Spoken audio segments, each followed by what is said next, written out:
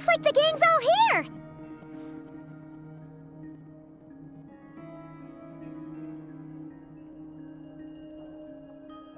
Yep, all ready. How about you two? Green and good to go? Paimon's ready! Great, let's get rolling then. Great. Well, first things first. Wait.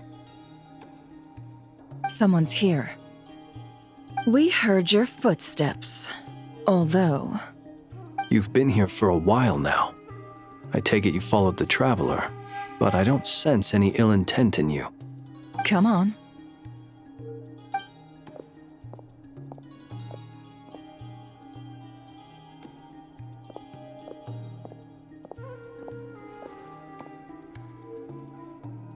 I figured it wouldn't take you long to notice me. I come bearing news from my lady, the Knave. Dottore went through the motions of returning to Snezhnaya, but it was obviously a facade. However, he has not returned to the Kuvaki Experimental Design Bureau, nor has he made an appearance in Nasha Town. Well, in that case, he'll be in his lab way up north. I always wondered why he applied for his own private pad. He was planning this all along. Tell them that Sandrone and I will go on ahead. If they still intend to pursue this matter, they should meet us at the research center in the northern tip of Nodcry. Nice of Columbina's two best friends to think of us. We appreciate the heads up. Our sincere thanks to the VIII for your aid. Lady Damselette may have left our organization, but at least some of her colleagues remain genuinely concerned for her well-being. Not to mention that the Doctor's increasingly cryptic conduct gives us great cause for alarm. We have crossed swords many times before, but it's not personal. We're just on different sides. We don't lack humanity. And so, as fellow friends of Lady Damselette, it's only right that you should be in the know about this. Arlecchino's situational awareness has saved us a lot of trouble. I'll leave the map here with you. If you do decide to head to the research center, please proceed with caution. And remember, at least while you're in Nodcry, Lady Arlecchino's subordinates are your comrades if you want them to be. This is very accommodating of you. We can't thank you enough. Just doing my duty. I shall take my leave now. If you need us, you'll find us at the Experimental Design Bureau.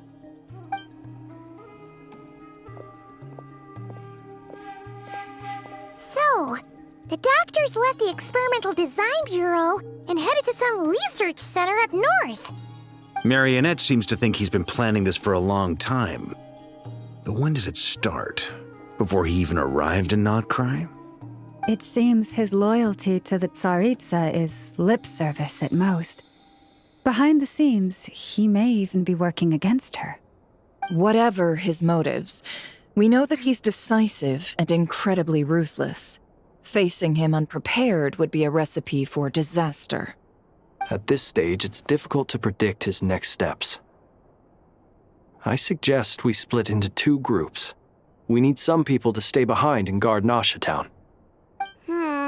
Well, as much as I'd love to help, infiltrating research labs isn't really my area of expertise. But at least take Cool Your Jet's Ducky with you. It should be some help during the battle. And as for Miss Inefa, I suppose you will stay to protect Miss Aino? Detecting operational logic. Protect Aino. Priority. High. Just in case, Servarka, I think it would be best if you stayed behind as well. You can leave the research center to us. I mean, I would have said the Knight of Berea should probably be out on the front line, but okay, fine. Leave Nasha Town to me. Be careful out there, okay? If things get out of hand, fall back right away. Yehoda will be on hand to assist you. In my absence, she can handle any intel gathering work. You got it, boss. You guys make sure to get back here in one piece, all right? We will. Things are moving fast. We'd better head off soon if we hope to keep pace. So, it's infiltrate a secret research facility, or... Yeah, alright. Paimon will help out here instead. Sounds like it's gonna be a pretty intense fight. We all have to bring our A game here. So, anything you need to wrap up before we leave?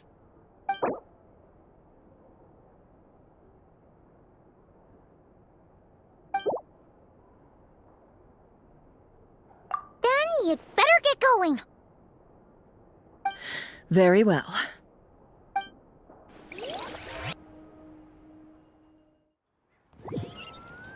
All these broken machines on the ground. Someone got here before us. Could it be Arlecchino and Sandrone?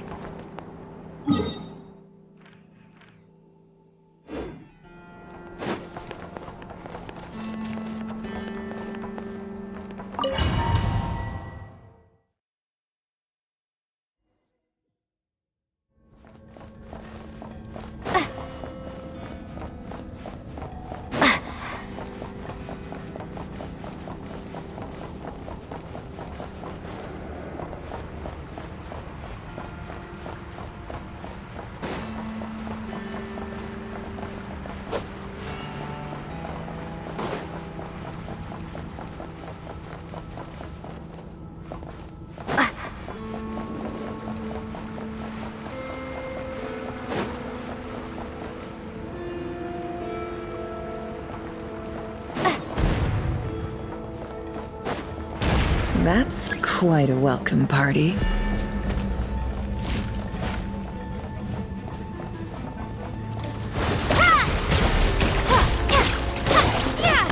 Can't hide the truth.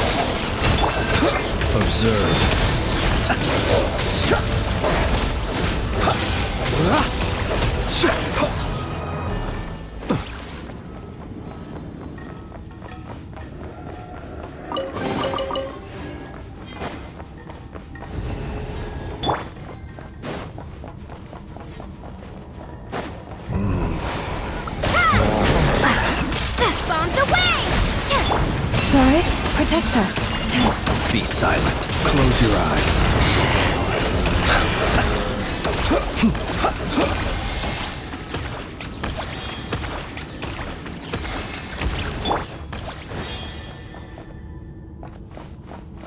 Get back!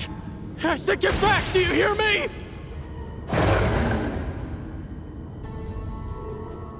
Why isn't it working? No! Don't come any closer! Don't!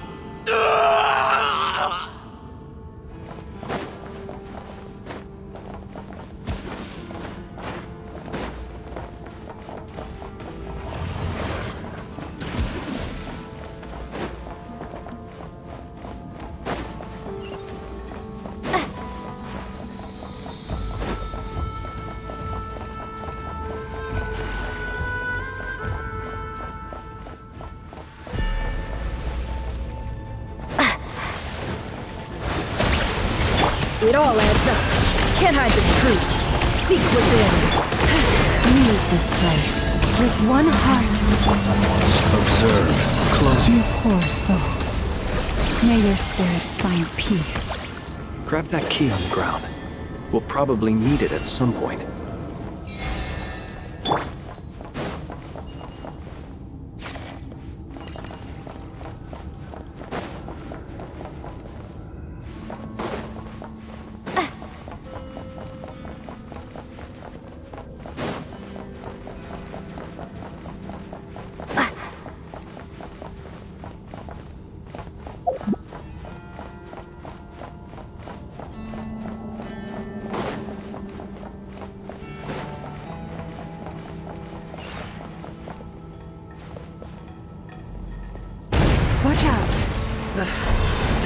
through. Let's go around.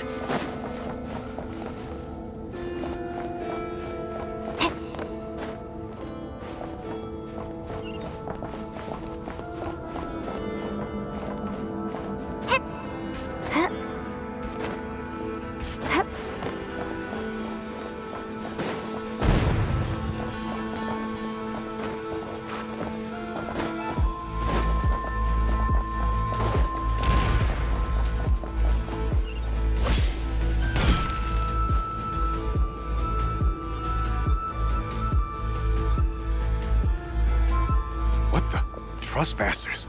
Here? What's wrong with you people? We're looking for the doctor, and we understand he might be here. I see you're fleeing the facility.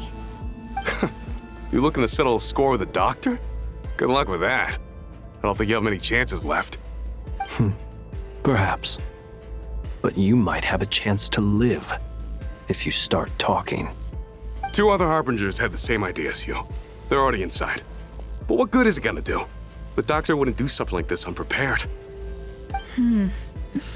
Seems to me that you're not too thrilled about being his subordinate. Also, is it just me, or do I sense monsters nearby? If you'd prefer their company to ours, that can easily be arranged. We need to know what the doctor is up to. Please, if you know anything at all, tell me. This is about more than us versus the doctor. His actions could have consequences for all of Nodcry. And perhaps even your homeland, Snezhnaya.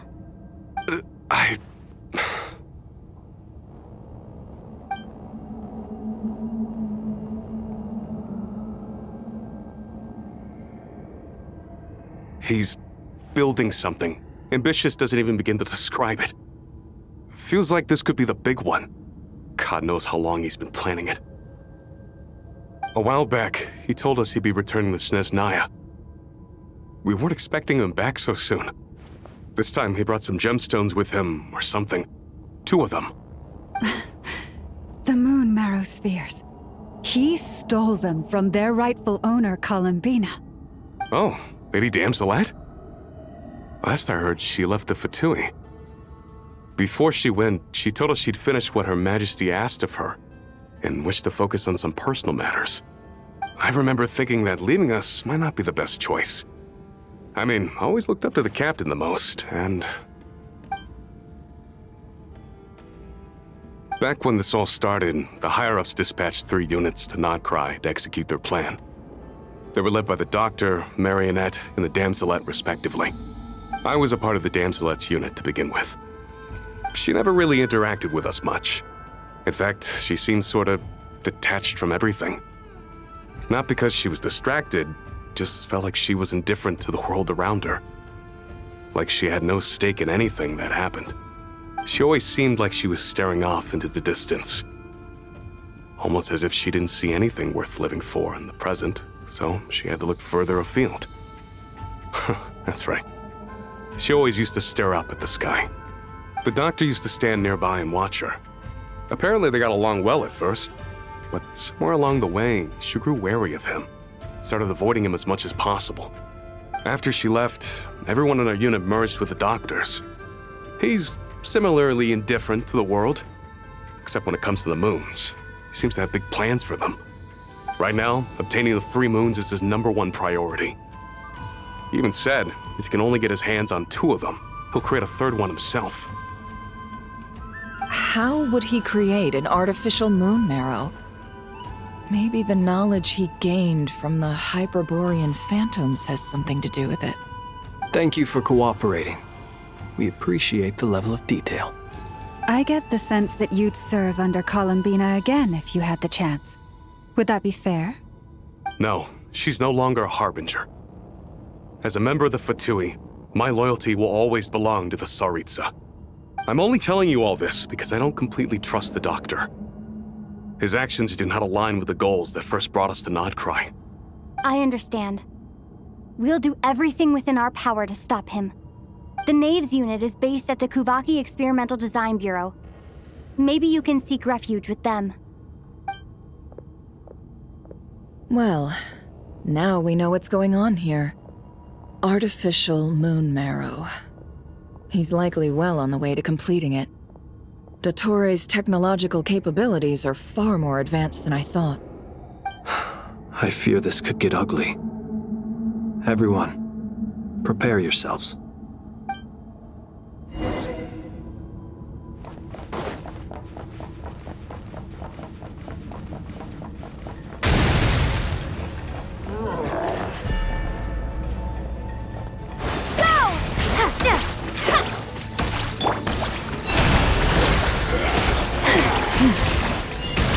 It all adds up.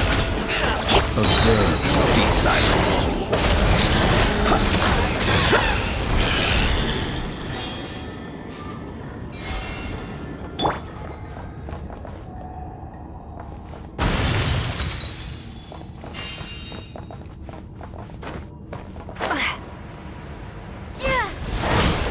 Water jet! Can't hide the truth.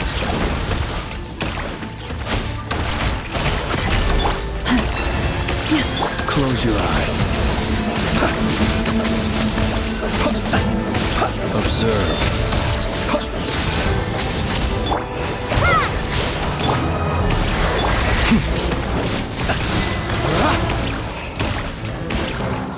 Should be silent. Observe.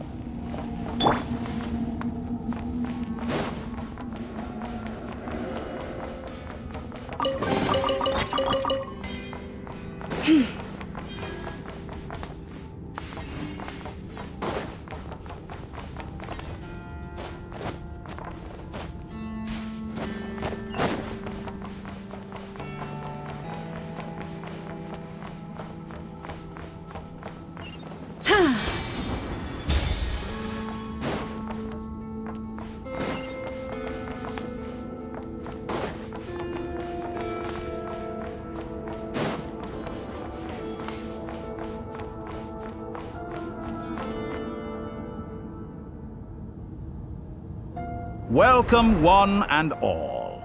I've been expecting you. I hope my humble research facility is to your liking.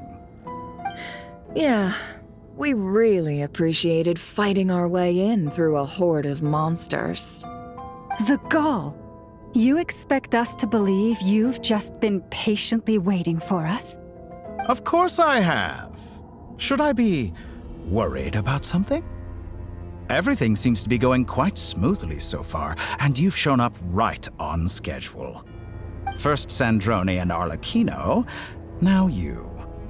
Ah, quite a surfeit of guests I've had today. If you were looking for them, I should probably mention that Arlecchino disappeared as soon as she entered the facility. As for Sandrone, why, she stood right here only moments ago demanding answers from me at the top of her voice. Hardly out of character. She never was one for basic courtesy. But I have to admit, I was a little surprised to see her showing concern for someone besides herself. Does everyone you associate with undergo such a change in temperament? Speaking as a researcher, I have to say, it is not a change for the better. It threatens one's ability to remain objective. Well, since you ask... So you've got your hands on the moon marrow, and now you're claiming godhood. Don't you think that's a bit of a stretch, Dottore? I must protest what you are insinuating with that phrase, claiming godhood. I am not claiming anything. I am stating a fact. You're a researcher. I'm sure you appreciate the distinction between the two. Huh? Wait, you really think you're all that? You'll excuse me if I'm not being a polite little lady for you. We're colleagues. We both know what kind of person you are. By the same token, I knew you'd respond along those lines. You and I both understand that facts speak louder than words. To that end, I've had my people send you a small gift. It should go some way toward helping you understand my present position. What gift?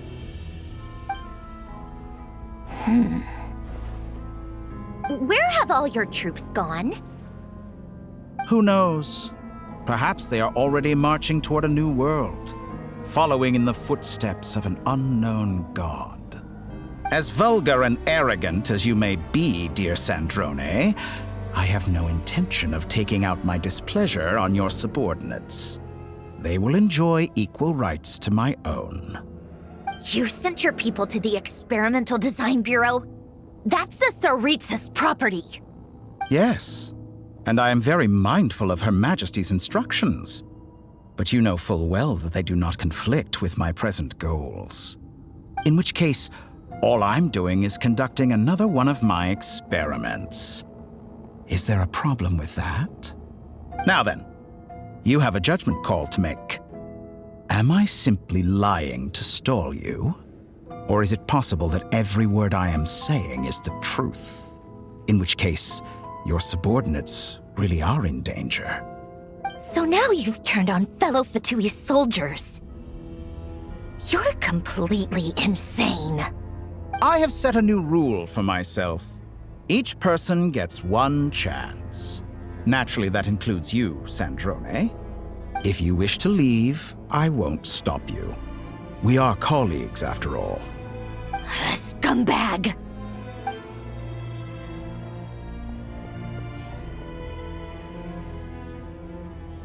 Still, I hadn't counted on Sandrone sparing any thought for the people of this world. Shame.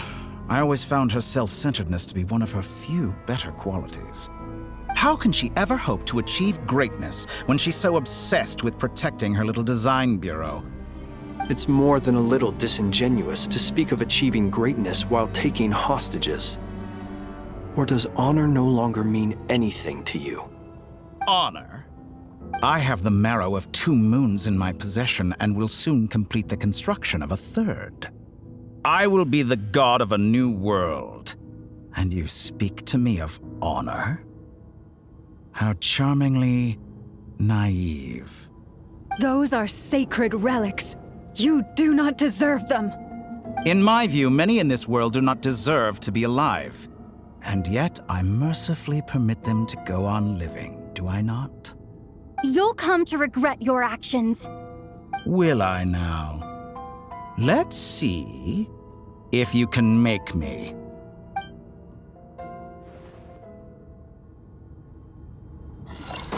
For the everlasting forest. No more lies. It all ends up. Feel a The thing. deception ends. Be silent. To dust. Close your eyes. Can I be true? You can No do. more lies. You poor lost lamb. Observe. Night falls. Be silent. Close your eyes. Do you fear the dark? Your actions Observe. betray your fear of me.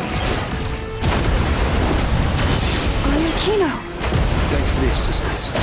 Arlecchino. They see you as an ally. What a farce. You're clearly here to destroy my research. I'd say research is more valuable.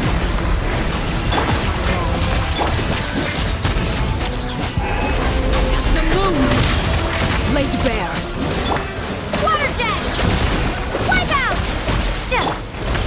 Is this all it takes No to more tire? lies. Forest, protect us. The long sleep beckons. Shatter like a reflection.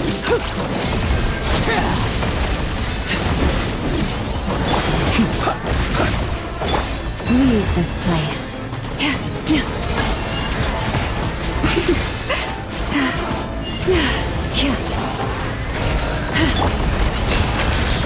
Can't hide the truth.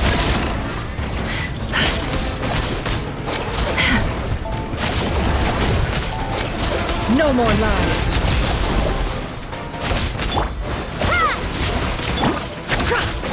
The deception ends here. For the everlasting forest. Get lost!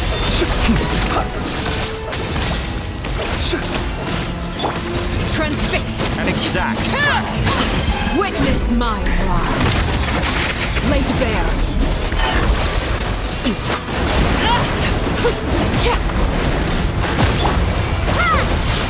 Be silent. Oh. Interesting. You poor lost lamb. Can't hide the truth. No more lies. Dottore is too powerful with the artificial moon marrow in his arsenal. Fighting him is futile. Quickly.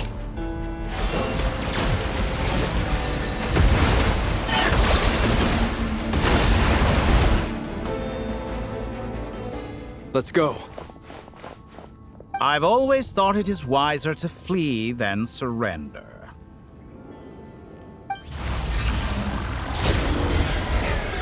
Watch out! What the? Forget about me! You should...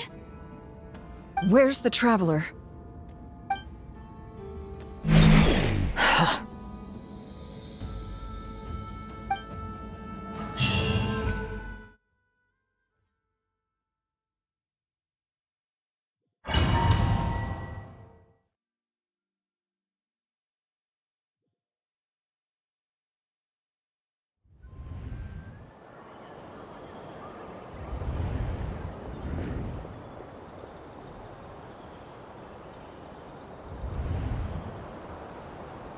What just happened? Nasha Town? How did I get here? Strange. I remember being trapped by Dottore during the battle, and now, all of a sudden, I'm here. Something weird is going on. I guess I'll start by exploring the area. Huh? Traveler? What brings you here at this hour? Huh? What are you in the mood for today? A hot dog? Or something else? We've got some special discounts at the moment. Want to see the menu? Sorry, I'm not hungry right now. Ah. Well, feel free to take a seat for now. Let me know if you change your mind. Everyone seems to be acting normal. Am I just overthinking? Oh, darling, look who it is. One of our regular customers. Get the traveler something to eat, would you, dear? Wait. Why is he talking like that? Well, I'd love to, but can't serve a customer unless they order something. Anyway, I take it your business is wrapped up? Yes, thankfully. It was a long trip, and it's left me feeling pretty exhausted. But the upshot is, I won't have to leave again for a good while. We can have some quality time to ourselves. Wait. These two are a couple? I see some kids around too. I didn't know they had a family. Hey there! I haven't seen you in ages! What's keeping you so busy? I've been looking forward to playing with you again. You forgot already? You're silly. Daddy brought you over to our house recently. We had some snacks together. What is she talking about? We've had a lot of customers over the last few days, so we've been real busy. And like my mom always says, some people are more than just customers. They're friends. Oh, another customer's arrived. I better go see what they want. This is all wrong. I never once heard the owner of this restaurant talk about their family. It certainly isn't a family-run business. And that child, I don't recognize her at all. Could this be a false memory? Very good. I knew you had it in you. Aren't you going to try the house special? When did he show up? No, none of this is real. You don't seem to like it here. That's fine.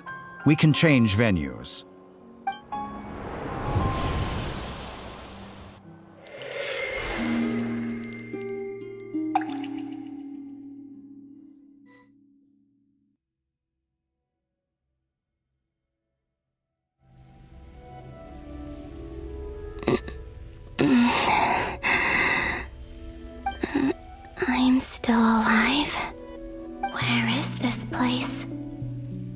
took all my strength to open the moon gate, and then I leapt into it. So this is the moon's reflection? The mysterious realm beyond the gate?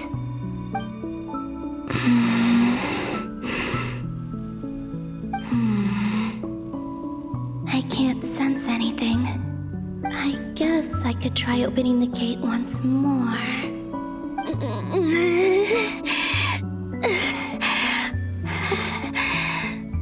No response. Maybe this space can't be opened from inside.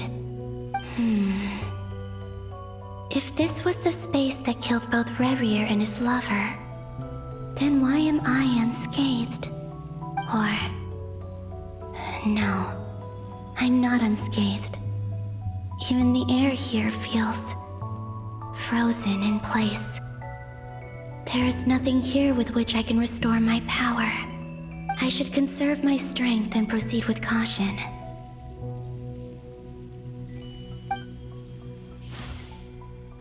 I don't believe Dotori's scheming will stop just because I escaped. If there is any chance that I can get back to the others, any chance at all, I must return.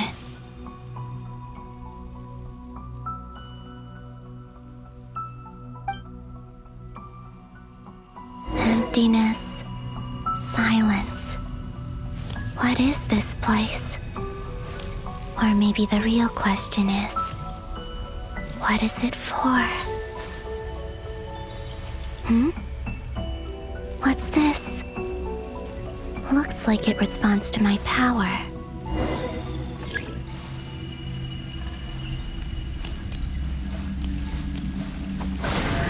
Golden.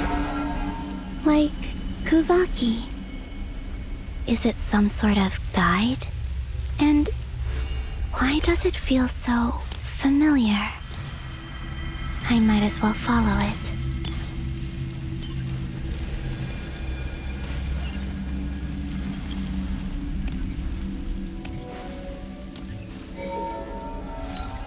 Where does this lead?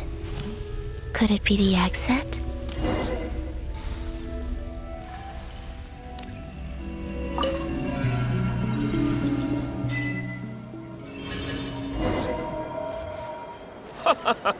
Welcome home, Moon Goddess. Is this Nasha Town? But isn't Moon Prayer Night over already?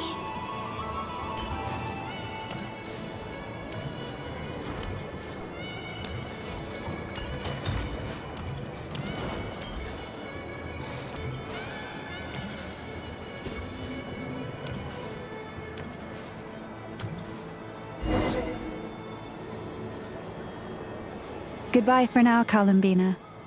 I hope you have a wonderful night. I will.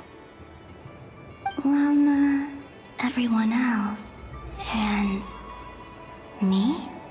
Are these my memories?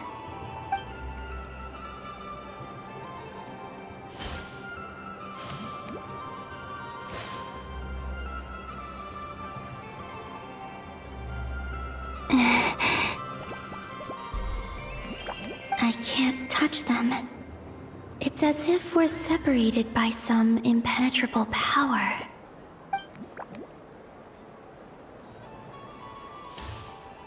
Over here! Over here!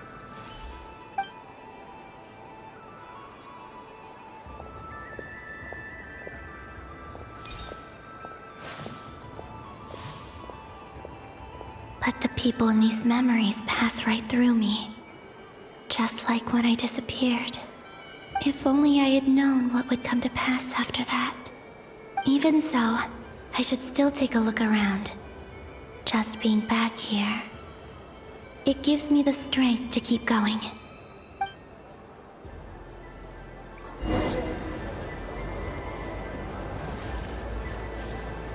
Welcome home, Moon Goddess.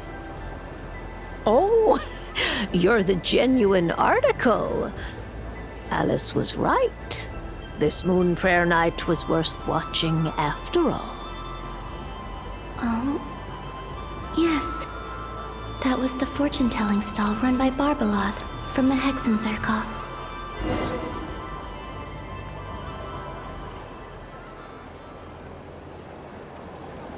Please, draw the first lunar arcana.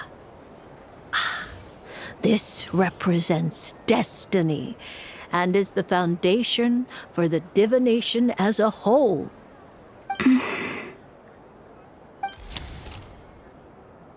My destiny. I believe the card I drew was the moon. Now that I think about it, Barbeloth's divination was absolutely right.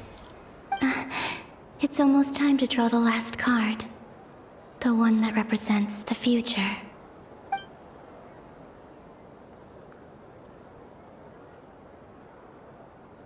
That was the card that popped out on its own. From here, I think.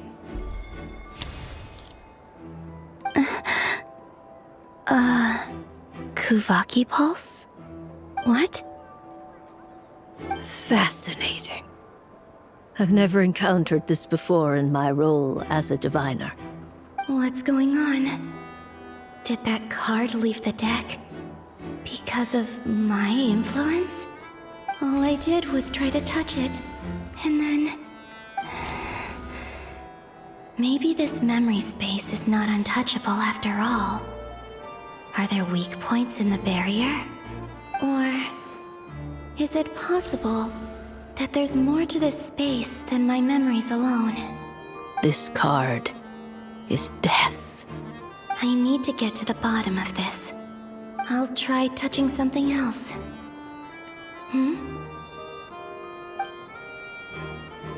Is this... the wind? No, it's gravity. It's pulling me outwards. No, Traveler!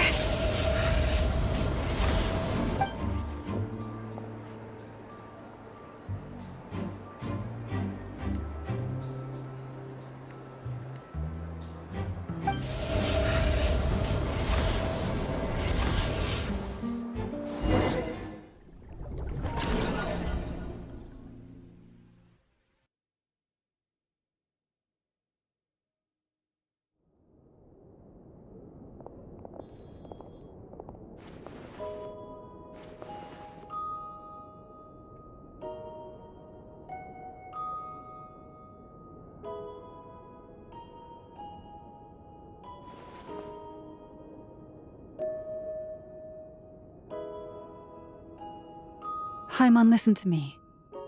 From the bottom of our hearts, we are so sorry. We completely understand how you must feel. The Traveler is trapped, and we all feel responsible for it. Don't say that! Haimon's not a little kid! You didn't leave her behind on purpose! There was nothing you could do! But... she's all alone in there!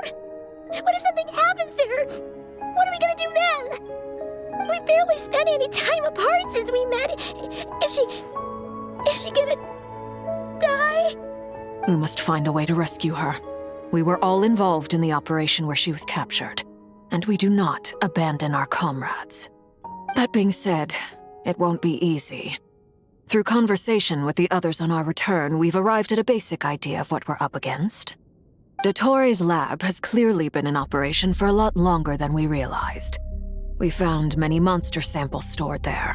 In all likelihood, they were materials he used to research his latest technology. We also know that through his contact with the phantoms of Hyperborea, he gained knowledge about the moons and certain Hyperborean technologies. Using this knowledge, he then fashioned an artificial moon marrow to serve as a replacement for the frost moon beyond the sky. Unlike Columbina, Dottore is not being rejected by Tevat. And even with 2 of the 3 moon marrows, his power far exceeds all of ours combined. Once his 3rd moon marrow is complete, Dottore will have completely seized the authority of the 3 moons. Tevat's most primordial powers will then be in his grasp. Does that mean... I'm afraid so. No one could have predicted this level of insanity, not even from Dottore. And And unfortunately, his insanity is coupled with an intellect and ambition that not even his peers in the VIII can match. This is dire. Sounds like the world is done for. The Three Moons' authority can influence the very fabric of time and space. I dare not imagine what a monster like him would do with that kind of power. The trouble's already begun, I'm afraid. On our way back, we discovered that part of Nodcry is being enveloped by an unknown energy. We cannot ascertain what is happening inside. I'm convinced this is Dottoro's doing. Not that there's any way to prove it. The issue is, we have no idea what his intentions are. The only thing more frustrating than facing down evil is knowing that it will surely come, but not knowing when. The Doctor is guilty of numerous crimes in Mondstadt as well. One of our knights, well, former knights, his father was murdered by Dottore. His ideology and methodology are a danger to everything in his path, from individuals to entire nations. He does not feel guilt, even when he acts against his own people. He doesn't see them as his own people, that's why. People like him see everyone else as beneath them. Right. He views other people only in terms of how they can benefit him. That's the basis of all his social connections. Granted, he's hardly the only harbinger to pursue their own interests. We all do. And Her Majesty is gracious enough to permit it. Still, her mercy has its limits. Dottore's actions have gone beyond even what the VIII could have imagined. Usurping divine authority to become a god. For a servant of the Tsaritsa, that goes beyond being disloyal. It's treason of the highest order. We can't expect him to heed the Tsaritsa's will once he gains the Three Moons' authority. Even we harbingers consider him the most self-interested among us. Poor Traveler. Of all the people to get caught by...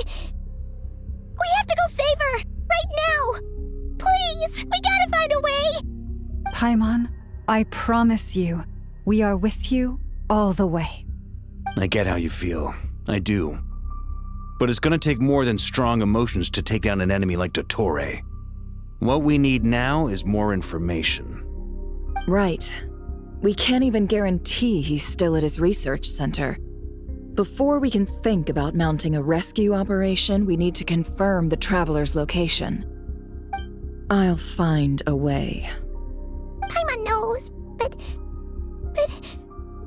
She's so scared. If anything happens to the Traveler... She might be the strongest person Paimon knows, but she's still human. She feels pain and bleeds just like anyone else. Then think things through before you stick your neck out. Unless you want to lose your head. Sandrone. Miss Sandrone, you're okay? Put the stuff over there, and be gentle with it. Am I okay? As you can see, I've had to move my whole livelihood out of the Experimental Design Bureau. It's been swallowed up by Dottore's energy field. If I'd left it any longer, I probably would have gotten stuck there. Ugh, Dottore always goes a little loco when he finds a shiny new toy. Not that he'd ever admit that. But this time, he's gone full psycho.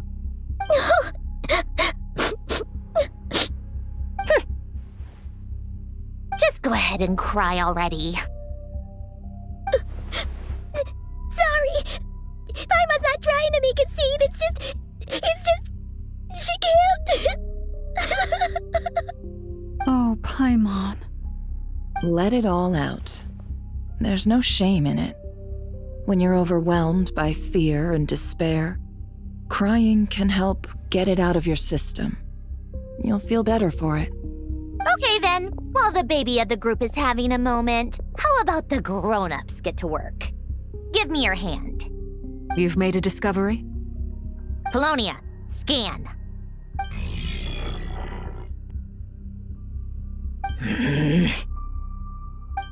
You, hand, now. Oh, I thought you'd never ask, my lady.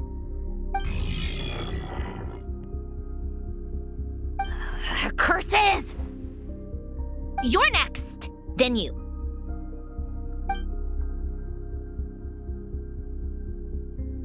Dottore, you son of a... He's done something to us! Everyone who entered his research center has been implanted with some sort of curse. I don't feel anything unusual at the moment. Does that mean it hasn't activated yet? Is there a way to figure out its purpose and what might trigger it? My best guess is Dottore created it using the Moon Goddess's powers. 1 second, analyzing. Ugh! That friggin' maniac! So, what twisted game is he playing this time? The moment I analyzed the energy composition, some encrypted text appeared in my mind's eye. And when I deciphered it according to the VIII standard encryption protocol, I got the following message. Feel free to run, or you will perish in nod cry. He's mocking us. Yep, he loves to toy with people. Only in this case, there might be more to it. But I didn't detect any murderous intent or malice either in the message or the curse's energy. As if this is him at his least malicious. Or perhaps all people are cowards in his eyes. Maybe he thinks the threat alone will be effective. What a despicable person. And he has the Traveler in his grasp. If I may, as unhinged as Dottore may be, he has always exercised great patience with the objects of his interest. I remember a comment he made when we first arrived in Nodcry. He said, "This world is, on the whole, an exceedingly dull place. But at least there are a few intriguing features, such as the gods or the Traveler. Presumably, they interest him because they're unknown quantities.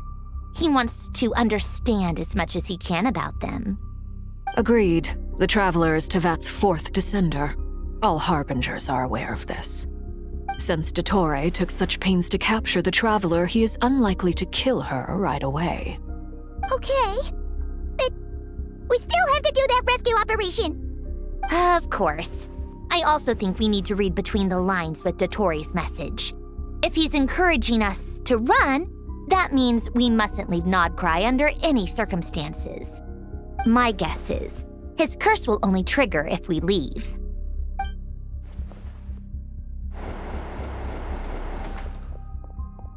We've discovered multiple energy fields. Albedo is still attempting to analyze their structure. He told me to report back first. Each field is slowly growing, swallowing up more of the surrounding area in the process. And the pace of their expansion has increased since we first examined them. He's probably trying to swallow Nodcry whole. His nefarious ambition knows no bounds.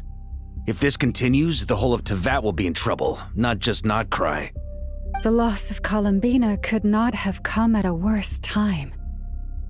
Do we think she's truly gone for good? She entered the space beyond the Moon Gate, knowing what became of Rerir and Thalindus. I'm sorry, but I fear the odds aren't good. Don't be ridiculous. If I know her, she's busy finding a way back as we speak just so she can annoy me. She isn't dead. Whatever has become of her, the fact remains that we are two comrades short on the eve of a decisive battle. We need to find out the Traveler's location, but there is also other work to be done. Agreed. Whatever Dottore's planning, we have to get the local populace somewhere safe. So, as well as a rescue mission, we have to organize a mass evacuation at the same time. It would be best if someone could approach leaders of neighboring nations and negotiate emergency asylum for Nodcry's inhabitants. Can anyone handle that? Snezhnaya is one option. I'll see what I can do. This would be so much easier if the Traveler was here. No! Stop thinking like that, Paimon. Paimon will join you. She's pretty well connected thanks to the Traveler. Maybe it'll come in handy. Either way, that's what the Traveler would do if she was here.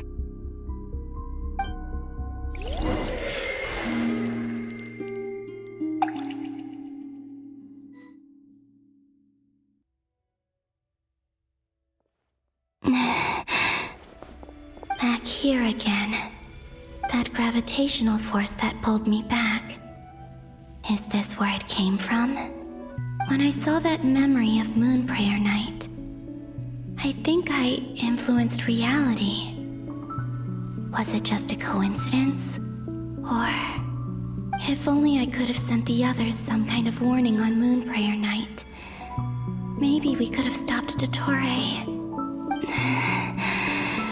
I feel so heavy. Does entering that space consume a lot of energy?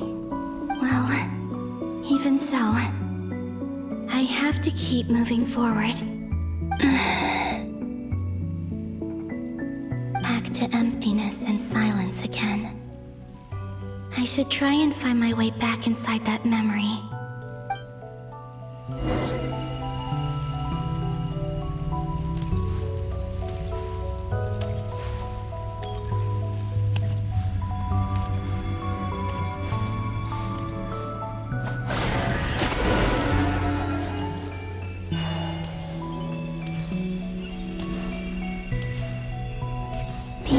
From last time isn't showing up. What am I missing? Looks like I need to gather these scattered fragments.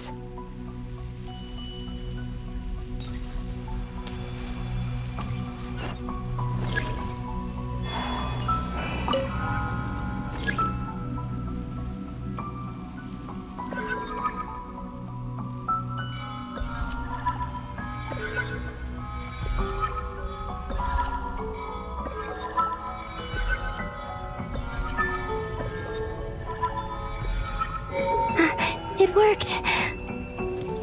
Hopefully I can stay inside for a bit longer this time.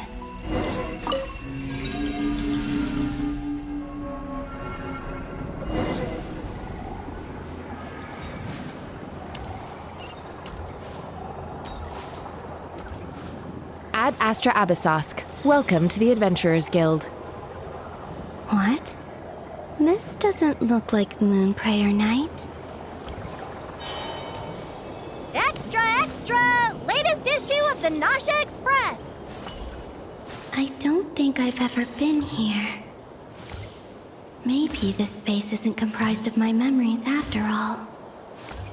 There aren't any festive decorations around. Is this Nausea Town after Moon Prayer Night ended?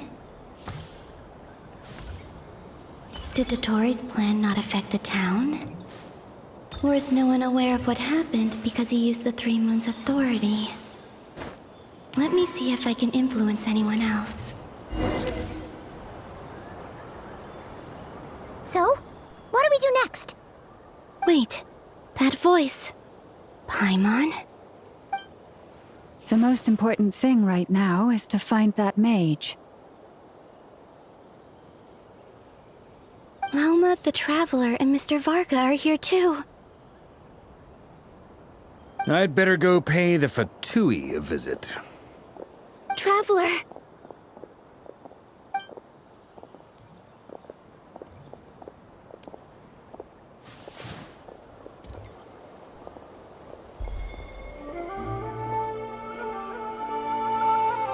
Huh?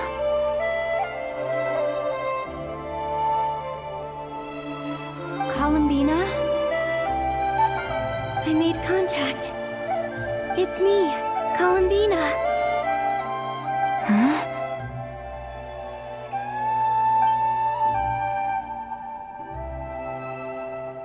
Traveler? Let's go! This is no time to be spacing out! Huh? Huh? Wait a moment. This has happened before. Huh? This is what happened when I disappeared. I stood right over there, thinking that no one would ever find me again. It was only when she called my name that I decided to follow them. But did she turn around because she sensed my touch just now? Is it really possible that from in here, I can change the past? If I keep following them, maybe... Huh? It's that gravity. gravity again.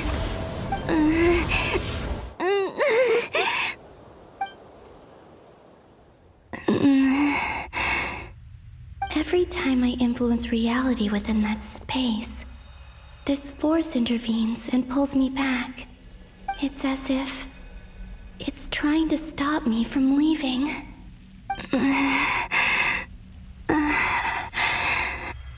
I'm getting weaker and weaker. I'll just have to try another approach next time. Come on, Columbina. Keep going. You have to tell everyone what happened.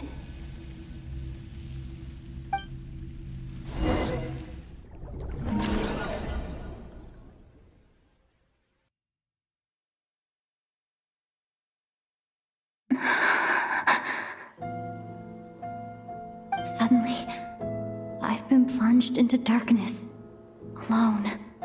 It feels strange, as if something has grabbed hold of me. Is Dottore now powerful enough to interfere with space itself? Look at you, standing so still in total silence. I almost didn't recognize you. Hello there, traveler. He seems to be in a good mood. Wait, what's that behind him? Ah, so you noticed. This is the completed triloom. 2 primordial moon marrows and 1 artificial specimen. You are wary of it. Good. Maintain that reverence. You performed well in that recent battle. Brave and reckless as always. Courage is the sign of a true hero, and impulsiveness is the hallmark of those who strive to advance. I say this not to belittle you. Most creatures are far more timid by comparison. 3 moon marrows. Does that mean the artificial one is now complete too? Well spotted. What do you think? For a replica I built myself, I dare say it looks the part. Dottore, are you planting illusions in my mind? I have no interest in fooling your eyes. On the contrary, I hope to show you the true essence of all that you see before you. Is this not a beautiful city? People live in peace and find joy in their work. The streets are safe. People can even leave their doors unlocked at night. You might say it is the Elysium everyone dreams of. All available data indicates your values and worldview conform with the mainstream. This kind of society should be quite to your taste. False beauty is deceitful. Lies are to no one's taste. I wonder, is it your moral standards that are too high? Or your expectations of reality? Answer me this. If someone existed in a sweet dream from the moment they were born, a dream in which they never once felt pain, which do you think they would consider superior? The dream or the reality? That's pure sophistry. It has nothing to do with your actions. As I suspected. You have yet to understand all of this for what it really is. What do you want from me? You sound impatient. Do you think the only reason I'm keeping you is because I want something from you? If it's not, then why haven't you killed me yet? No one can stop you if you're as powerful as a god. I'm delighted you recognize that fact. I believe we last squared off in Sumeru. Ah, the memories. How time flies. You and I have both grown.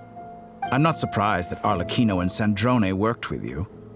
You've always a way of slowly but surely ingratiating yourself with all levels of society.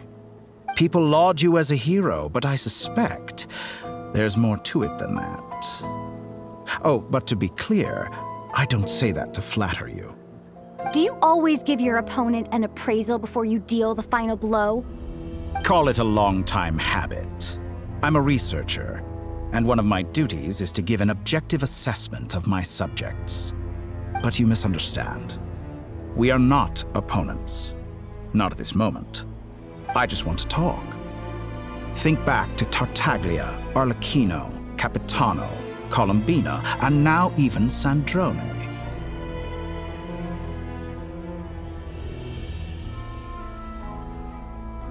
You've worked with each of them in the past.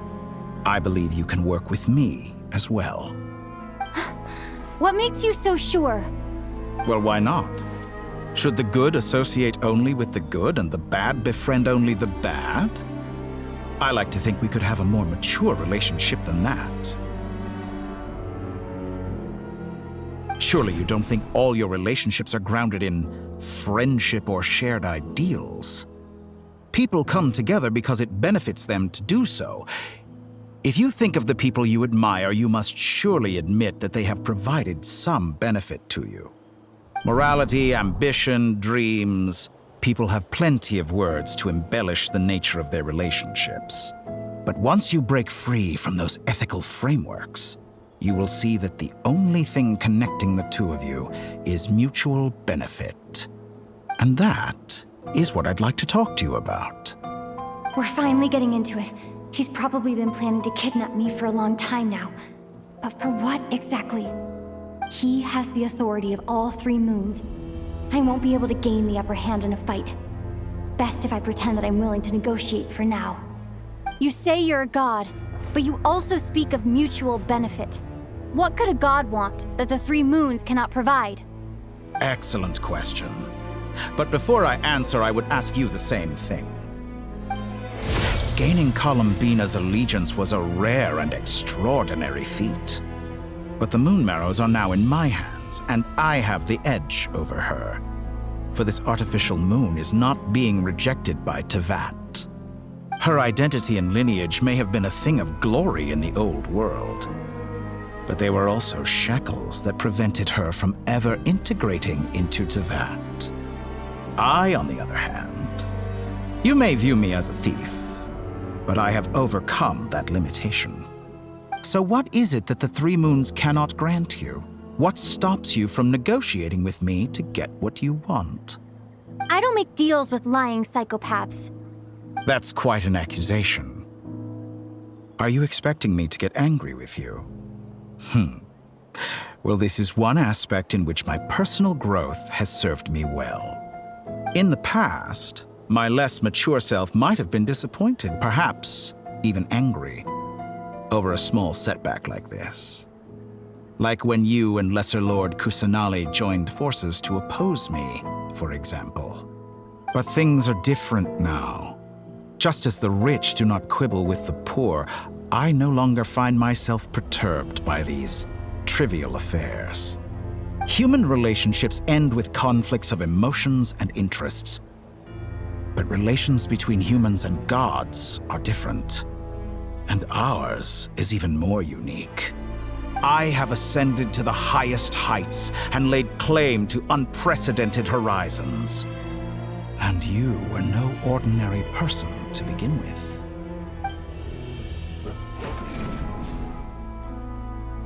Allow me to show you the world, Descender.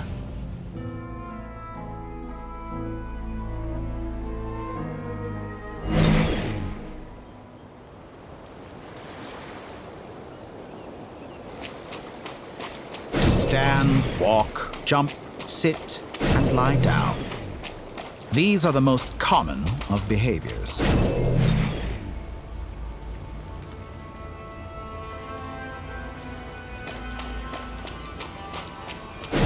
Have you ever wondered why we were born following such laws? Who stipulated that we could not fly instead of walk?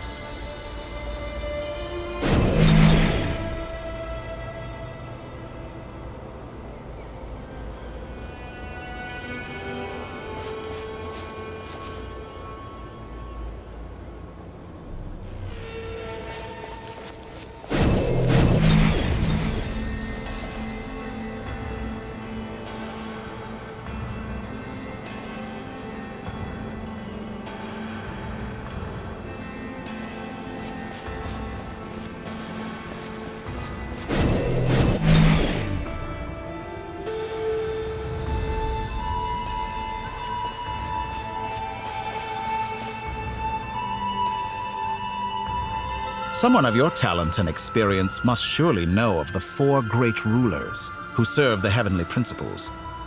They govern life, death, time, and space. One wounded by a blade will die from blood loss or infection, and one who falls into a lake will drown in agony. The elderly wallow in solitude, and the solitary age faster. Eventually, new life is born, only to embark on the same path of suffering. These 4 divisions anchor the world and shackle those who live in it.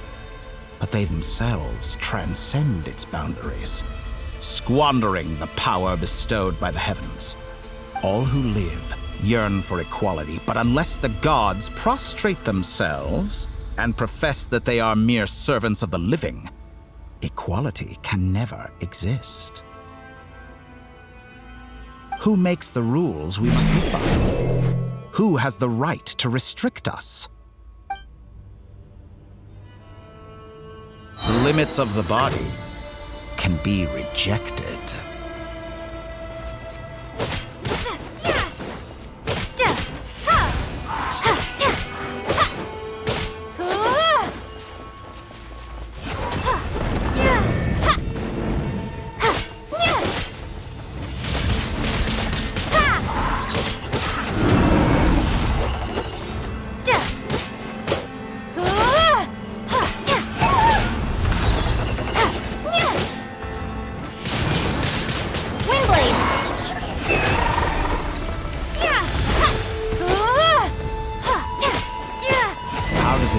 To be among those with absolute power.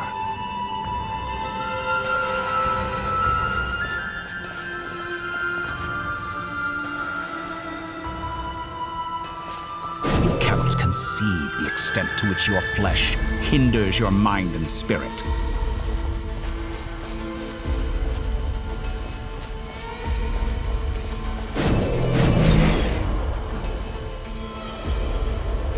Only by discarding our useless, primitive eyes can we perceive a new world.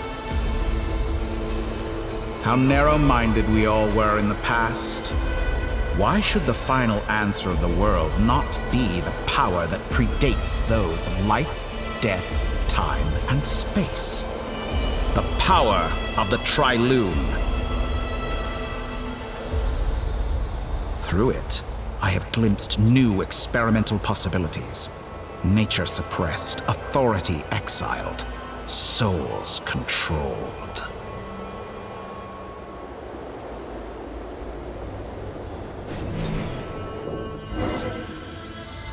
You know, I heard recently that a group of critics reviewed countless stories and drew an interesting conclusion. They found that it is more often than not the villains who strive tirelessly to push the boundaries of progress. In fact, long before this, someone voiced a similar idea in an academia editorial. I felt a great affinity with this perspective. I have never been afraid to step up and play the role of the villain. Fanatics are trampled down for their transgressions, and those who transcend are rebuked for their audacity. And so, the majority of creatures are too timid to follow my lead. But all sacrifices made during my experiments have been worthwhile, as you can now see. I can offer you something new, something unique, precisely because I am a villain. Think about it. We are eternally bound through mutual interest. Can you truly say you would never turn to malice if it could give you the life you dream of? After all, what value do perfection and purity really have? They are fragile and feeble things, utterly tedious. I say, better to be governed by a flawed humanity than a gnosis. The true seeker of knowledge is the villain who undergoes countless tribulations in pursuit of their goal. I'm sure many people have told you that you're different. Because I'm a descender? Exactly. Very clever. But what has that got to do with you? I do not conceal my wicked deeds, my selfish desires, or my greed. A true researcher must act as I do if they are to understand and speak of the truth. And yet, a knowledge seeker like myself will inevitably grow tired of studying Tevat beyond a point. You have traveled to all corners of the world and met many people. Along the way, there have been moments when you were misunderstood or even became a wanted criminal. And all the while, you have spent your days doing some of the most mundane jobs in the world. You fight and toil, claim minuscule rewards from my friend Pantalone, then you fight some more, winning some battles and losing others as your search goes on. And this cycle continues, with no end in sight. Surely you must sometimes grow weary of being stuck in this same loop day after day. We're completely different. I embrace everything that life throws at me. I am engaged in every step of my journey. How does that make us different? I too embrace what life brings, researching everything that interests me. Think of all the novel things I've managed to create, like the artificial moon marrow. Don't you see? As unique a specimen as she was, even Columbina is not irreplaceable. Take that back. She's gone because of your actions. I didn't say that to anger you. Though admittedly, I don't see what there is to be angry about. Anything Columbina could do for you, I can do better. I know what your ultimate goal is. You wish to walk the path your brother walked and seek answers from him at the end of that journey, don't you? Someone like you could never understand what it feels like to care about another person the way I care about him. Perhaps not. But that doesn't mean I can't help. I could find your brother right now, bring him before you, and make him give you the answers you seek. Don't be so presumptuous. You'll never begin to understand the situation between us. Oh, no. This is no presumption. I'm only offering what I know is possible with the power of the Trilune. But it seems like you would sooner continue with your journey through this world. Why? Do you truly desire this journey? Or is it simply a necessary process from which you cannot escape? Think of all the time and energy you have spent, everything you've had to endure just to make it this far. Is this really what you want? Or has your hand been forced by the promise of that final answer? Yes, you have made many friends. But do they ever spare a thought for the void in your heart and what it yearns for? What you want is not friends. It is family. But do they know this? I, on the other hand, am far more considerate. Join my experiment, and in return, I will bring your meaningless journey and all its struggles to an end. This is a malicious attempt to manipulate me. But at the same time, he's stating some very human truths. Of course, he's right about my predicament. How can I deny it? I have faced ungrateful strangers, never-ending troubles, an endless quest for answers. I want to see him. After everything I've been through, words can't describe how much I miss him, how much I want to be reunited with him. Wherever you are right now, do you miss me too?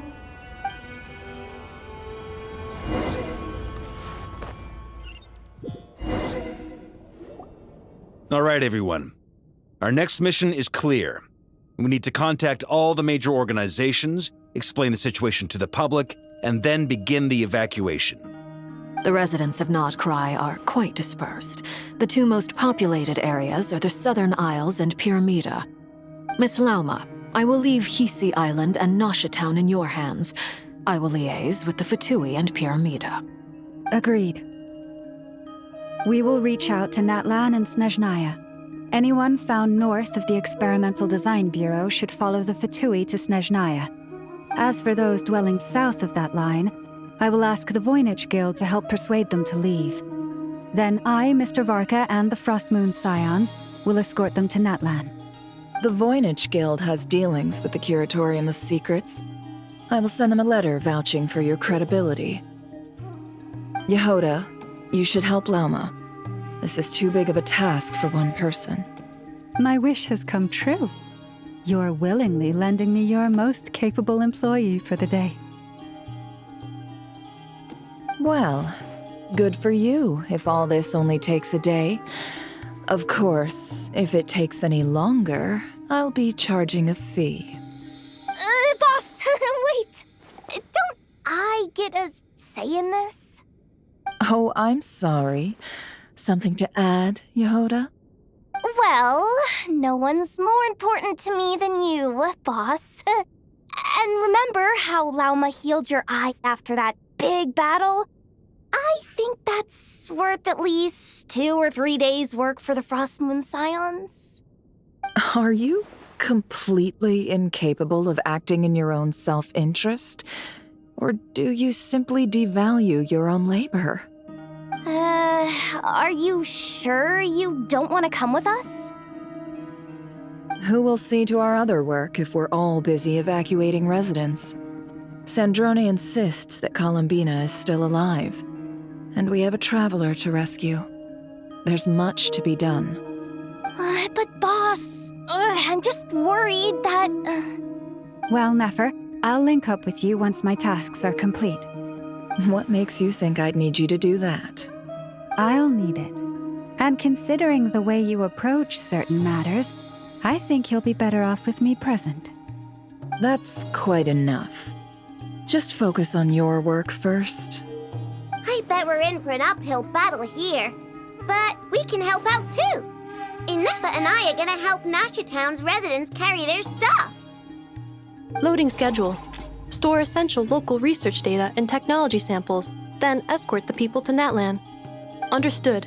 I will execute this to the best of my abilities. Great stuff. Thank you, ladies. I've contacted the Lightkeepers. A colleague of mine will join us shortly. I will persuade them to conduct a thorough search of the region to ensure that no civilians get left behind. As for me, I guess I'll be making an early return to Sumeru.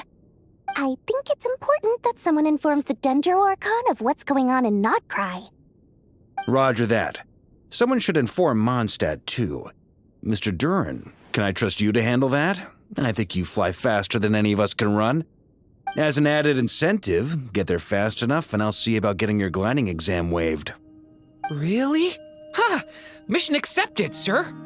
I intend to stay behind and help Miss Sandrone with her research. She has some alchemy-related questions that she'd like me to explore. She recognizes your expertise, then. I wish you a fruitful collaboration.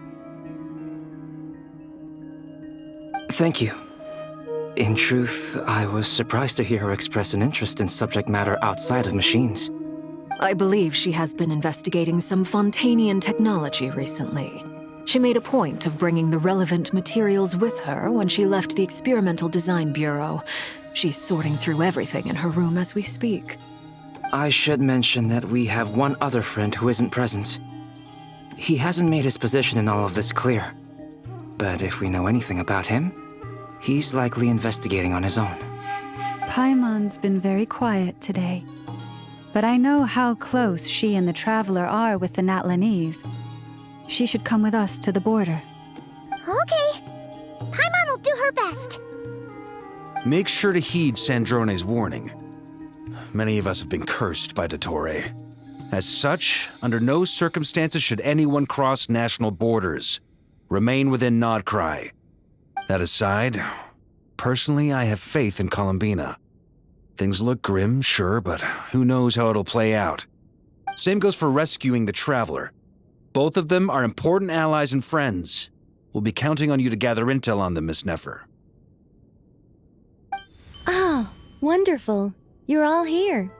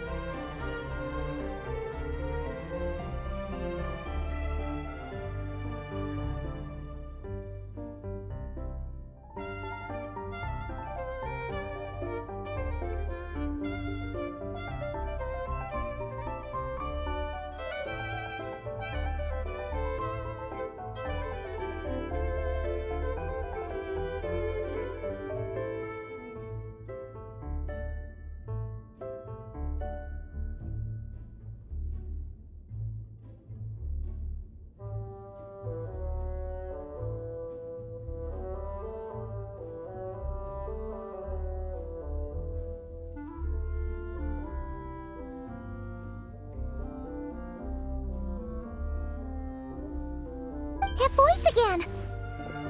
Nicole? Whoa, that was loud! And it came out of nowhere.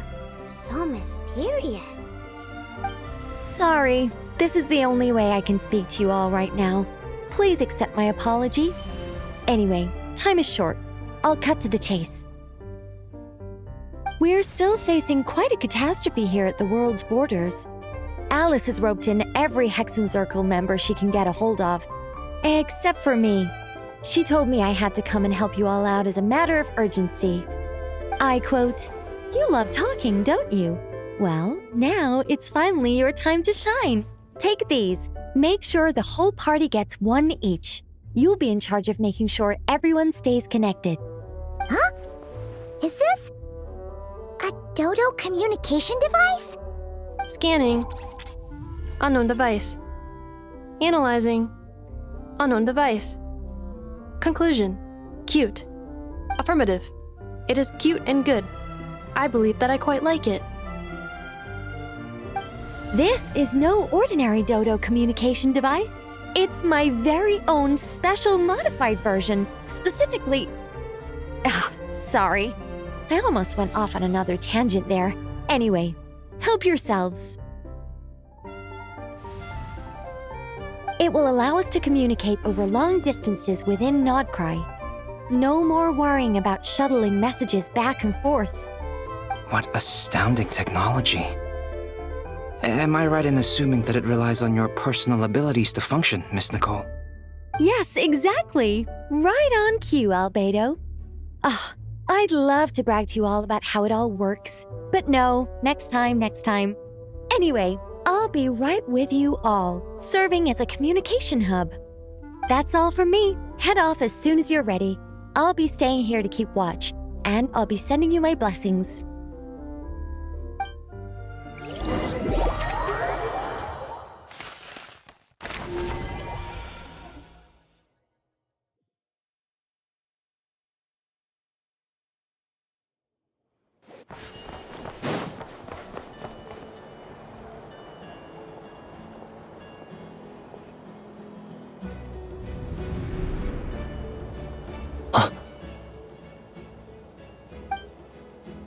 Sir Flint.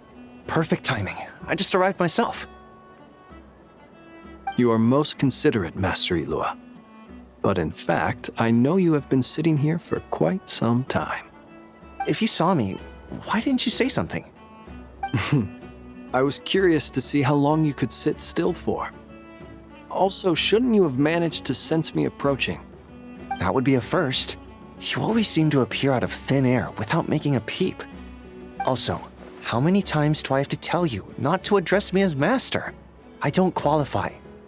I beg to differ. Why should a young man so well versed in social graces as yourself not be worthy of that title? Please, Lord Flint's... Sir Flint's. I'm begging you, don't flatter me into complacency like you do with everyone else. You understand me better than most. My newest acquaintances tell me I love complimenting others. What do you think? I think they don't understand why you do it. You just love puffing people up till they're a big, happy ball of hot air that floats away into the sky. In all sincerity, I can only hope that they bring good tidings when they come back down to Earth. Is the situation that bad? We just held a strategy meeting. Let me fill you in.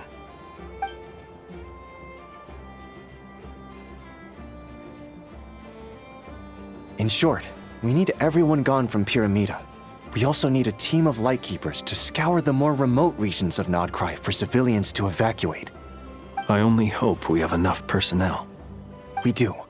Old Man Nikita will definitely help, and we can recall anyone out on patrol to focus on this instead. Good.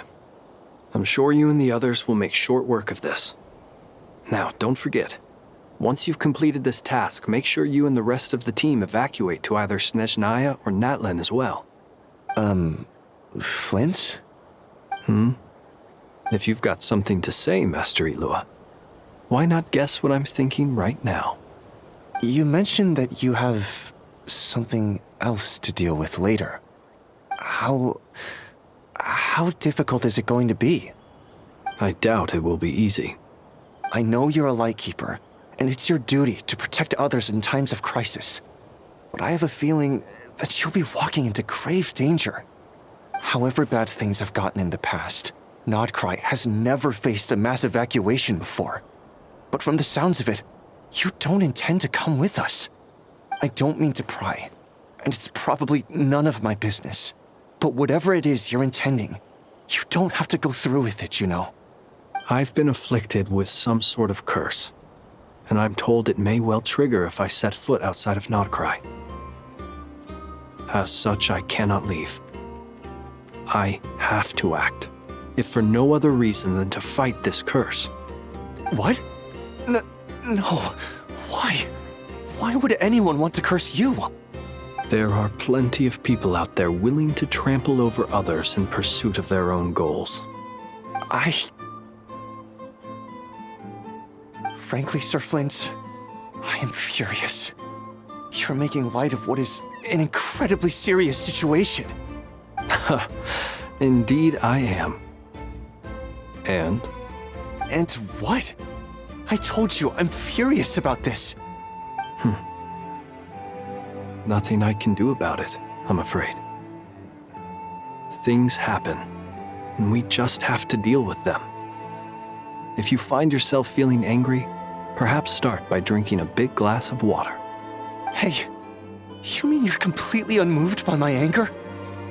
I'm devastated. Then allow me to express my sincerest regret.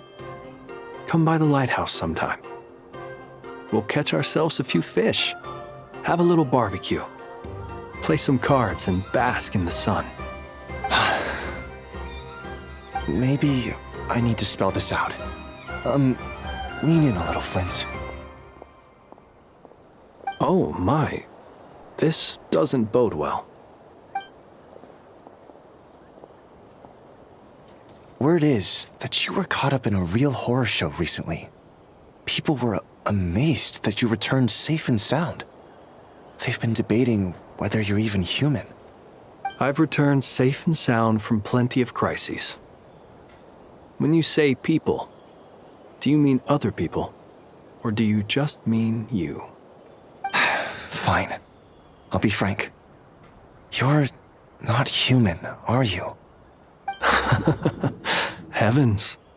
Now that's a horrifying thought. You know what? Forget it. We'll revisit this once it's all over. A sound plan. Albeit a little ominous sounding. Just promise me you'll come back in one piece, all right? For you, Master Ilua. How could I refuse? Also, please pass my regards on to our colleagues. Tell them, thank you all for your assistance. Please put safety first as you proceed with the operation.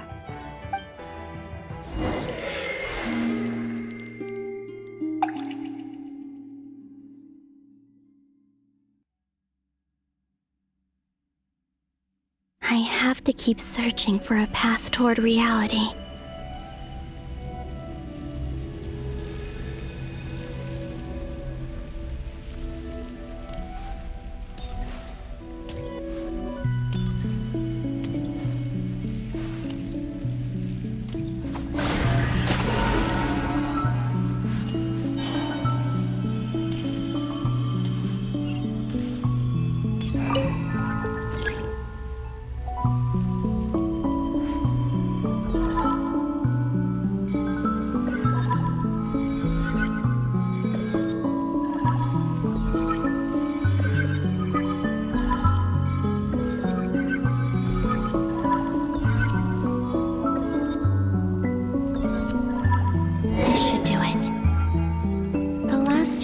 I tried to influence reality in this space.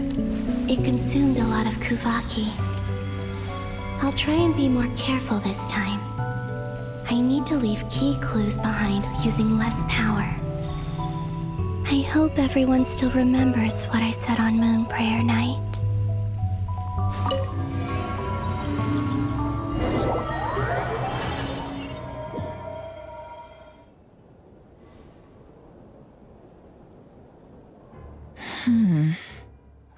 Nothing here either.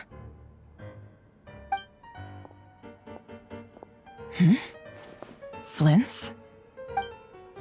Ah, Miss Nefer. What are you doing here? Unless... I just spoke with Itlua about arrangements for the search and came for a walk nearby. As for you, why would... It appears we think along similar lines. And neither of us likes to accept things at face value. As well as figuring out how to gather intel on the Traveler, I wanted to confirm some of my own suspicions. Also, we'll need to bring a lot of force to bear against Ettore, even if we're only looking to rescue the Traveler. We can't leave anything to chance. You don't think Columbina perished either, do you? I'm merely considering the possibility that she survived, just as you are. How much can we really know about a deity like her anyway? Do you remember what she said on Moon Prayer Night? About using moonlight to send messages to us? Of course. I think that's why we're both here. Where have you checked so far?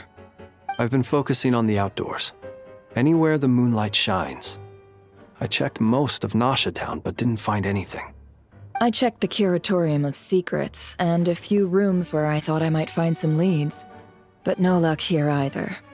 The only places I haven't looked yet are the rooms in the flagship. But process of elimination isn't the only thing that brought me here. Oh, really? What's your other reason? After all that build-up, our mystery ally never showed up even once!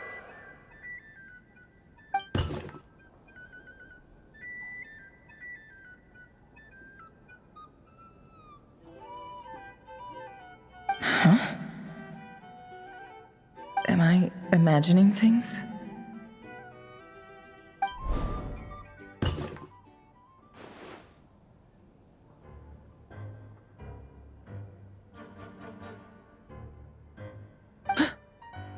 Come on, let's see what's going on.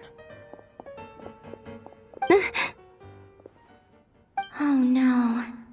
I knocked over a vase as soon as I came in. It must have been caused by a Kuvaki fluctuation when I entered the space. Although, it seems like I'm not about to be pulled away this time. It looks like as long as I'm careful with my actions, it doesn't count as influencing reality. Anyway, is this the flagship? The Traveler mentioned that's where she was staying. I only went into the lobby last time, so I've never actually been here before. How does this space work? If nothing else, I can now be sure that it is not simply memory. She mentioned where her room was. I think it's... this one.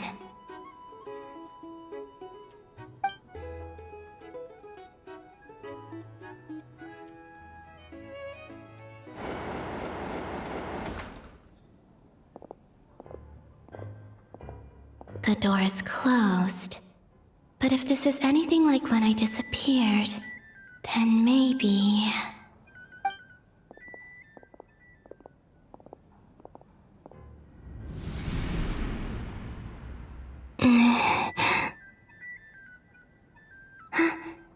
I'm in.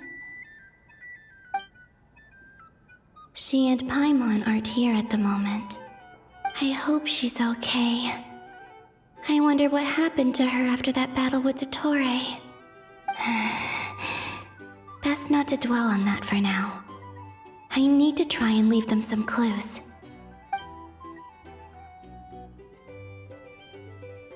Please, Traveler. I really hope you find this.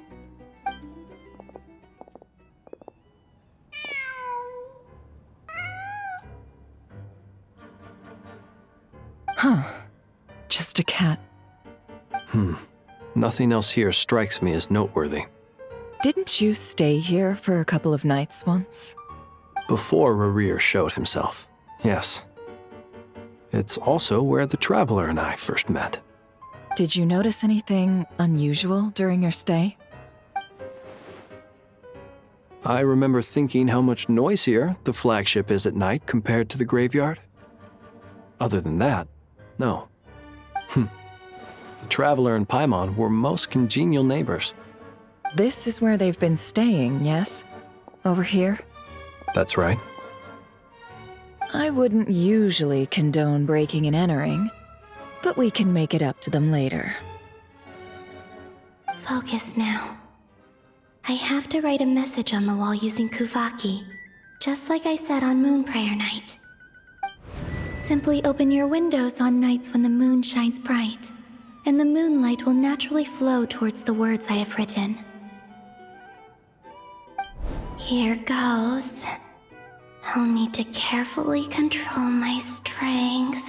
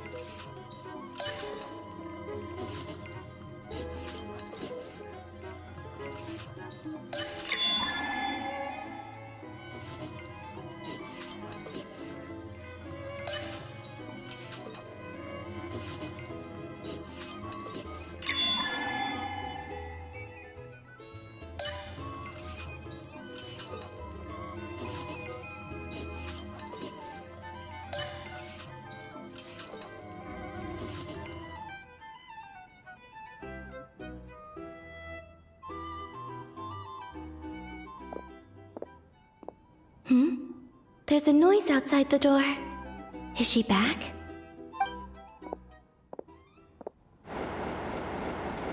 Please, you have to see these words.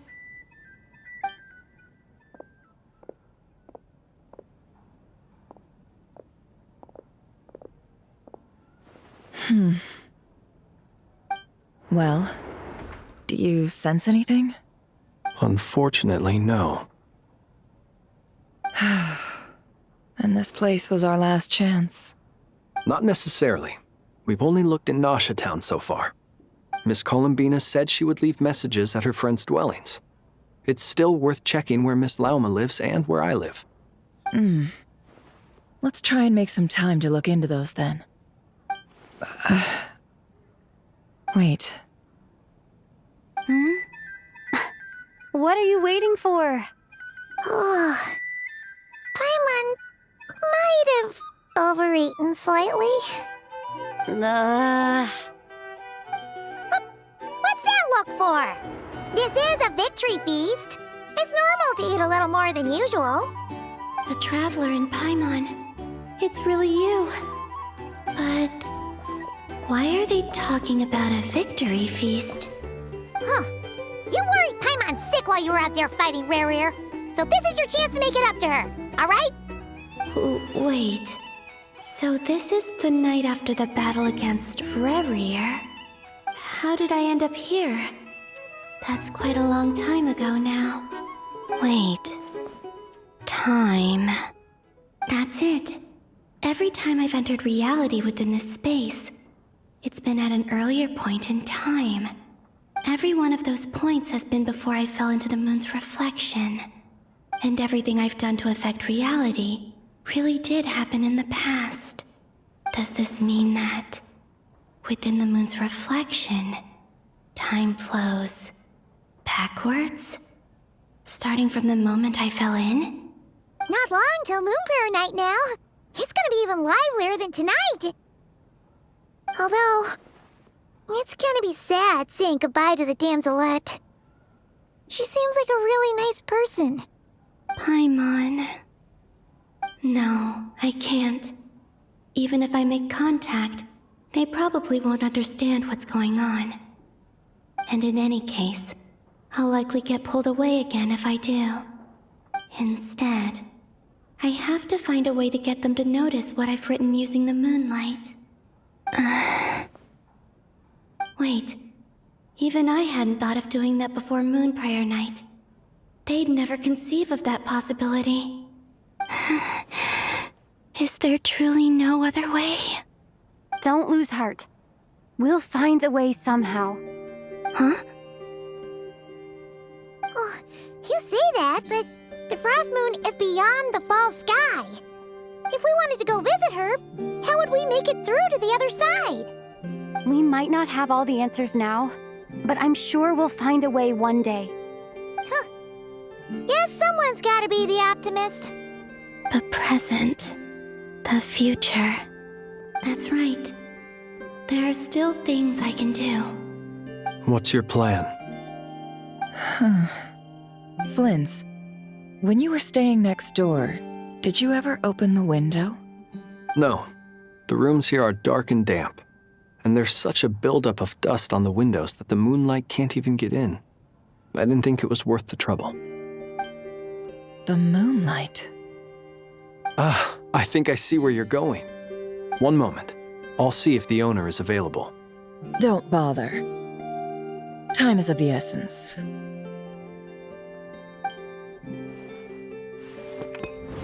Time.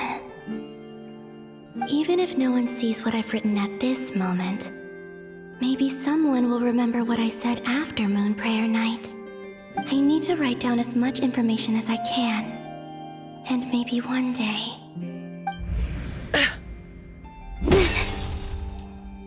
Huh? What's up with you?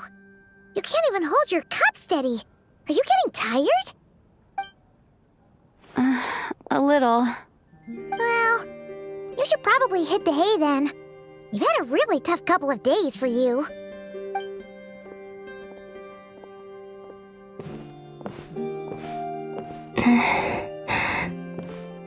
You truly have. You helped defeat Rerir, helped me reclaim my name, and you helped the others organize Moon Prayer Night. Wherever you are right now, I'm sure you're still fighting against the injustices of fate. This is all I can leave for them. How I wish I could stay here. But it's time for me to go. I hope to see you again in the next time, and if the opportunity presents itself.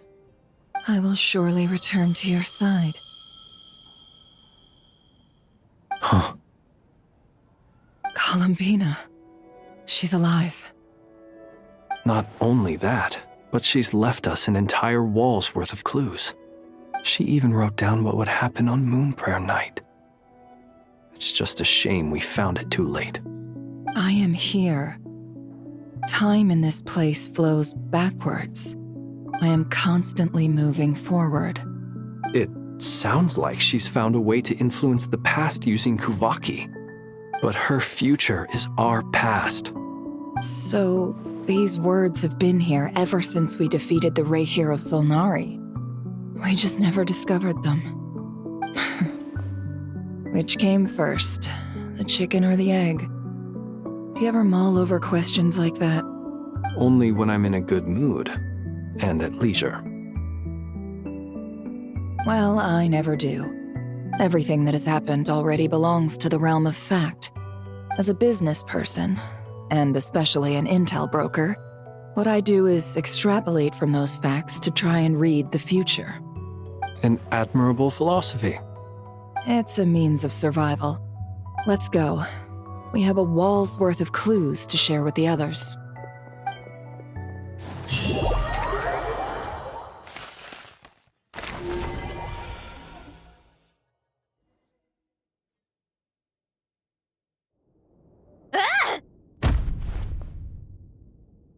It appears that the doctor's energy signature has changed to something similar to Kuvaki, but not like the Kuvaki we're used to.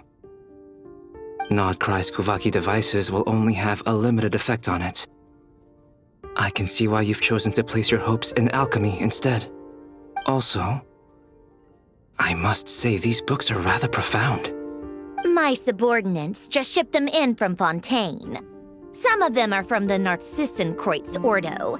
Some are incident reports from Petrichor, and then there's a few test reports for these junk machines.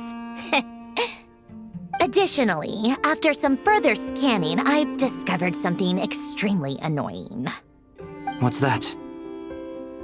Teyvat's skies contain multiple moons. A long time ago, when I did my first scan, I detected 3, just as the legends say. But when I checked again just now, I detected 4 moons. So there's one extra? Yeah. Originally, I thought that if I could still find 3 moons, that would at least mean Columbina's still alive.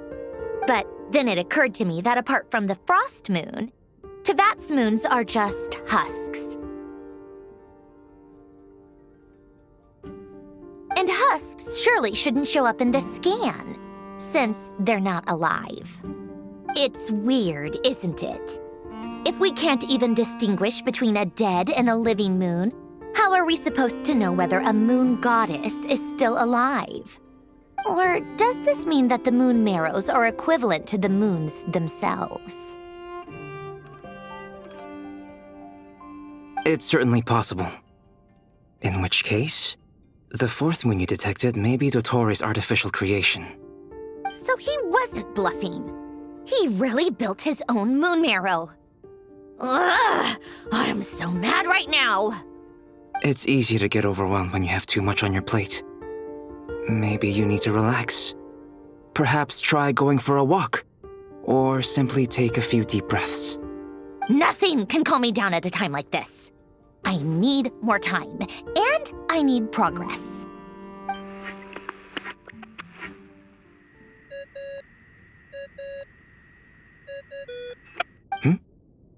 It's Mr. Flynn's. I really hate that ringing tone. Ugh. First the 4 orthants of the Narcissenkreuz, then moon marrows. Now what? Oh, sorry if we're disturbing you. Might I ask what's troubling you? What do you want? We're busy. Are you still at the Curatorium of Secrets? Yeah. Look, everyone else is still out, so there's no hurry. Plus, I'm busy, so I would appreciate if you gave me some space. Even though we have crucial intel to share? Fine, I'm listening. Do you intend to share it via the Dodo communication device? Ordinarily, I would, but this is a unique situation. I think it's best that we discuss it in person. See you at the Curatorium.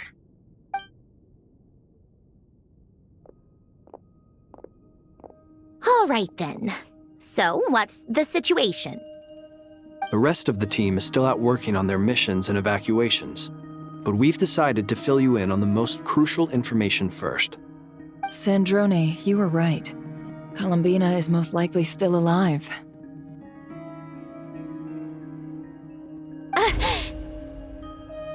That's the best news we've received in a while, by a long way.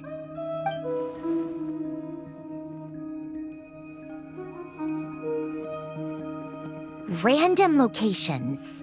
Appearing in reverse order? Are you serious? So not dying isn't enough for the moon goddess, huh? She has to show off too. Anyway, does this mean we can deduce her condition from the moon marrows? Miss Sandrone, there's nothing wrong with simply admitting that you're happy to hear the good news. I'm not.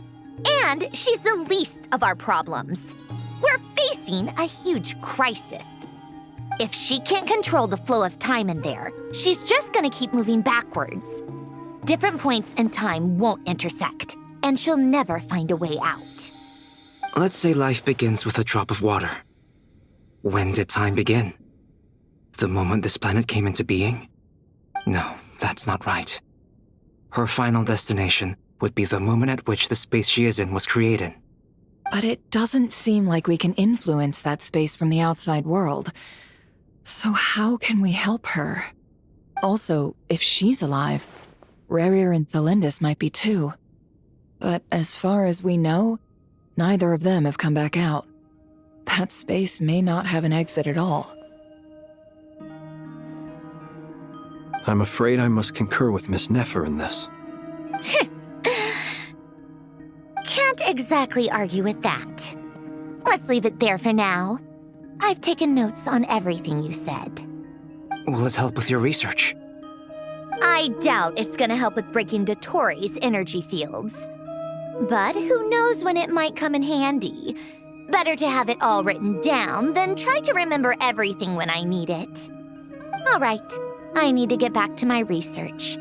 Mr. Albedo has made a lot of suggestions that will require my undivided attention. Sure, I'll stay here. I have things to work on.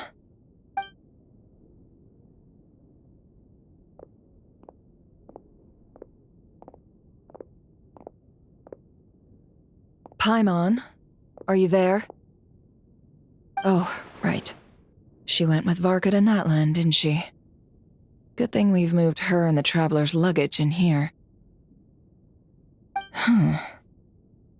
Speaking of the Traveler, where could they be?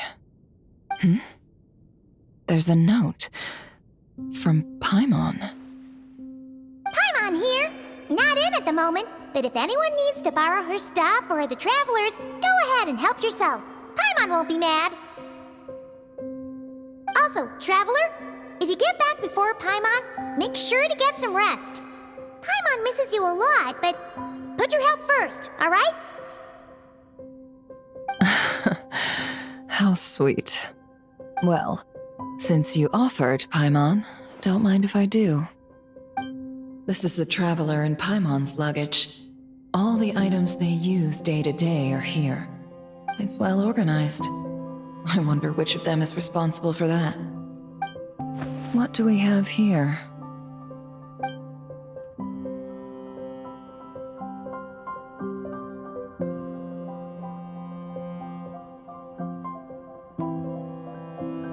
The camera captured a special moment that can only occur between people who are close to one another.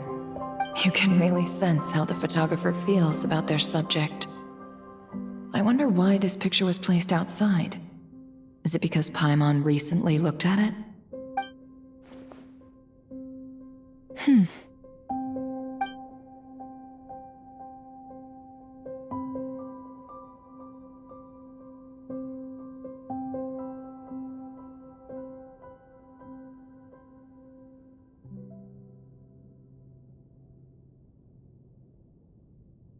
This must belong to the Traveler.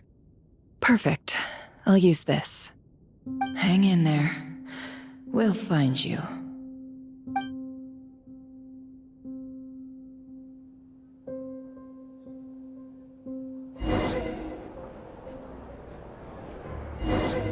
Polonia. Search keyword world formula and bring me all relevant books.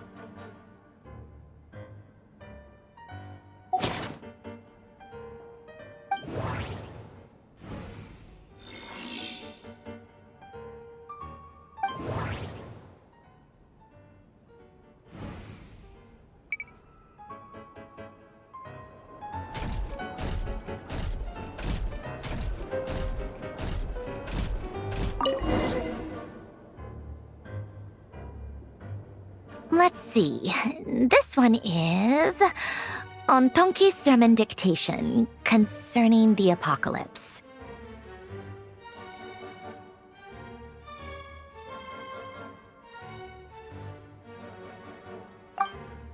I believe that the correct term for this is Fortuna. This was an ancient Romorian technology, a wisdom unparalleled. I never imagined that Romorian ideas would be so similar to the diagram I have named, the World Formula. This is strong evidence that human civilization should gradually shed possibilities as it continues to explore and evolve. The end of humankind may well be upon us right now. The sparks of civilization shall run out, unless we consider introducing variables from outside the system. Variables. Surely that can only mean one thing. Descenders? Dottore likely captured the Traveler because of her descender status. But the Three Moons' authority comes from the world itself. Why would Dottore need anything beyond that?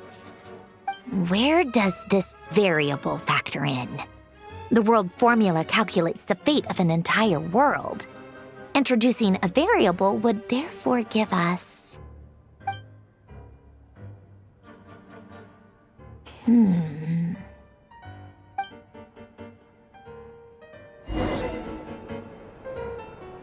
Polonia, search keyword pathway and bring me all relevant books.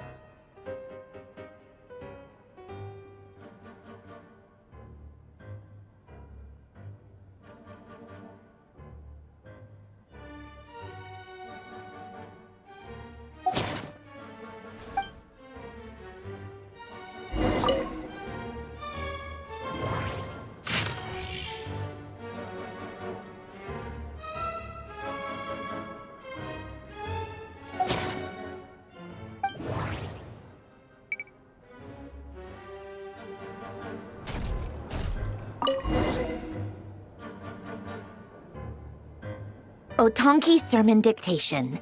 Explications on the Chemical Marriage. These titles are pretty esoteric. Observe and compute the pathway displayed in the guidance diagram. Deconstructing and reversing its effects could generate potential ideas. So, it's one of Renee's draft lectures. Deconstructing the pathway. I suppose that could lead to a breakthrough.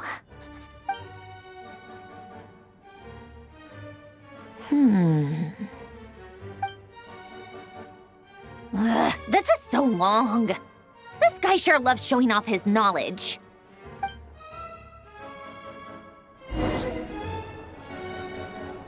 Polonia, search keyword tree model and bring me all relevant books.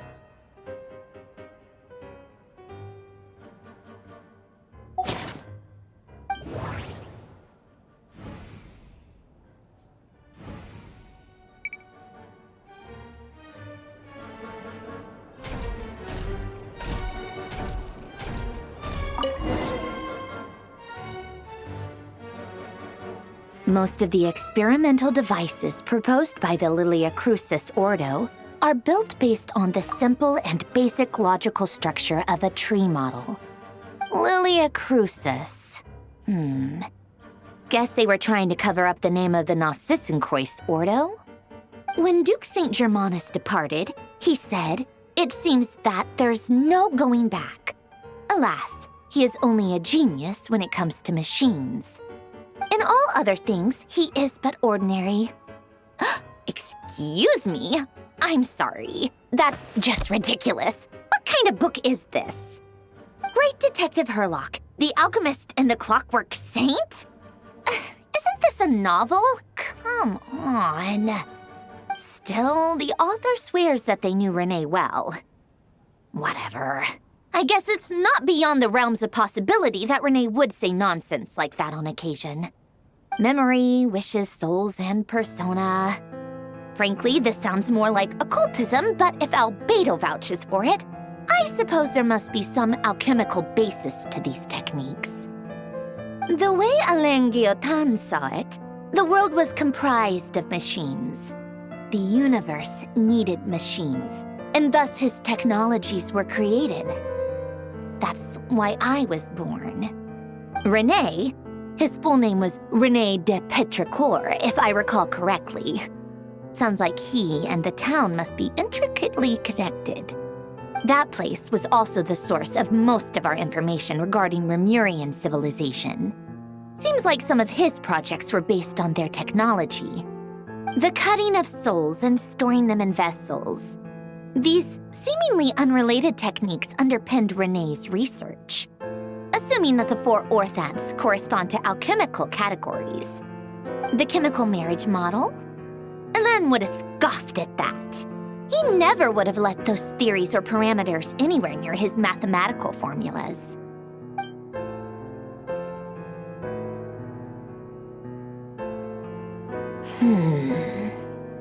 What was Alain's view on René? I know he mentioned the name, albeit very rarely. Oh, now I remember. Alain's old notes are here too. They mentioned René once. René seemed most out of sorts when he spoke to me. A lack of sweet foods has dulled his mind, I should think. Either way, his words are not to be believed. Yep, that sounds like Alain. My subordinates actually did a half-decent job digging out all these materials. Makes a change. Good for them. Some of Alain's old files are completely consistent with these records. He must have gotten them from the Tower of Gestalt. I never knew he got his hands on René's records that early. He may have kept them, but he never even attempted to use them. Didn't believe a word they said. Come to think of it, René's world formula was filled with calculations of constants. That shows he believed that the fate of the world to be predetermined. As for Alain... it's been too long. I forget what he said. What would he have said? A guy like him, fervent believer in machines, but not headstrong enough. The world can be changed. It is worth persevering. Yes, that's how he used to think at least. He created that procedure to save this world. Yet the scale of the world's fate proved too enormous. The result was beyond his ability to calculate. He died having never seen the outcome.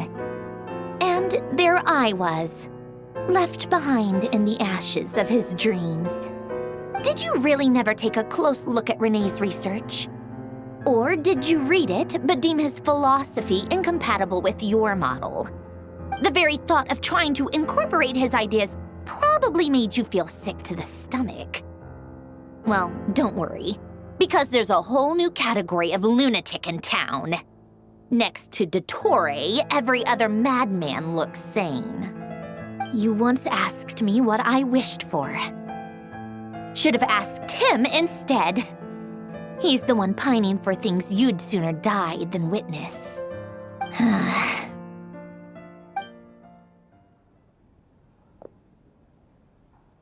Even the tiniest variable can make big waves in the present.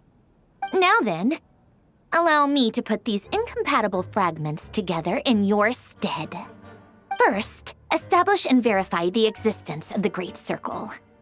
Absolute nihil on one end, absolute reality on the other. Now, search between these two extremes. Then, the construction criteria. Variables.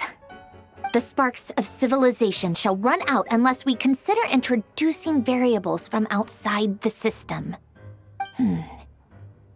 Input variables. Traverse the world, space-time, and civilization. Then extract the essential nodes from the records to determine which variables they point to. The primordial power that differentiated itself from the void. The power of light. Yes, light. Records. Hyperborea. This is horrendously complicated. After all that, I'm still missing a few variables. I need to think this through again. How do you think it looks, Polonia? Like the frenzied scrawlings of a madwoman? Fine, keep it to yourself. It's not like you can talk anyway. I'll assume you gave it a passing grade. I jest. But true madness does often start with trying to save the world. What would Arlecchino and Columbina think if they saw this incomprehensible hen scratch? They'd probably have me institutionalized. So would Rosaline. She's been dead for a while now. When I close my eyes and think back, I can still see her face. And that enormous dress she used to wear. Such a bizarre choice. What possessed her? Oh, and the clack-clack of those heels used to drive me insane. No one's asking me, obviously, but I hope you all know that I never wanted to save the world. I'm not crazy. I don't have delusional ambitions, and that's a clinical fact. The world needs a solution, but I don't need the world's validation. It's the world begging me for answers, not the other way around.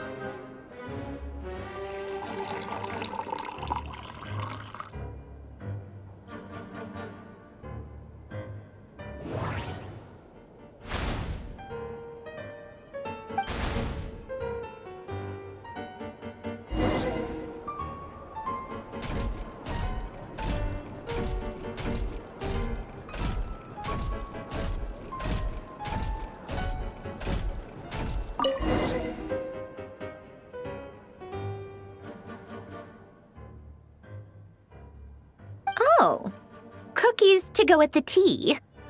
Let's see. They must be from that person who brought those documents. I see they're from Hotel de Boer.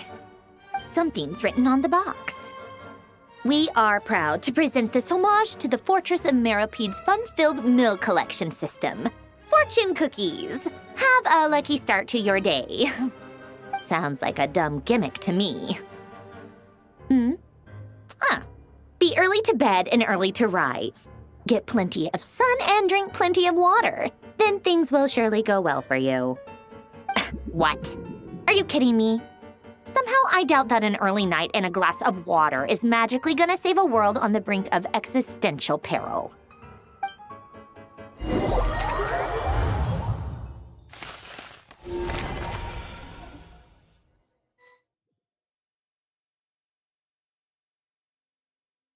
Lady Arlecchino, word has reached us that Lady Marionette's troops are all in position. They are ready to act as soon as the order is given. Excellent. The only thing is, they are fewer in number than we expected. It looks like many of them must have lost their lives at the hand of the monsters released by the Doctor. Can't be helped. Allow them to join our ranks and keep in contact. As you wish.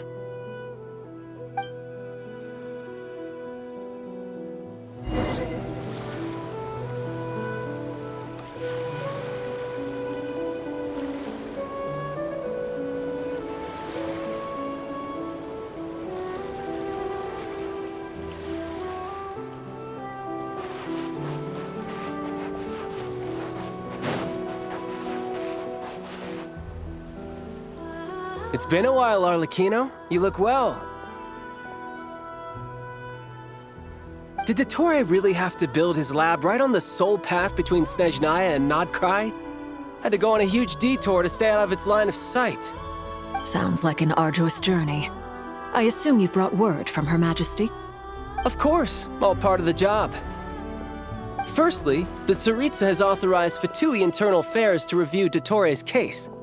They will reach a formal verdict on whether he has turned traitor and whether he poses a threat to Snezhnaya. While they're working on that, I've been ordered to come and receive the refugees from Nodcry. They are nearby. My team will escort you to them shortly. Great. Aside from that, Her Majesty has a message for you and Sandrone personally. Huh? Where is Sandrone? She stayed behind to work since I was making the trip anyway. It seemed sensible to have one person on standby at base while the other came out to meet you. All right, guess that's just how she rolls. In that case, tell her that the Tsaritsa's decree this time is pretty awesome sounding. I think she'll like this one. Still, I wonder what... Wait, what's that? Did one of our troops turn into a monster? Take him out.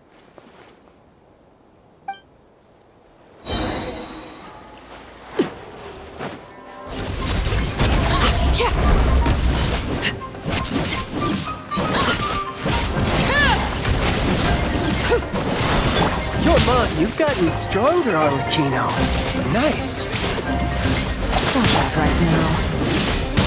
I appreciate the praise, but I'm not fighting you today. I knew it. Shouldn't let your guard down. Laid bare.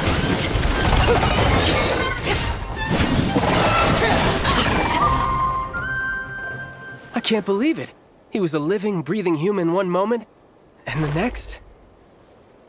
Another fine piece of work by our dear colleague, I'm afraid. What in the world has been going on in Nodcry? A lot. But long story short, Dottore stole 2 moon marrows that should have belonged to Columbina, then built a 3rd moon marrow of his own to concentrate the Tri-Lunar Authority in his hands. What? What do you mean he built a moon marrow? People build roads and houses, not moon marrows.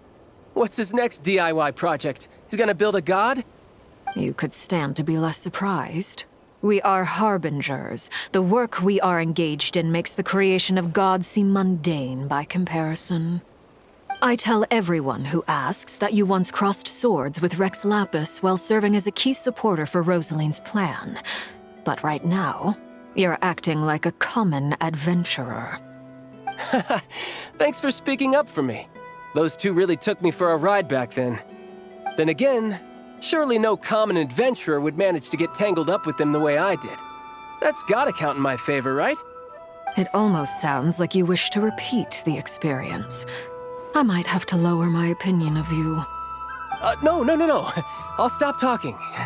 Please, go on. Dottore is currently still experimenting with his newfound power in ways that continue to corrode the outside world. As for the human mutation, I believe this is simply a consequence of his experiments, and not a strategic move. That radiant beast was once a subordinate of Sandrone's. I suspect he was only allowed to live so that he could become an experimental subject. Also, those of us who fought Dottore have been afflicted with a curse. As such, I cannot leave Nodcry. This is so much worse than I thought. No wonder Her Majesty's decree is so extreme. While these exceptional circumstances persist, the Harbingers are hereby authorized to use unilateral executive powers. Should Dottore pose a threat, Arlecchino and Sandrone are permitted to eliminate him. My thanks to Her Majesty. I will pass these good tidings on to Sandrone. Her Majesty has also declared that she will refrain from launching an attack on the now evacuated Nodcry due to the presence of unretrieved research material. A wise decision. By the way, how's my old partner doing? I'm assuming they're with you? Partner? You mean the Traveler? I'm afraid I have bad news. She was captured after our failed assault on Dottore's lab. Her whereabouts are currently unknown. What? Why? Since when does Dottore have a bone to pick with her? That is indeed the question. I'm not sure he does. He must have some other goal in mind. This won't do. I have to rescue her. You can't. We have no idea where the Traveler is. What am I supposed to do then? Stand here twiddling my thumbs? Sandrone is working on it. The best thing you can do right now is complete your mission. Fine. I guess I'll leave this to you then. One last thing. Tell the rooster to get the message out to the gods and citizens of every nation in Teyvat. Beware. An uncontrollable pollution is spreading forth from Nodcry. The source of that pollution is a madman drunk on the success of his experiments. The Fatui and our allies will endeavor to contain the threat. However, if Nodcry falls, things are likely to escalate. Considering Dottore is one of our own, all Fatui stationed in Nodcry consider it our duty to stay and fight him to the bitter end. Whatever the cost. Hey, don't be too pessimistic. If it comes to it, I'm sure Her Majesty won't stand by and do nothing. I hope you're right.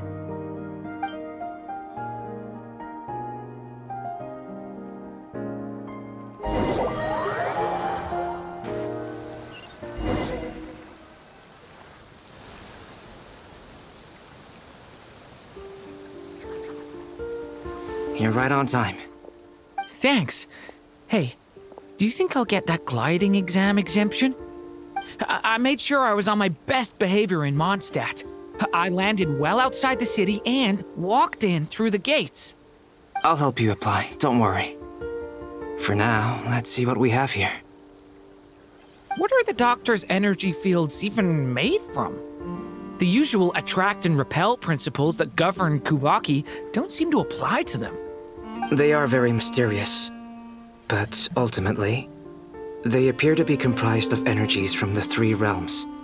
Thanks to research by Master and the Hexen Circle, we know that Teyvat's 7 elements are derived from the more primordial power of the Light Realm, which is antagonistic with the power of the Void Realm. Since you have the power of the Dragon Durin within you, I'm sure you can already tell that this energy field contains no abyssal energy. That's true. It's not abyssal energy. It's something pure, wild, and untamed.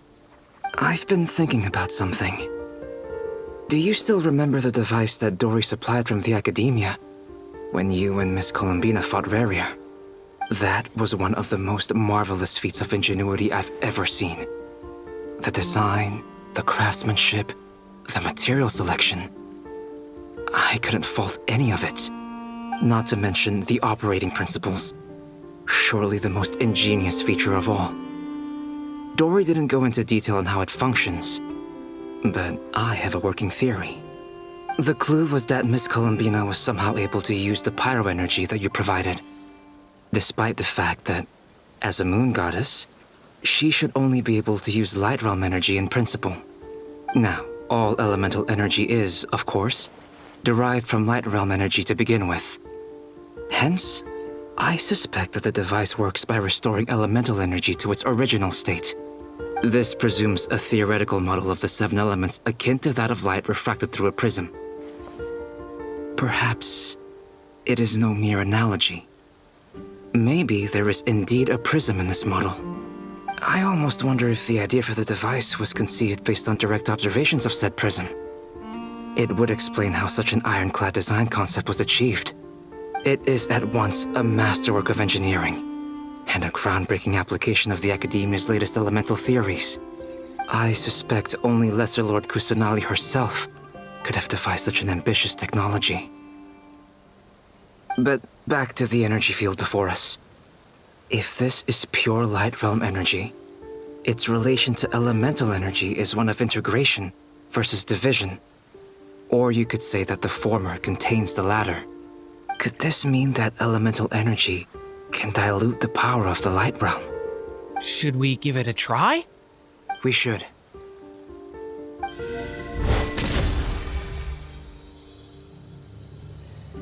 Ha! It works! Clear signs of disruption were detected at the periphery of the energy field. This indicates that elemental energy can disturb or even negate the field. Now you try. All right, here goes. It's working! Switch to abyssal energy and attack again. No surprises there. Abyssal power drains the energy field to a significantly greater extent. I now feel confident in asserting that the energy field is indeed pure light realm energy, and that elemental energy can dilute it. But the energy field is huge. How much elemental energy will it take to neutralize it? We don't have to neutralize it completely. We can try other approaches. That's all for theory. Would you like to continue watching? So you knew I was here? Huh? When did you get here? A while ago. But Albedo sounded like he was working on his thesis defense back there. Back in Sumeru. You can end a person's whole career by interrupting them mid-speech. Very thoughtful of you. I'm truly touched. Could I ask you to lend me a hand? With what? A little test. Try using Animo to unleash a concentrated assault with circular blades, with the goal of breaking through at a singular point. Nice! This time it tore through the field. Tremendous. This is a major breakthrough. Should we go through? We probably shouldn't risk having mutually antagonistic energies in such close proximity. Durin, you stay here and watch the entrance. Hat Guy and I will go in to investigate. Sounds sensible to me. Keep your eyes peeled, Durin. Don't worry, I got this. You two be careful in there. Just give me the signal if you need help and I'll dive right in. What do you mean, signal? It's based on a new alchemical concoction I developed last month. When 2 bottles of it are smashed on the ground together, they emit a blinding burst of light. If it comes to that, remember to shield your eyes with your hat. Glad I asked. Thanks for the heads up.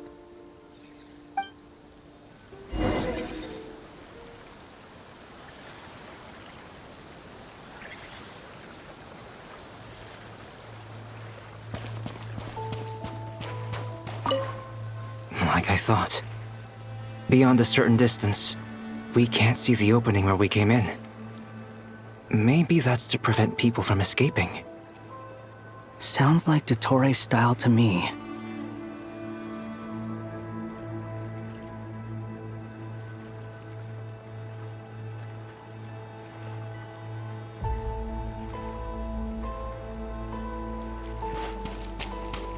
Not much has changed. Things are basically the same here as they were before the energy field appeared.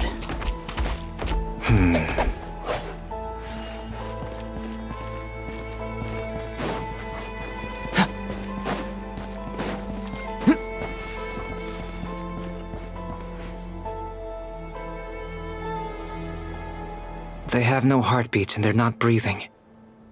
We can only assume they're dead. But there are no visible wounds. Also, there's an animal squatting next to each body. It's watching us. That's not an animal's gaze. What are you trying to tell us? Doesn't seem eager to talk. I guess maybe it's just an animal after all. Let's keep looking around.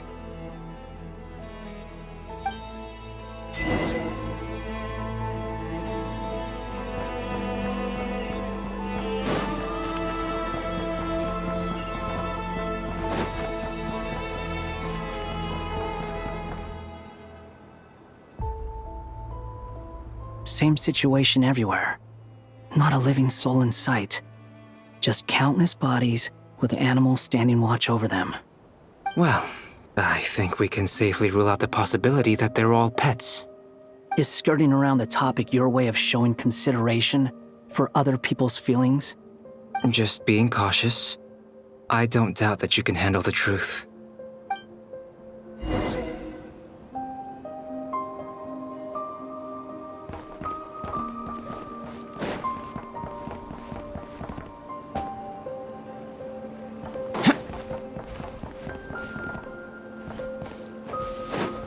careful.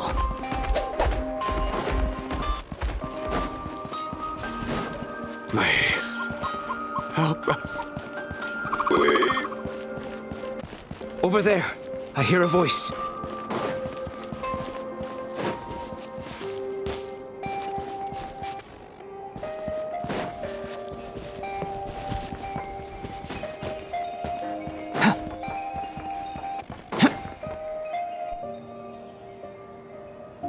Please, help us. Please. What happened here? I don't know. Suddenly, everyone collapsed. Then my line of sight got lower. I still have some of my senses left. I gotta get out of here.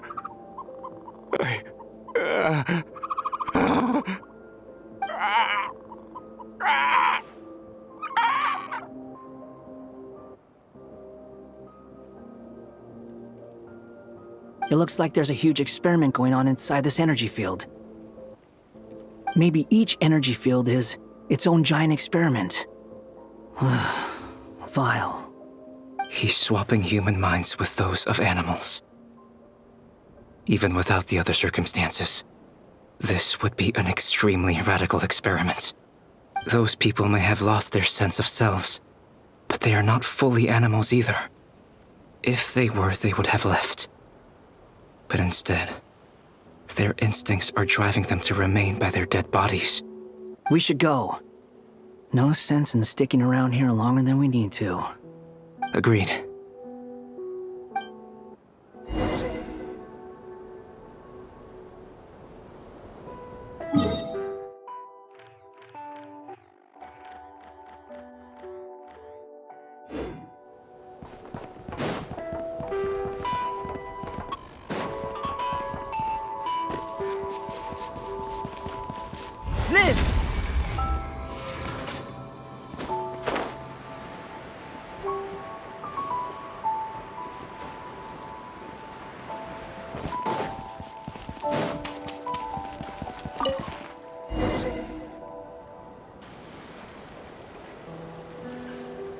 You're back! Everything okay? We saw some things that take a strong stomach. Otherwise, we're fine. We should share our findings with the others.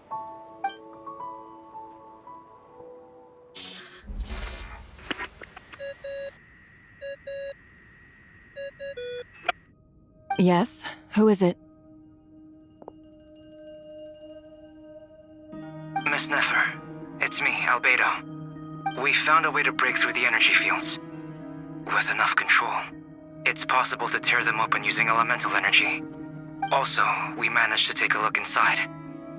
Dottore is carrying out his cruel experiments on an immense scale. Any residents who have failed to evacuate in time will likely meet a grisly end. Sounds like he's living down to our expectations. Might I ask how things are proceeding on your end? I'm just about to get started. I'll be in touch once I have a result. Understood. Stay safe. I will.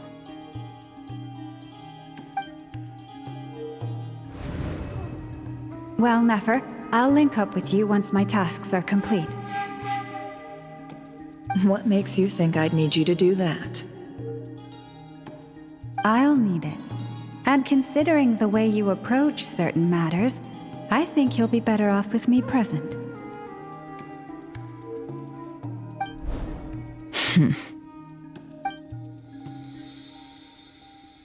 Let's begin. Entering simulation mode. A vast wasteland. Is this the Traveler's inner world? I was expecting something more vibrant, to be honest. Wait, someone's there. What are you looking at? In that case, I'll look at it with you. I want to know all about everything you've seen and experienced. Is there somewhere I should return to? Or should I stay here and be the hero everyone says I am? I don't dislike my current life. Roaming the land, fighting battles, accomplishing missions. earning a living, looking after Paimon. It's not so bad. I guess the only thing that's missing is that you're not here with me. This is the conscious layer, which contains a person's true feelings. It is filled with both longing and kindness. I suppose anyone who lives long enough ends up wishing for someone who can't be there. Maybe it's the only way we can feel truly alive. Time to delve a little deeper.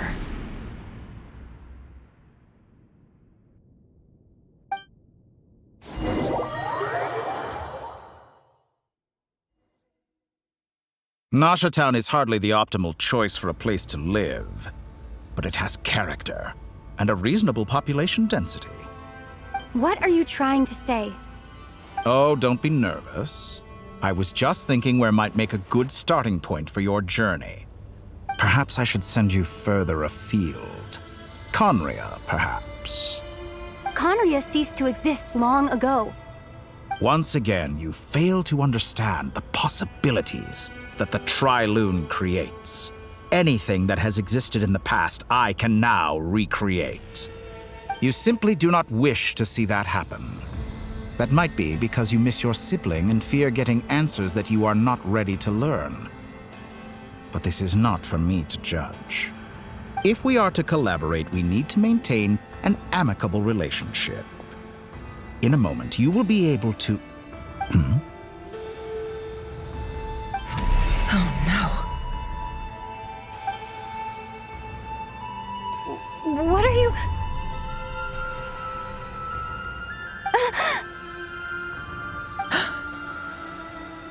What are you gonna do? Don't move. Something unwanted has crept into... Oh? Gone as quickly as it came.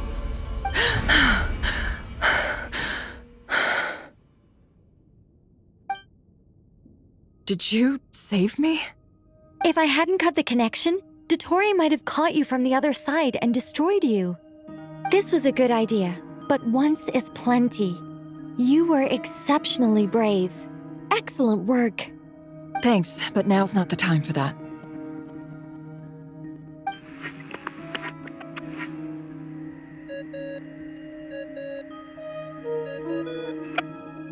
Albedo speaking. I think I know where she is. What is this endless darkness? I can't see anything, even though my eyes are wide open. But why? What happened? Ah, sorry about that. I take it you didn't notice. Just now, a friend of yours took a little peek into your mind. Could it be Nefer? How did she do it? Did she use something as a medium to connect to me? Do you think she's aware of your current circumstances?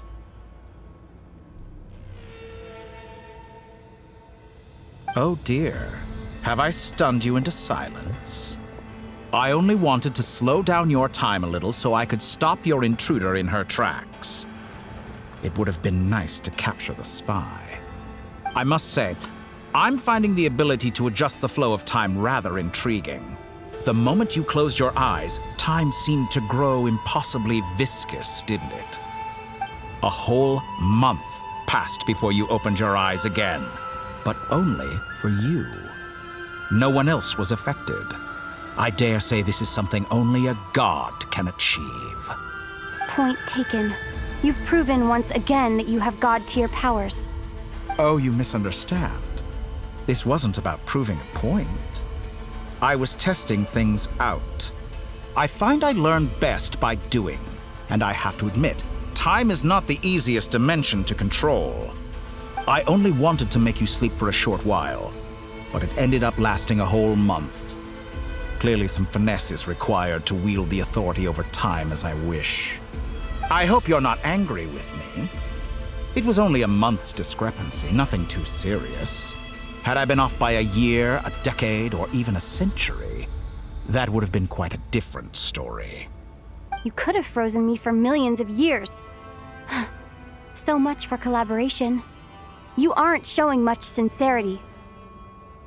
Millions of years? To what end? I wonder if you don't understand humans all that well. They are very pragmatic creatures who understand only that which they can perceive with their senses. If I had you sit here for a week, I imagine people might sympathize. But if I left you here for 100, 1,000, or 10,000 years, the sheer size of that number would cause it to lose all meaning to them. They would not have the capacity to comprehend your suffering, and thus they could not empathize. Unfortunately, while gods do exist in Teyvat, it is ordinary humans that account for most of the population.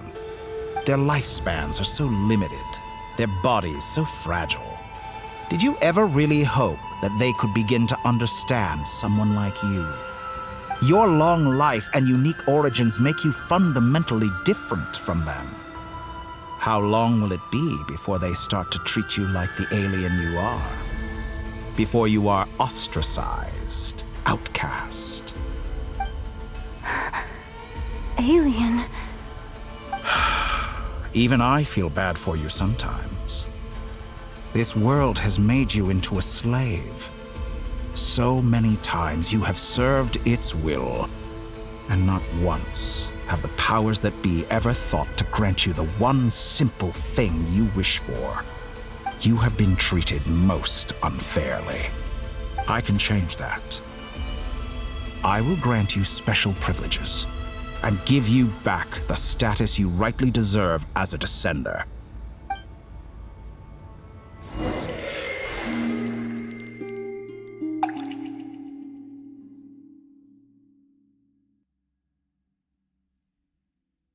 I've entered the past 3 times at this point, but I still have so many questions. For instance, beyond each point being further back in time than the last, what determines the specific locations at which I can make entry? So far, the common thread linking all 3 scenarios is that the Traveler has been present. But it's more than that. I know I sensed something familiar around her. What was it? I'll keep this question in mind as I carry on.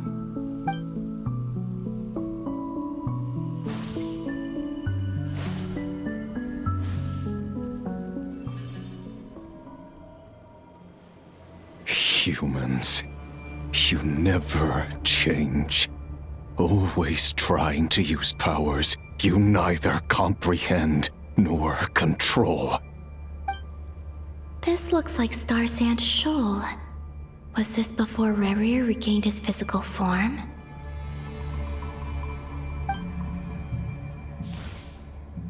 You've messed with the cannon again, huh? Sorry, but this round's not gonna go your way. The cannon. That's right. I was at Silvermoon Hall and I sensed an abnormal Kuvaki fluctuation coming from Nasha Town. And right after that, came an ominous power emanating from Star Sand Shoal. My body was once torn into countless pieces and hurled into the swirling chaos of time itself. But even so, my life and will were not extinguished. I wonder if I could try to prevent his resurrection. But how would I do it? What can I do, here and now?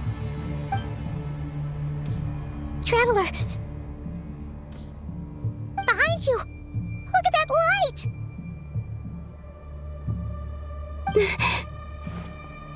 No, I won't make it in time. She's using the Kuvaki shield like I taught her.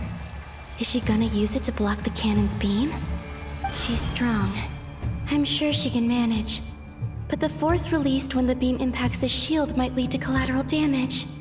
EC Island. The Frost Moon Scions will be exposed to lethal levels of Kuvaki. A question, if I may. Kind Miss Columbina. When the cannon's Kuvaki beam was deflected earlier, I saw several bolts of energy streak toward Hisi Island, only to be blocked. Did you also have a hand in that? Maybe that really was me after all. Well, future me. But I don't know if I have enough power left. Siki sato pasa sax, niti ipotuvtos. There's no time. Osestikos paratin tirantu risuiku, topirtu aithion feraton. I have to make it. Oh, Frost Moon. Oh, great land. Oh, slumbering moonlight of Nodcry. If you can hear me, if you can sense my call, then please, heed me once more!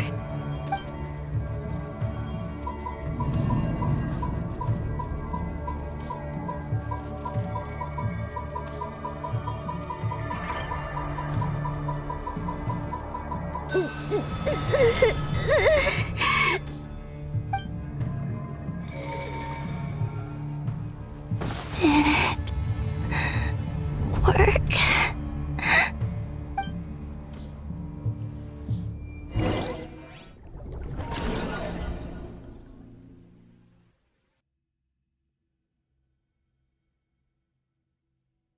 Hey, wake up. Hey, did you hear me?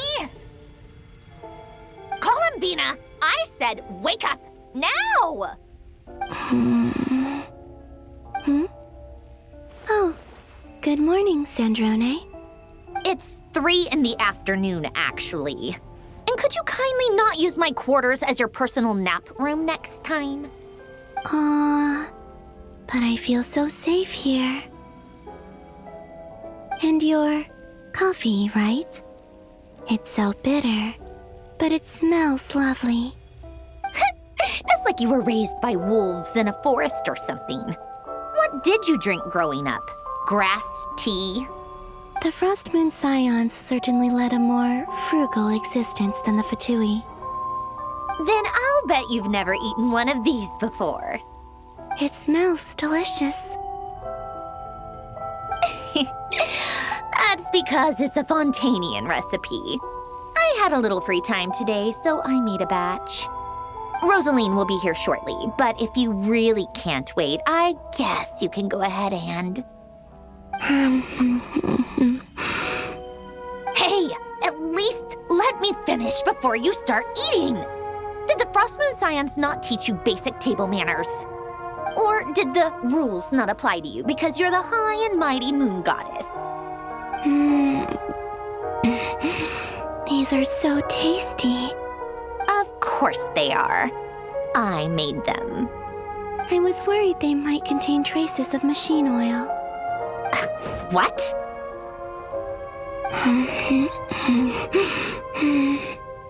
You know, there's something I've always wanted to ask you. Why did you leave your old home and join the Fatui? I mean, I'm sure their food was awful. But there's gotta be more to it than that. Well, life there didn't go quite how I imagined. What were you expecting? You're a god. Your followers are gonna make some demands of you, right? Surely you can just answer a few prayers here and there in return for the free food and drink. How bad can it be? Well, would you help other people just for free food and drink? The doctor told me that you were created by a great mechanic, Lord something Fisher. The Lord Artificer. Ugh, some people can't keep their mouths shut. Oh, Lord Artificer. And didn't he have something to do with the, narcissist? Narcissenkreuz Ordo. Yes, that was it. Narcissenkreuz Ordo. So, would you try to fulfill their wishes? You must be joking. I wouldn't go even if they paid me. I don't even know them. Exactly.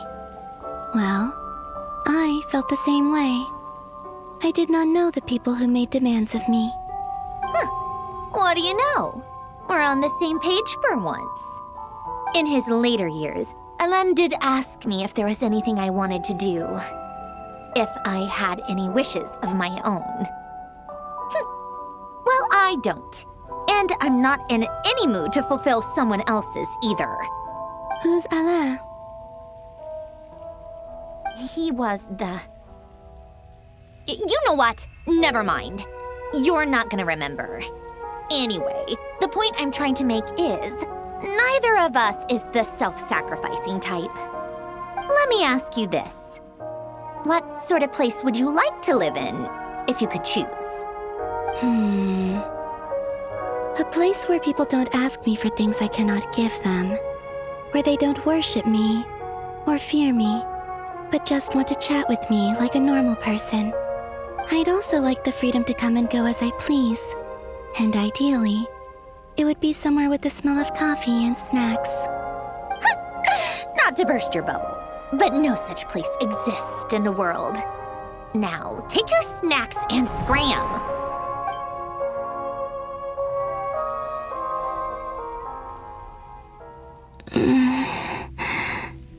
Did I pass out? Of course. I'm back here again. I dreamed of events from my past. Sandrone. Traveler. I miss you all so much. Back there. I guess I managed to harness all the Kuvaki energy on Hisi Island. But how did I do it? Time is flowing backwards here, and I can use that familiar power to enter the world of the past. That mystery ally everyone talked about. It was me all along. I can sense that there isn't much more power remaining up ahead. What lies at the end of all of this? Will time keep flowing into the past? And will I ever find my way back?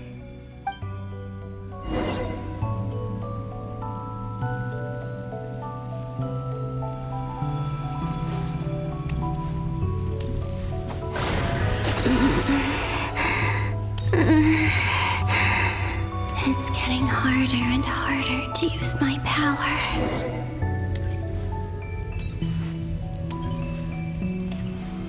I'm no match for the Abyss in this state.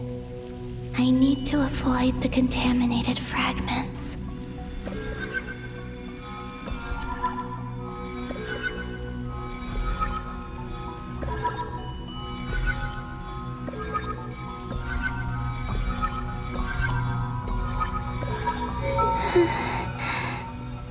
Time to go. I wonder where I'll find myself this time.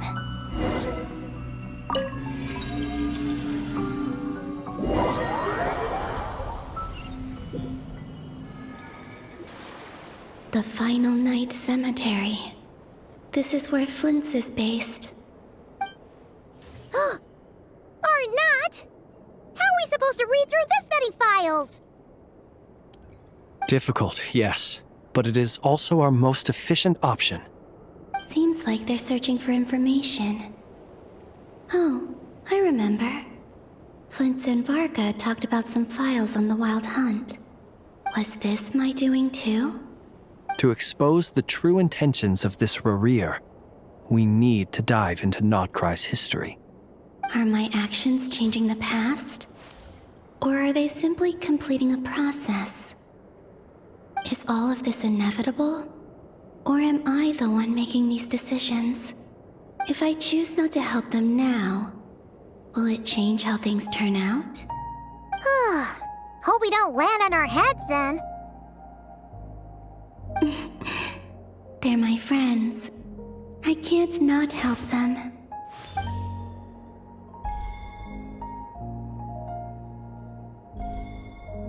Ghost! And the other one was... here. Hey! Another file's moving!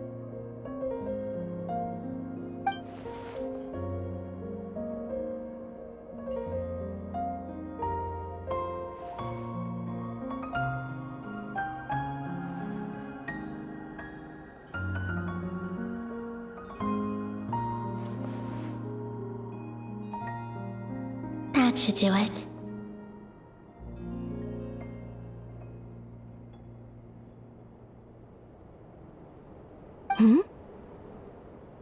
Luanatar? You can sense my presence? Wait!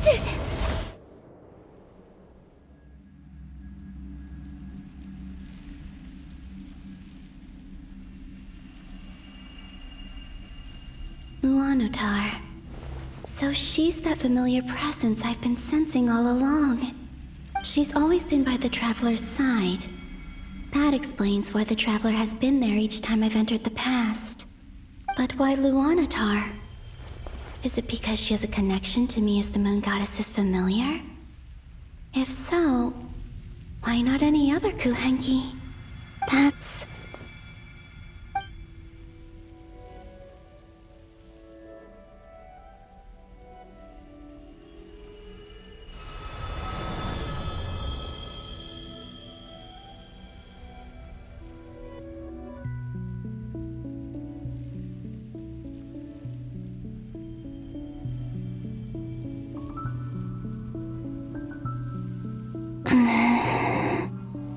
I cannot sense any power up ahead.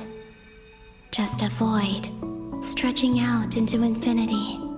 This is likely my final chance to enter the past. It's now or never. I have to find a way back.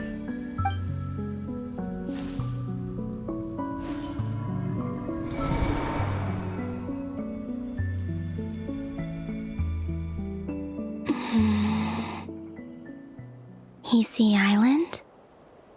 How far back in time is this? Where's Luanatar? I can't sense her presence this time.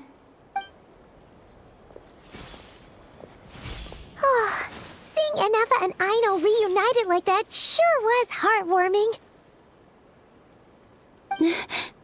Traveler, Paimon! No, stay calm. I don't have much power left to change things. I don't even have that much time left here. Think, Columbina. How do I find a way back? A way back... to where? Do I go back to Moon Prayer Night? Or to the future that followed? And if I return in my current state, what will become of me then? Dotori's actions that day proved that he'd been planning that for a long time. He had already seized the power of 2 moon marrows before capturing me. Even if I managed to get back, how can I fight against him when he wields the Tri-Lune Authority? I can't. If I go back like this, I'll be playing right into his hands. I have to find some way of rivaling the power he has usurped. Wait. Time flowing backwards. The Tri-Lune Authority. Does that mean... I think I know what the final destination of this lunar reflection might be. I know what I must do. Speaking of homes, we must already be close to where the Frost Moon Scions live. The vibe here feels different, just like the scenery. But how do I communicate my plan to my friends? Should I write it down here? No. Someone else will see it. I need something with a close connection to me. Something I can use as a medium to tell them what's happened to me in here. Now it makes sense.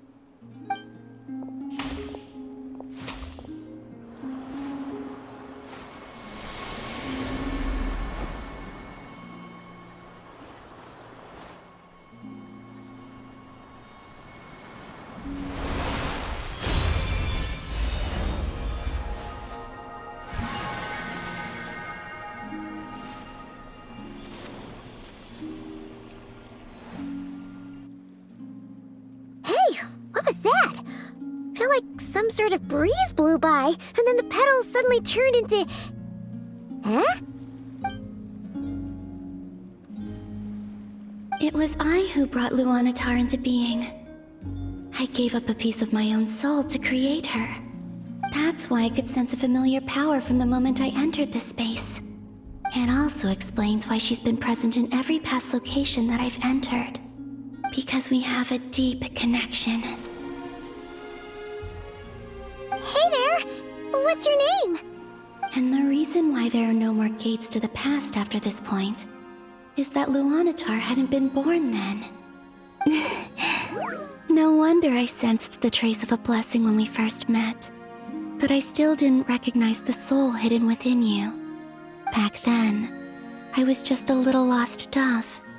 I had yet to become Columbina Hyposelenia. Go on now. We've got stuff to do. Best you find someone else to hang out with. Hey, you scared it off. I'll be counting on you.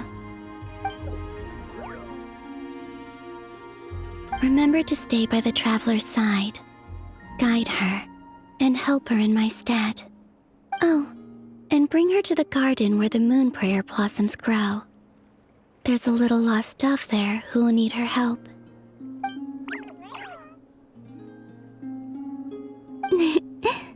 Go on.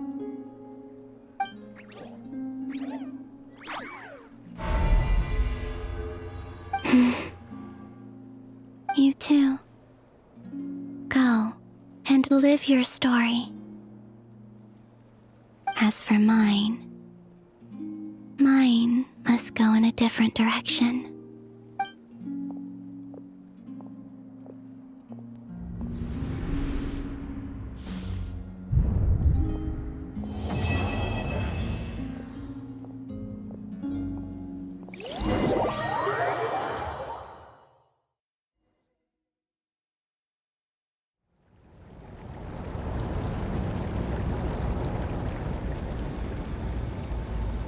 How would you like to experience the thrill of never being held accountable for your actions? You could crush people like ants without consequence, or tear off their heads or limbs as you please. Believe me, such a life is but one small step away. What point is he trying to make? Freedom? But the freedom to kill? To do evil and get away with it? Why would you offer me that? The creation of a world is the ultimate scientific experiment. I have taken my research to the highest level, where I shall be not just a god, but also a servant to many sacred spirits. I shall heed the truth and perform holy deeds. A god's laboratory is the perfect playground, but it needs the right occupant to explore its full potential. Mortals are found everywhere one looks.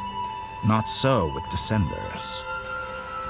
I'd prefer my first guest to be a distinguished individual such as yourself. And I know you could make the most of the opportunities it offers. So the condition for entering the new world is to take innocent lives. The same dilemma that Rerir once faced. Could I really bring myself to kill others for my own benefit? Rerir did. And look where it got him. Have you made up your mind? I can't do it. Your playground is no place for me. You're putting your hopes in the wrong person. But we both know I'm not quite the hero you say I am either. I have my own reasons for the journey I'm on, and they aren't all selfless. You've grown a lot since we last met. But there are still things you are unwilling to compromise on. This will only hinder you. Why don't I lower my requirements a little as a gesture of goodwill? I'll give you a little time to learn to be a less noble soul. That'll make things much easier for you. I really doubt I could live that sort of life.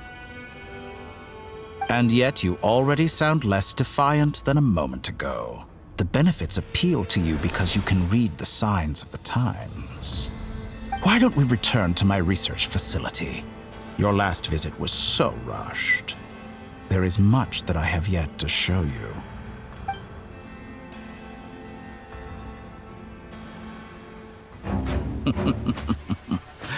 Now to that question, Heroes don't attack from behind.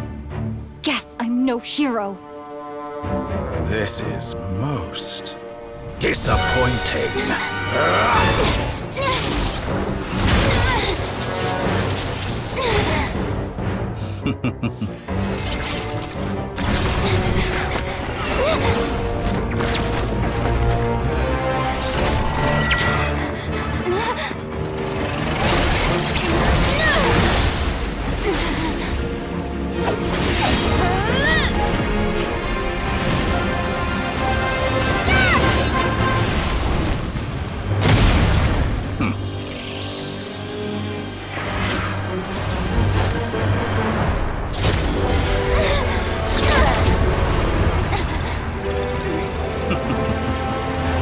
Now then.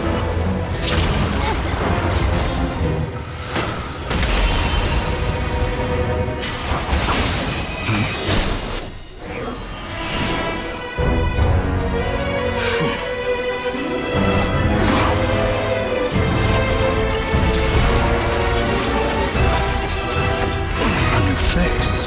Interesting.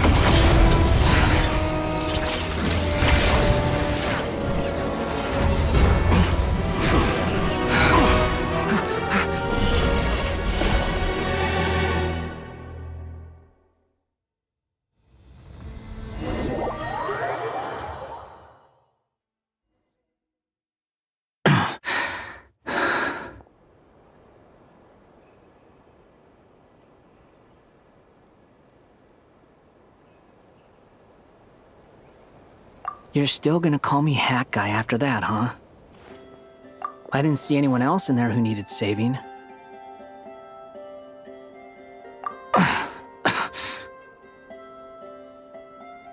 It's nothing. I'll be fine.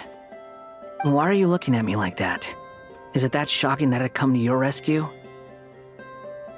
I owed you a favor back in Sumeru. Now we're even. Distracting Dotori was tough. I won't lie. He's not gonna fall for the same trick twice. That was my one shot. I'd hoped to use it to take him out. Ugh. I never wanted to obliterate someone more than I do right now. Dotori doesn't recognize me, but his segments were originally made based on an analysis of my operational principles. I expect it's only a matter of time before he figures out what I am. So Dotori doesn't recognize Wanderer because he deleted himself from Irminsul. Did he really miss his only chance for revenge by saving me? Why the long face? Hey, I'm not blaming you, okay? And I'm not complaining either. Rescuing you and killing Dotori are equally important goals. Everyone would be pretty stuck without you. It's best you live to fight another day. How are you holding up? Are you all right? Hat Guy said to put safety first, so we agreed to run as far away as we could after leaving the energy field and only meet up once it was safe. You don't look injured. It seems that Dotori didn't do anything to you. All right. Rescue operation complete. Let's head back. There's a lot more work to be done before this is over.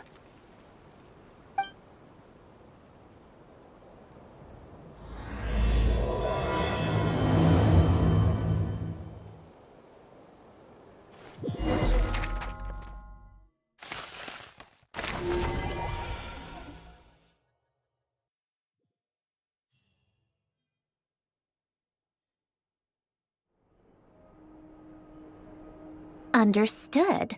I will bear the Tsaritsa's decree in mind. I don't see what's so awesome about it, though. Does he really think everyone else is as immature as him? I'm not stooping to Tartaglia's level. I thought you might say that. How's your progress? Quite promising, actually. That alchemist Albedo gave me a few ideas. Remember how I asked you to look up some files for me? That stuff on the Nazi-Kreuz Institute. René de Petrichor and Jakob Ingold. Alain Guillotin despised René's theories and methods, but he never managed to come up with better alternatives either. so I adopted some of Renee's ideas. I thought Alain was like a father to you. He and Renee were mortal enemies, were they not? And what would you say if Lenny and his friends one day learned something useful from someone you utterly detested? I would applaud them for it. That would mean that they have surpassed me. For all we know, Alain Giltan might have thought the same thing. Not that it matters, though. He's dead, and I'm alive. So it's my call to make. Once you die, it doesn't matter how great you were in life. Only the living get to decide what happens next. Hey, come on out. They're back. Huh?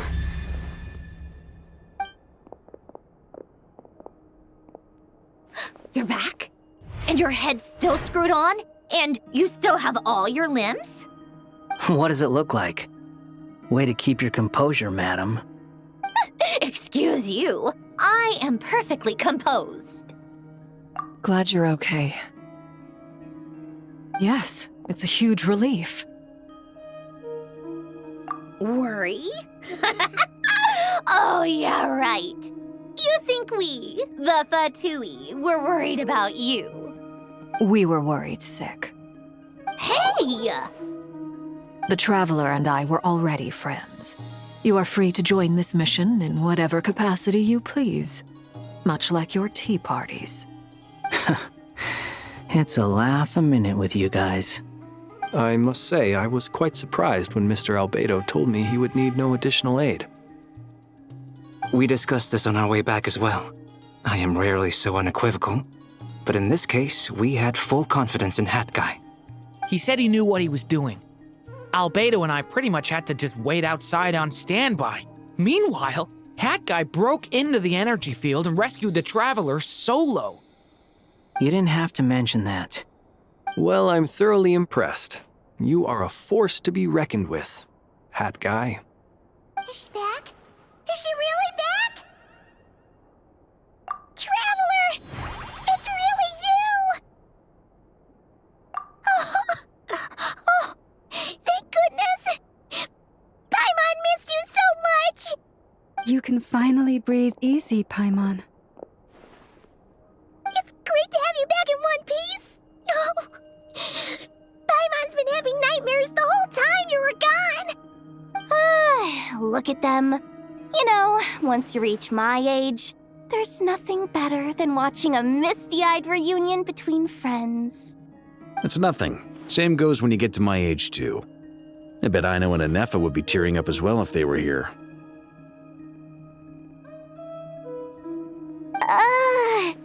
Varka, I'm not sure Anefa can cry. Oh, yeah, good point. Hey, your eyes are looking a little red and puffy. Come here, let's hug it out. What? Ew, no! No, thank you. You're not my dad, okay? Knock it off! Everyone, I'm sorry for all the trouble I caused you. But the silver lining is, I didn't come away from this ordeal empty-handed. While I was being held captive, I learned a lot about Dottoro's current capabilities and what he plans to do with them. Allow me to explain.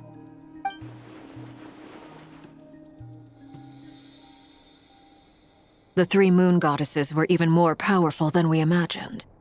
No wonder Dottore believes himself to be equal to the gods, maybe even superior. Utter blasphemy. While everyone was gone, Nefer and I made an interesting discovery, and I believe Miss Sandrone has something to share too. Ma'am, perhaps you could do the honors?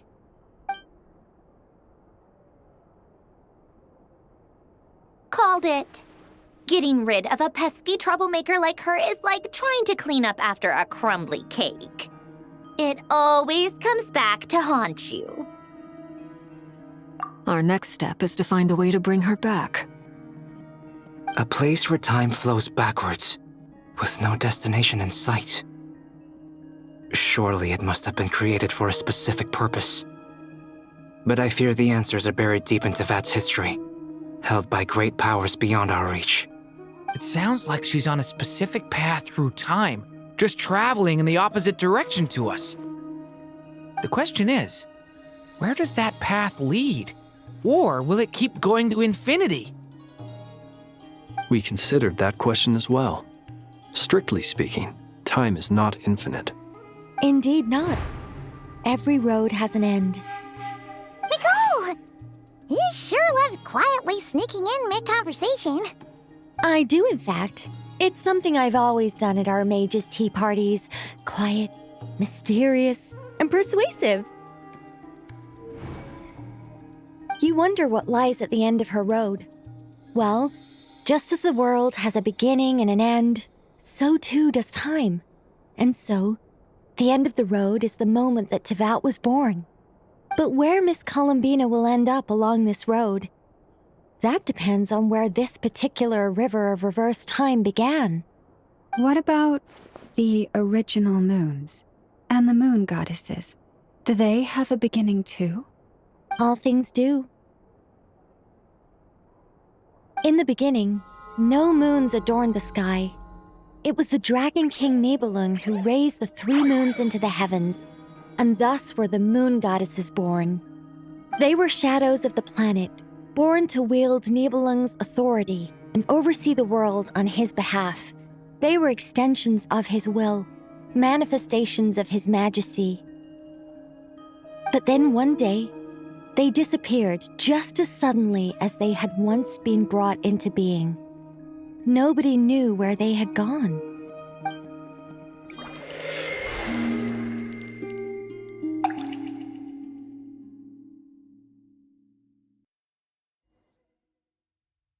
Like I thought, no more paths back to reality have emerged since. But how can I be sure that I'm going the right way without scenes from reality to keep me on track? I can't even be sure of how long I've been walking for. The further I travel, the less stable this space becomes. There are even moments where I can sense something that feels like abyssal energy. They can just materialize out of thin air. I have to keep my wits about me.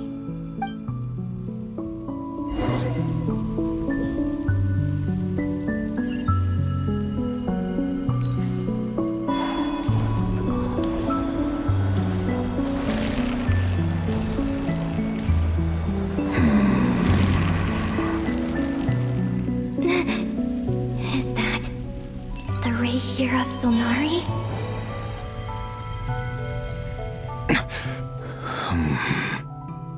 You are the moon goddess. But how?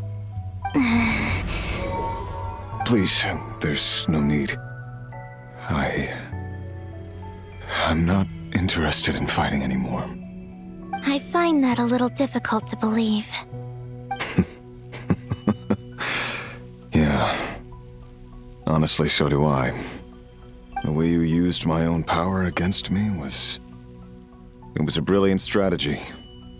And then, in the final moment before I was thrown into this space, I got to see an old friend. Mr. Dainsleif. Right. It was so long ago now.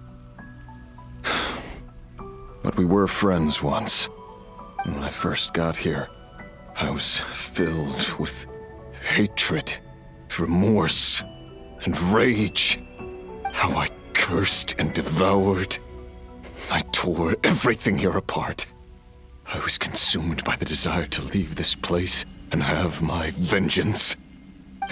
But to no avail. This is a place with no exit. This is the second time I've entered this space. Though I have no memory of the first. I was torn to shreds the moment I entered. But this time I survived. It must be partly because of this new body, and partly because of all the Kuvaki I absorbed in Nodcry. Are you the source of the abyssal power in here? Not all of it. Some is from when I first arrived here and tried to destroy everything. But there was already a degree of abyssal power here before I entered. And like a venomous snake baking in the merciless sun, it tried to slither into my shadow.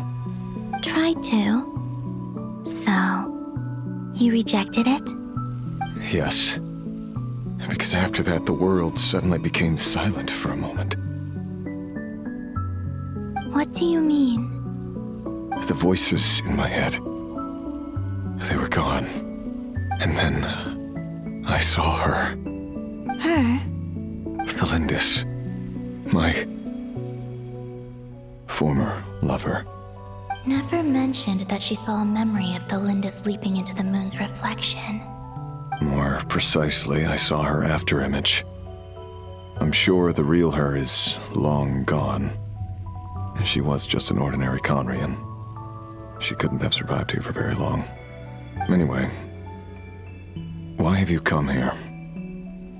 Didn't you know it was a dead end?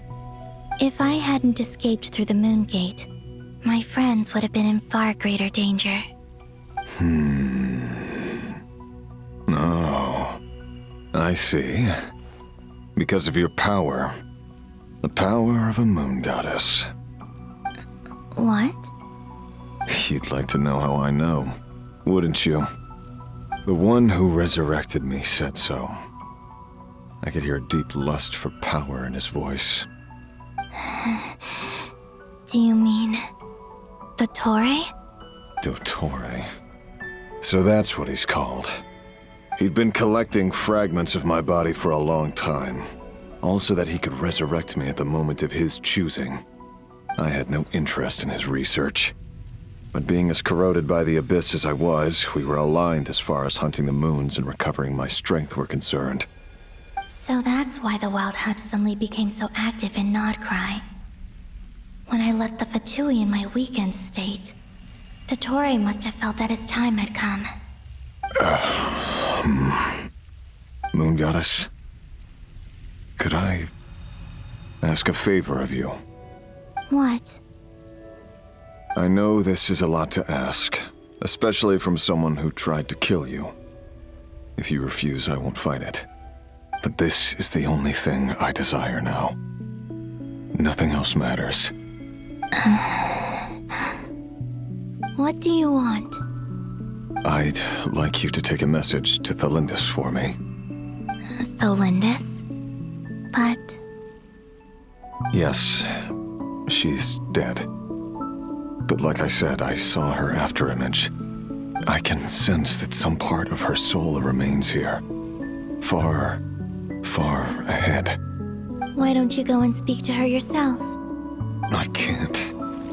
I don't know why, but I can't move freely in this space as you can. All I can see is a glimpse of her, walking away. Just like the moment when I last saw her in life. In return, I will clear these abyssal obstacles for you. No, not in return. I'll clear them for you, whether you want to help me or not. It feels like something I ought to do. Why? Yeah. Why, indeed. I've been asking myself that question a lot recently. Why did I do the things I did? I'm tired of it all. Tired of the person I became. People used me. And then I turned around and started using others. I hurt a lot of people. I think I grew tired of it long ago. But I wouldn't admit it to myself. And ultimately, that's how I ended up here. What do you wish to tell her? All of it. My past. My mistakes. Everything that happened after we were separated. Is it okay if I give her the abridged version? Yeah, I'm sure there's plenty you can skip over. Just tell her the important parts. Whatever you think that means. Like the part where you relentlessly tried to kill us? It's up to you. Love demands honesty.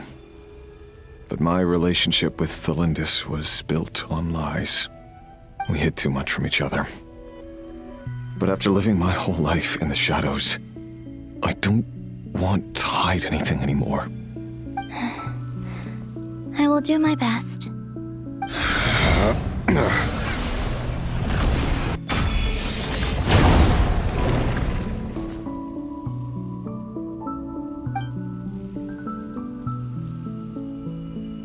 There.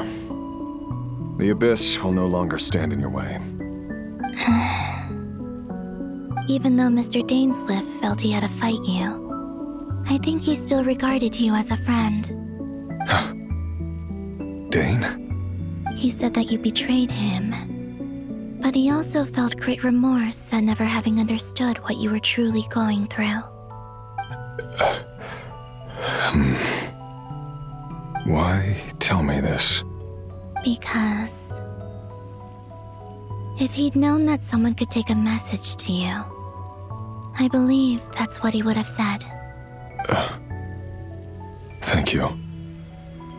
It means a lot.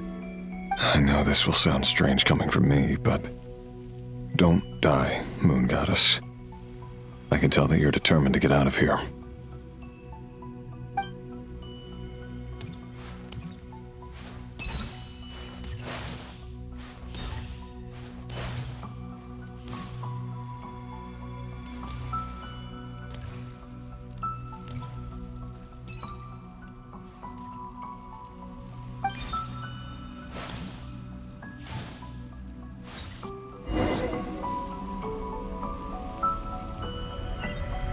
He kept his word. The Abyss is no longer obstructing my path.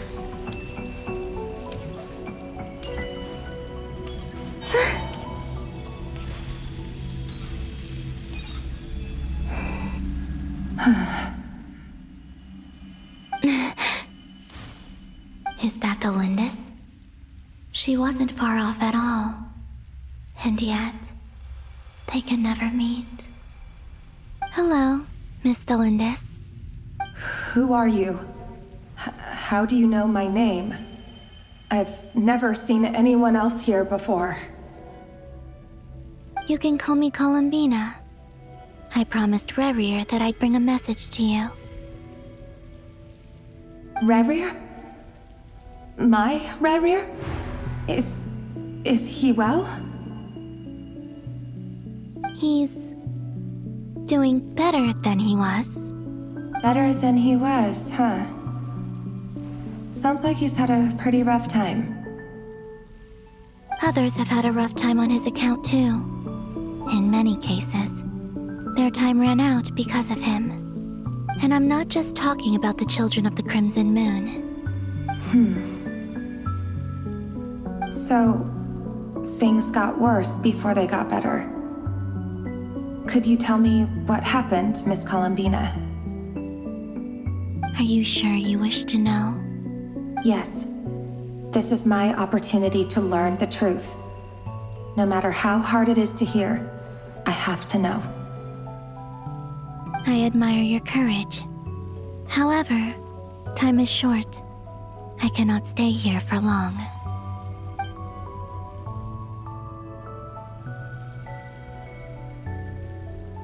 Rerir had seeds of hatred in his heart, and many people nursed them for their own ends. On some level, everything he did was to try and find a way to see you again. But in the end, he came to regret his mistakes. He wanted to apologize for hiding his past from you. Beyond that, he did not say specifically what it was he wished to convey to you, but I'm sure that you've always been on his mind. You are what has kept him going over all these years.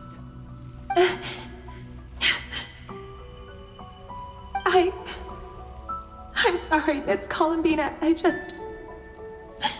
This is so upsetting. I'm not sure how to put my feelings into words. It's all right. I understand. Well, that's everything from me.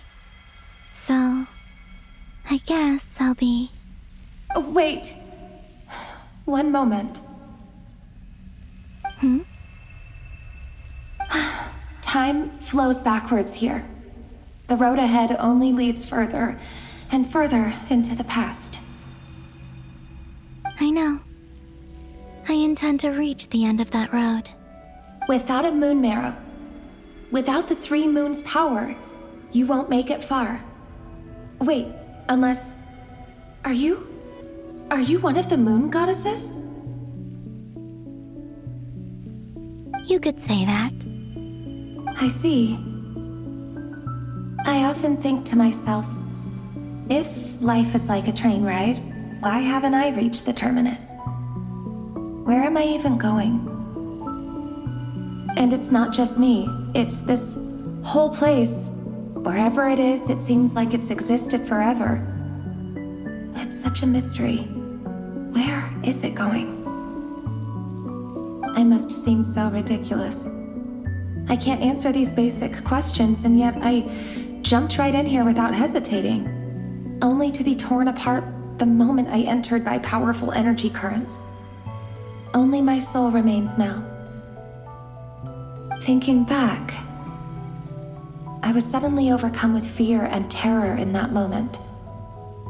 Perhaps I too became bewitched by the abyss. I may have been the leverage it needed to control Rayrir. I used to be a researcher at the Universitas Magistrorum in Conria, researching the iridescent moon's marrow. Eventually, I came to the conclusion that time in here flows in reverse. Rayrir was one of the Vinster King's retainers. With me, he was in an impossible position. It plagued him constantly.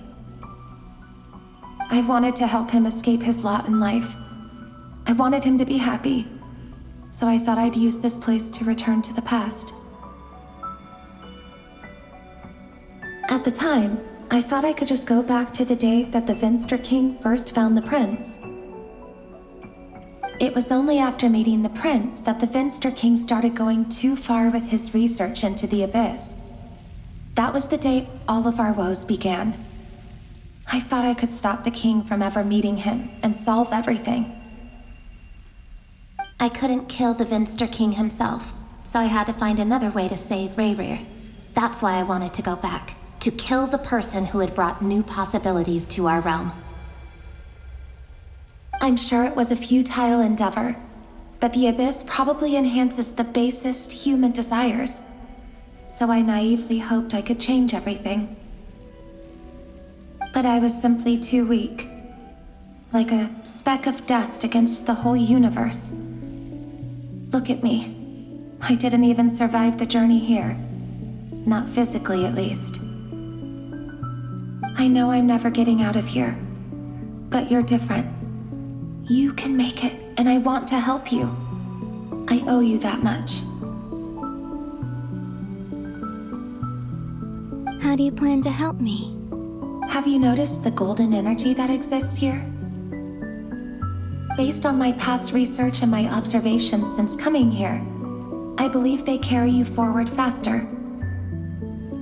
I can share what I've learned and help you understand the pattern in which this energy appears.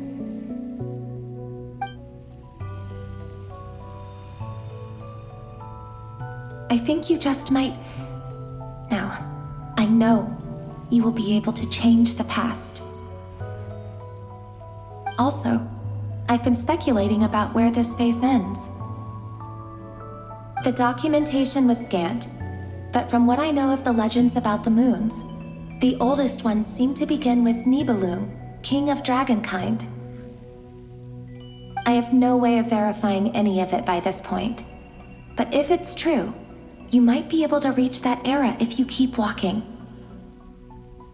Understood. Thank you, Miss Thelindis. I'm the one who should be thanking you. If you hadn't entered this realm of everlasting death, what use would my deductions be? Thanks to you, they have some meaning. About Rayrir, I'm so sorry. For everything. It wasn't your fault. That's not true. Because we both feared bringing trouble upon each other, neither of us ever told the truth. And that dishonesty sealed our fates. But enough about that. I wish you a safe journey, Miss Columbina.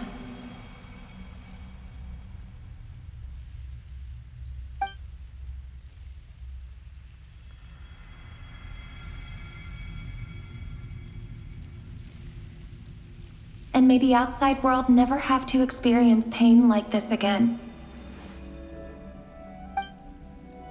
Rayrir, you're there, aren't you? I cannot see you, because you exist in the future. I expect we'll be trapped in this prison of space-time for all eternity. But please, gaze upon the past, and then sit for a while. Let's find a place to sit down together, just like we did when we first met.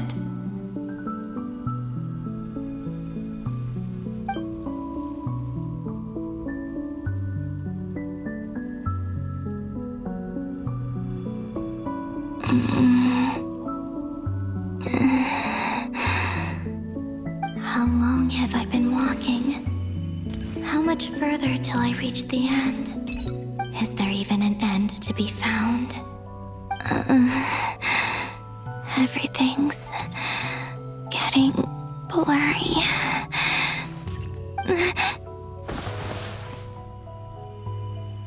Huh? Are you all right, little sister?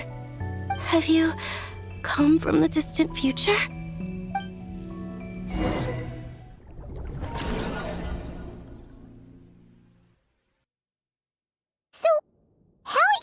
Did the moons just disappear? Shouldn't it be a little harder to get rid of major creations like moons? The world is a vast and ancient place. On a certain scale, all life lasts for but a fleeting moment. Miss Nicole explained that the moon goddesses likely perished in the War of Funerary Flame. The moons themselves were also destroyed at that time, save for the Frost Moon, from which a new moon goddess was later born.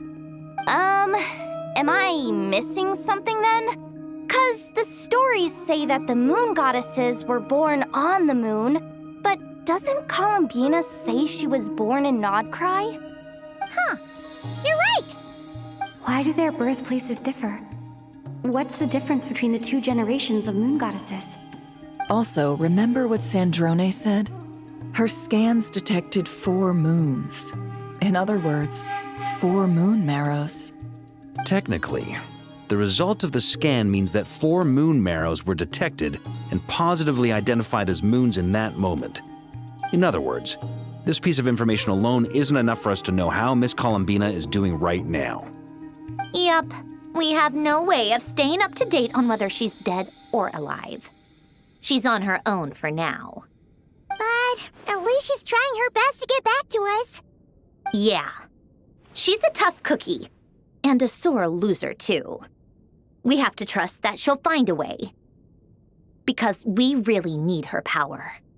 As much as it pains me to say it, we've got no chance of beating Dottore in a straight-up fight. He's much too powerful.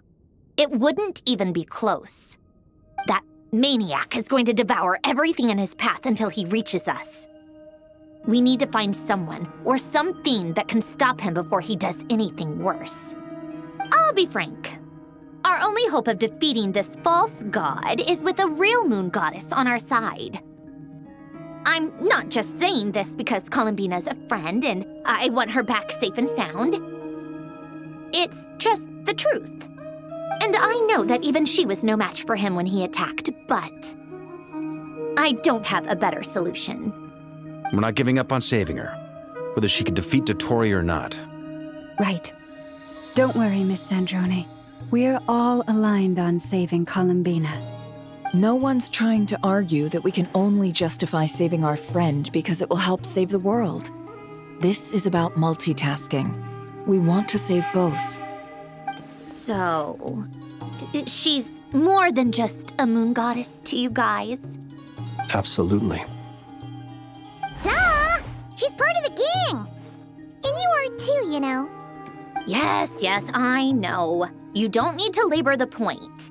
I knew that the moment I came running over with my documents that I was part of the in-group. I mean, if Arlecchino can fit in, I certainly can. Anyway, as for how we get Columbina back, I've been working on it constantly. But I think I'm still lacking certain information about the moon. I'd probably get there if I could continue my calculations, but the problem is, I've run out of computing power. Computing power? You mean you need more energy? No, the issue isn't energy, it's processing power. There's so much data to get through that the whole process has just ground to a halt. That's a tricky problem. René de Petrichor of the Nazissenkreuz Ordo once foretold the fate of the world. But I don't know how he did it. My guess is that he used the primordial sea's power. However, that won't work for me. His methodology was vastly different from my own. What's worse, they're incompatible. And to top it all off, we can't even leave Nodcry. Ugh, this is so annoying. If I'd known we'd run into a bottleneck like this. Well, no, the design bureau's a bust as well. Curse that Dottore! Couldn't have made this harder for me if he tried. Oh, what do we do then? How about we grab a bite to eat and take a break? Maybe something will come to mind after you've cleared your head. You don't get it, do you? I'm trying to calculate the fate of an entire world here. And I need accurate results, not vague prophecies. Where the heck am I gonna find the computing power for that? Ahem. Anyway, time to shelve the discussion on technical difficulties. Being a killjoy isn't very ladylike, after all. Either way, we've done what we can. Rest well, everyone. Remember to let us know if anything new comes up. Hawkeye? Is he hinting that we should talk outside? Let's go somewhere a little more private.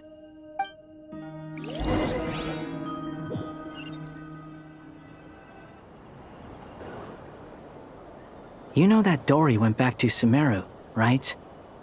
Yeah. She mentioned she was planning to head back. Things aren't looking good for Nodcry. She's gone to spread the word so that Sumeru has a chance to prepare for the worst. From what I know of Dottore, there are two possible reasons why he hasn't made a move yet. One is that he's still working through some kinks in his new powers. The other is, he wants to see how we're going to react. He'll easily devour everything eventually, so I guess he's in no rush to make it happen. The first false god he made was me. Now it's his turn. Even though my records were erased from Irminsul, Dottore's ideas haven't changed one bit. He once told me that becoming a god was like turning yourself into a hungry wolf or giant serpent to devour the moon. Clearly, he began studying the moon goddess's powers long before he even tried making a god. He's always wanted to get his greedy hands on divine authority one way or another. And in the end, he devoured the moon where I failed. In the desert of Sumeru, there is a chessboard built by King Deshret, also known as Al-Ahmar. I don't know if it was a real game, or if he was just trying to challenge his servants and citizens in some way. But creating games and setting rules, gods do that as a matter of course. That's the kind of power Dottore craves. Now he has the Trilunar Authority. His power is leagues beyond the common people. I don't think there's any point in other nations rushing to the front line. They're better off focusing on defense and hoping they can fend off any threats that spill out from Nodcry. Either way, Dori will inform Lesser Lord Kusanali, and she will contact the other gods in turn. The Seven will have some recourse available. If nothing else, their protection should keep the rest of the world from descending into chaos as quickly as Nodcry has. So on the bright side, even if Nodcry is doomed, your friends in other nations won't be in any immediate peril. That's good to know. But I'm not ready to give up on Nodcry yet. There's a word for people who refuse to let anything go. It's called being greedy. Maybe it sounds greedy to you, and probably naive too. But whatever you call it, that's what gives me the determination to keep fighting. Battles are fleeting, but the will to fight is a long-term commitment. Give up for even a moment, and your resolve will shatter. Why do you always feel the need to do the right thing? No one is born to be a savior. I mean, who's gonna criticize you if you fail or give up? Don't take this the wrong way, but Dottore said something similar to me. I guess the Fatui attracts people who don't believe in saviors. Not necessarily. It's less about belief for me.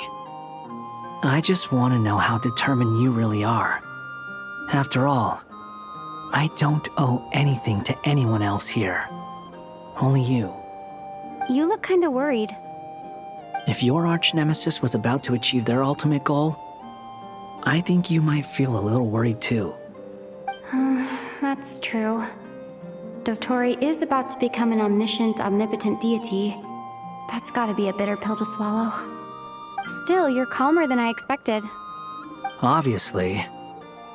I have to admit that my past self was a reckless fool who misunderstood not only the point of revenge, but how to achieve it. And as much as I want my vengeance, I know I'm not gonna get it by acting alone. If the world's taught me anything, it's to think before I act. Too bad it never taught me any other virtues, though. So, I am going to destroy Dottore, no matter what it takes. So, what's your plan? I'll get to that. First, tell me, what do you think of Sandrone? Just like Paimon said, she's a friend, part of the gang. How much do you trust her? This is a serious question. Think carefully before you answer. Although she's with the Fatui, she has her own values, and she's helped us a lot. If nothing else, she's clearly going the extra mile for Columbina. I see no reason not to trust her. If you say so. In that case, the three of us need to talk. I have some thoughts about her computing problem. It can be solved, but it will come with a cost. How much? If I can afford it, I'll cover it. Sometimes your heroism really backs me into a corner. You know that? Come on, let's go talk to her.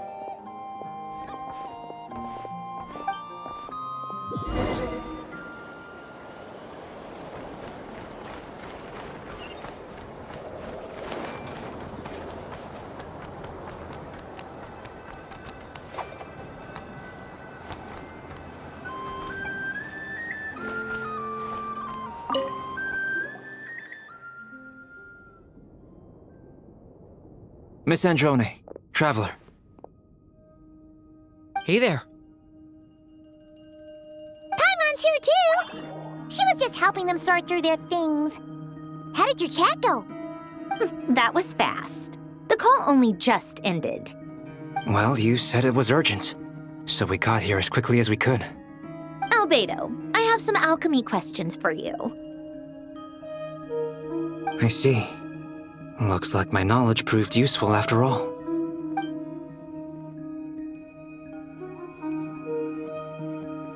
If I might ask, what is the end goal for the modified formula you'll be using? I needed to predict the future of the entire world. But I've run into some teething issues since trying to implement Renee's theory of the 4 Orthants. I see. I'll have a look at it. Still, computing power is the real issue here. How do you plan to solve it? About that, it's been sorted. Oh, with the Traveler's help? Actually, you're not wrong. She found the person with the solution. Was it Hat Guy?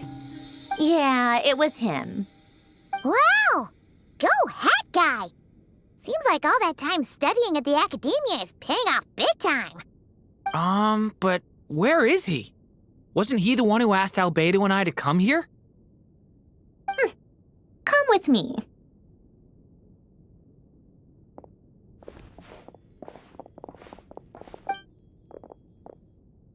Hat Guy? What's happened to him? Hat Guy! Can you hear us? No response. I guess he's in hibernation. Hat Guy mentioned that he was a puppet. It seems that his functions are currently shut down. I presume this has something to do with the solution to your computing problem. That's right. He and the Traveler came to see me. Wait, what? You have a solution? Would you calm down? Why do you always react so hysterically to everything?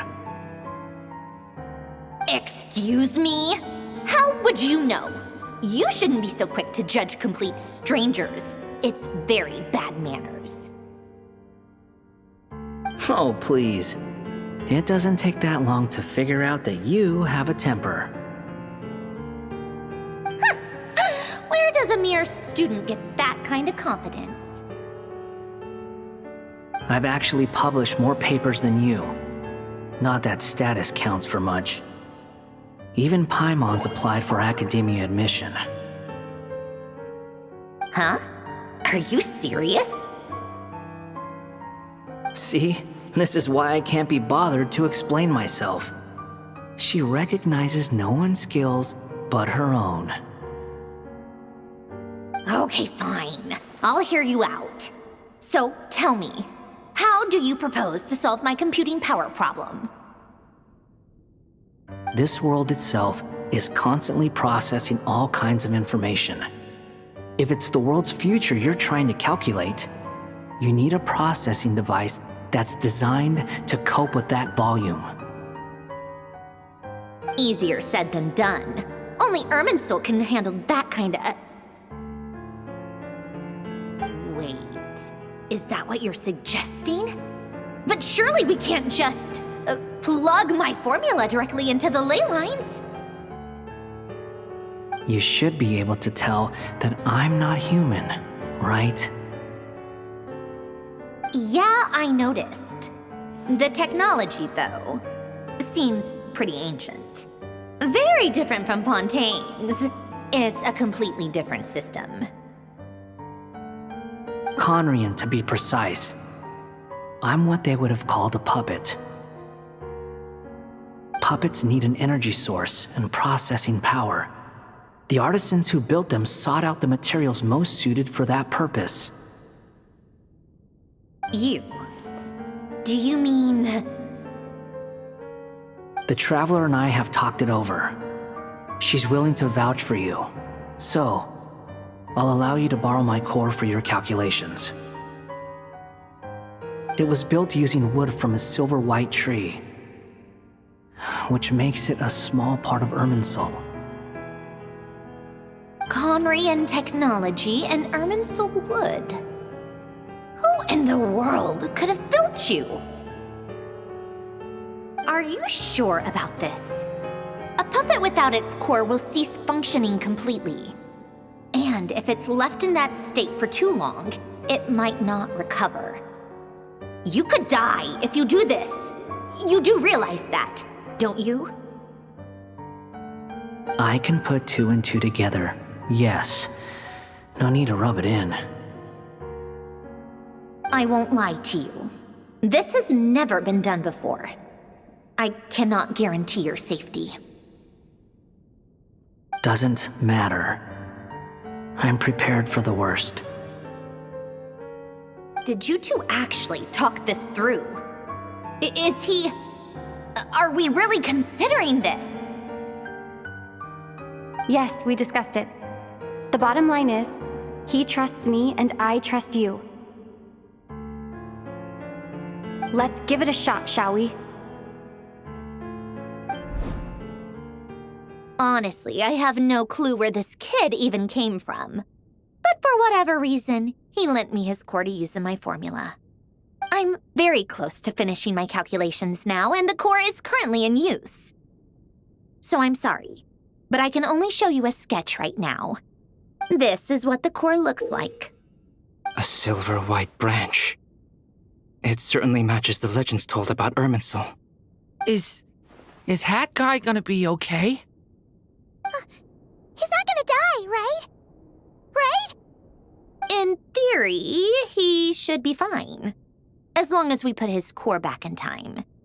Beyond that, all I can say is that I'll try my best to avoid risk and make sure the core doesn't sustain any damage. I think I know why you called us here now. Someone needs to watch over his body and make sure it's protected until the process completes. Correct. He said that the only ones he trusts here are you two, and the Traveler. And the Traveler will have other work to do. He will have our undivided attention. Aw, Hat Guy. On a more positive note, things are progressing steadily on my end. I'll call everyone in for a meeting once the results are out.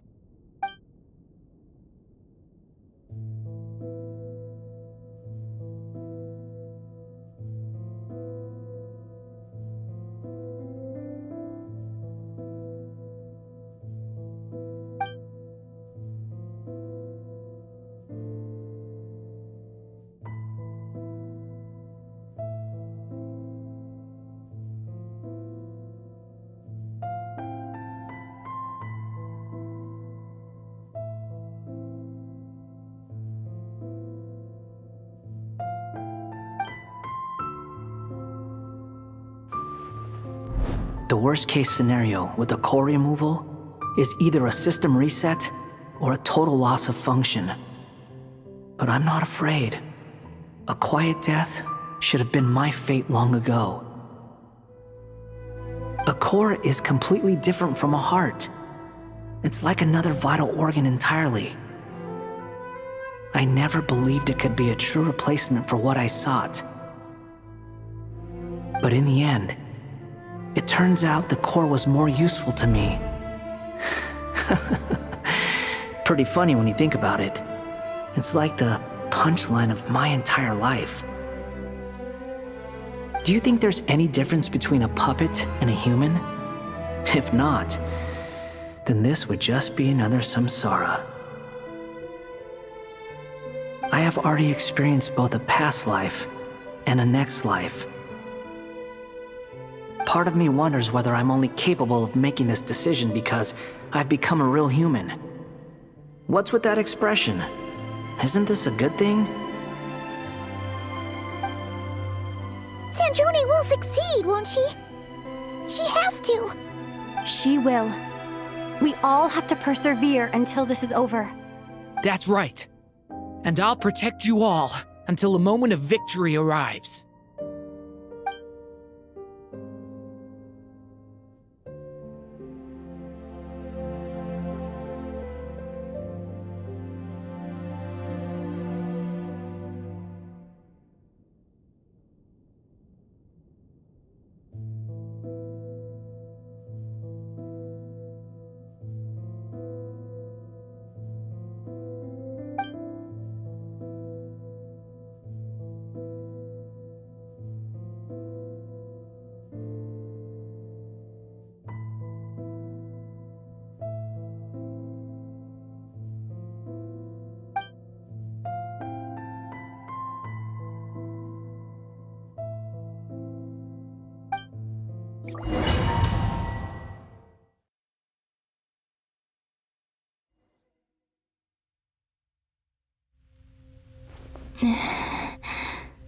Who are you?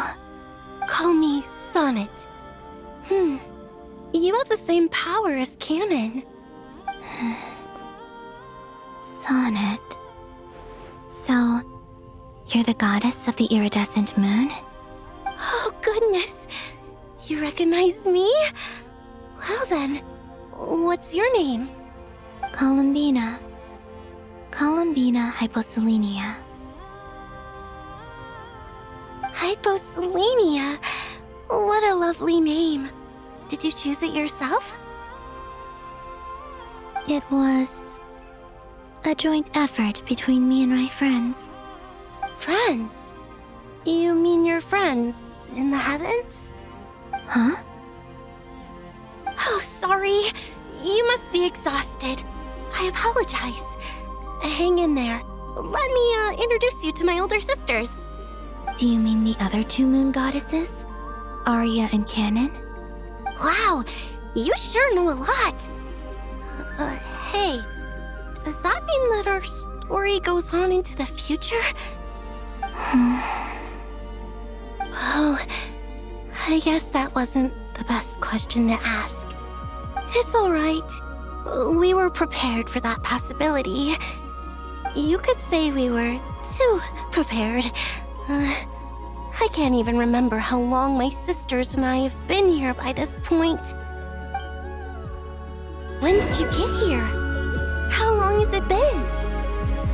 I can't say for sure, but it feels like it's been forever.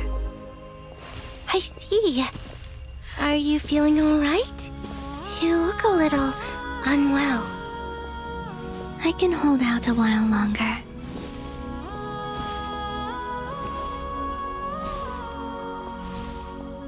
We don't have far to go. The place where my sisters and I are based is just up ahead. Don't worry, they're both really nice. I'll introduce you.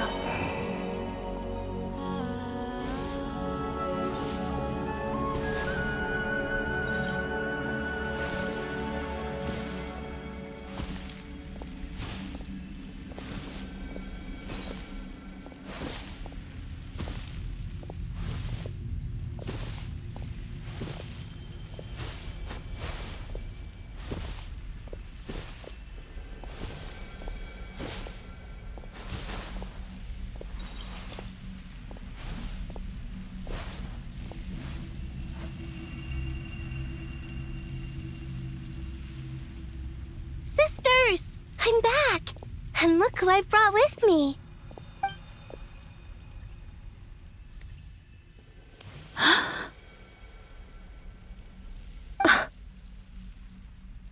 It's our lovely little sister, born in the far future. The pleasure is all mine.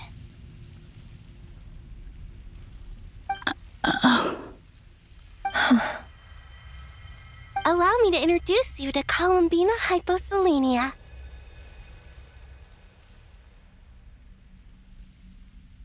This is Arya, the goddess of the eternal moon. And this is Cannon, goddess of the frost moon. Cannon, don't you think Hyposelenia's power is similar to yours? Hello, Columbina. I apologize for our startled reaction just now. And please, forgive our little sister if she's been annoying you. She tends to talk a lot. It's fine. You seem shy. Don't worry, Columbina Hyposelenia. No one can hurt you here. Could you tell me where here is? Please. I must know.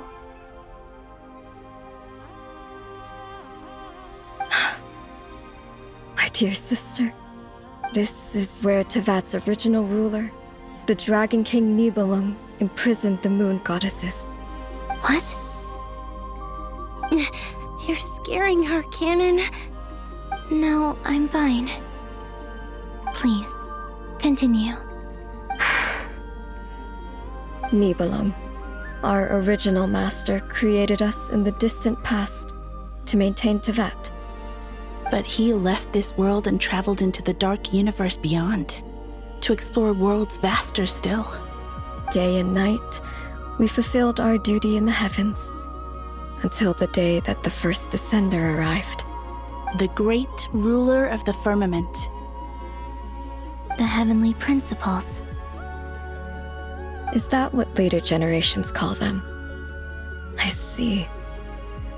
But we did not reject them at first, nor did they seem to harbor ill intent towards this world. We coexisted in peace.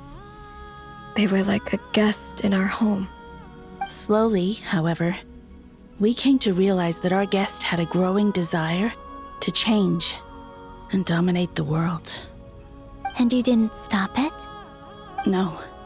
There was an order to the rules they set up that Nibelung never taught us. We wanted to know if this order would bode good or ill for Tivat.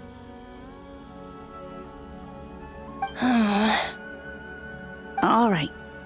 Canon and I wanted to know. Sonnet was against it from the outset. Later, we discovered that this great ruler of the firmament bore an almost paranoid hostility toward the desire of certain life forms to seek power. Or perhaps they feared them. They would even cast down celestial nails as manifestations of their power, to punish the civilizations of the world below. Only this was far beyond mere punishment. Right. Their rules brought order, but the price people paid for merely testing the limits of those rules was far too great. I did everything in my power to help the punished escape catastrophe, but still, too many lives were lost. The ancestors of the Frost Moon Scions were some of the ones you helped. But just when we had decided to take countermeasures, the Dragon King, Nibelung, returned. And so began the War of Funerary Flame. So, that's the name the world gave that war in the future. Well, who won in the end? As far as I know, the Heavenly Principles won, although it came at a great cost. They remained in Tivat, where they continue to rule to this day. And the world's original master, the Dragon King Nibelung, was destroyed. And what of the moons? Are there still 3 moons in Tivat's skies? You can tell us the truth, Columbina. We know we are but remnants of a bygone age. We are prepared for the answer. Only the Frost Moon remains. But it has been cast beyond the false firmament by the Heavenly Principles. The eternal and iridescent moons were both shattered during the war. So death finally came for us in the end. Sonnet. But you're still here, aren't you? A moon goddess cannot live without her moon, Columbina. She's right. That's why I began to disappear. Because the Frost Moon is cut off by the false sky. How much worse it would have been if it were outright destroyed. Our souls may endure within this lunar palace, but if our moons are destroyed, then we shall disappear the moment we depart from it. I'm sorry. There's no need to apologize to us, dear sister. If anything, we owe the world an apology. If only we'd decided to act sooner, rather than arguing amongst ourselves. all the more reason not to spend this time in regret and repentance. Instead, we should focus our efforts on how we might help our future sister. Sorry? Don't you see, Columbina, your story is not yet over. Is that not why you are here?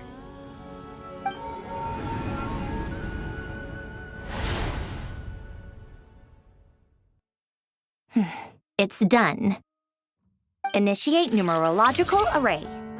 Continue running primary process. Calculate the world's fate through extrapolation, and identify nodes of potential change. Secondary process, scan for moons. Still 4. The number of moon marrows hasn't changed. Wait, let me think. Is it possible that there's something I've been misunderstanding about the moons all along? Variables. Variables in the world. I know where potential variables within the world come from. So what about the moons? Are there any variables there? Like their life or death, for instance. What if being alive or dead makes no difference to a moon? But that's so strange. Even immortal gods can die. Why would the moons alone be? Wait! I've got it! If alive or dead is considered a variable, we might have had this wrong the whole time. No one ever said that a moon marrow equals a living moon. We just made that assumption ourselves. Initiate secondary process. Scan again. This time filtering out interfering perimeter, moon marrow. I don't care if they're natural or artificial. Get them out of my search results! Why? It says 3 moons still exist in Teyvat, even after excluding the moon marrows. But we know for a fact that 2 of them are dead. Redo the scan. Narrow the results to living moons and real moons. No, scrap that. Narrow it down to moons that have lunar authority and remain alive. Why? Why is it still 3? What is this, Columbina? Has the world lied to us? Or are you the one pulling the wool over our eyes?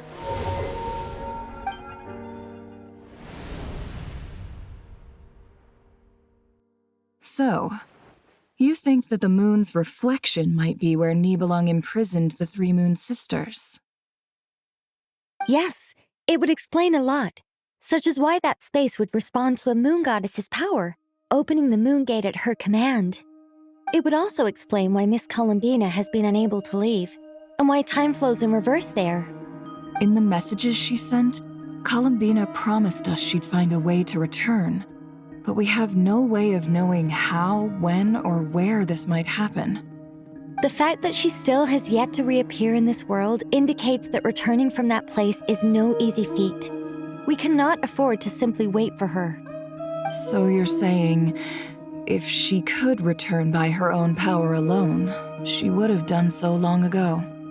Yes, she certainly wouldn't leave it to this late stage when it's so touch and go. I've been giving this some thought, and I've come to believe that Luana's harm might be an anchor that she left behind, as a sort of future waypoint. This could also explain why Luana's heart is always by the traveler's side. Sounds like a plausible theory. If that's the case, there must be some criteria we need to fulfill to allow Columbina to return to the present. The question is, what could they be?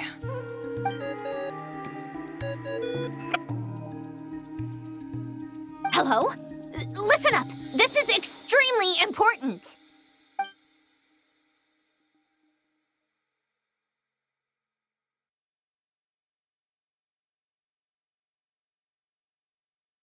Not only is Columbina alive, but she may well exist in a form unimaginable to us. I'm still unclear on the details, but she's done something truly inconceivable in the past. And the clue to what she's done lies in the moon and Teyvat sky. Truly amazing. Oh, I'm so delighted for her. I'm sure we all feel the same. And I'm sure Columbina is ready to get back here and fight by our side. I'll keep my calculations going and try to find some way of coordinating with her. But that's not an excuse for everyone else to slack off, okay? All of you had better keep trying to think of solutions. How can the dead moon still live? And Luanatar...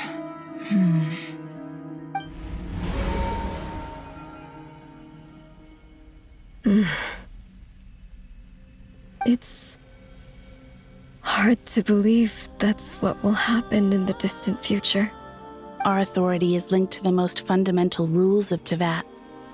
I suppose it's no wonder that many would covet that power.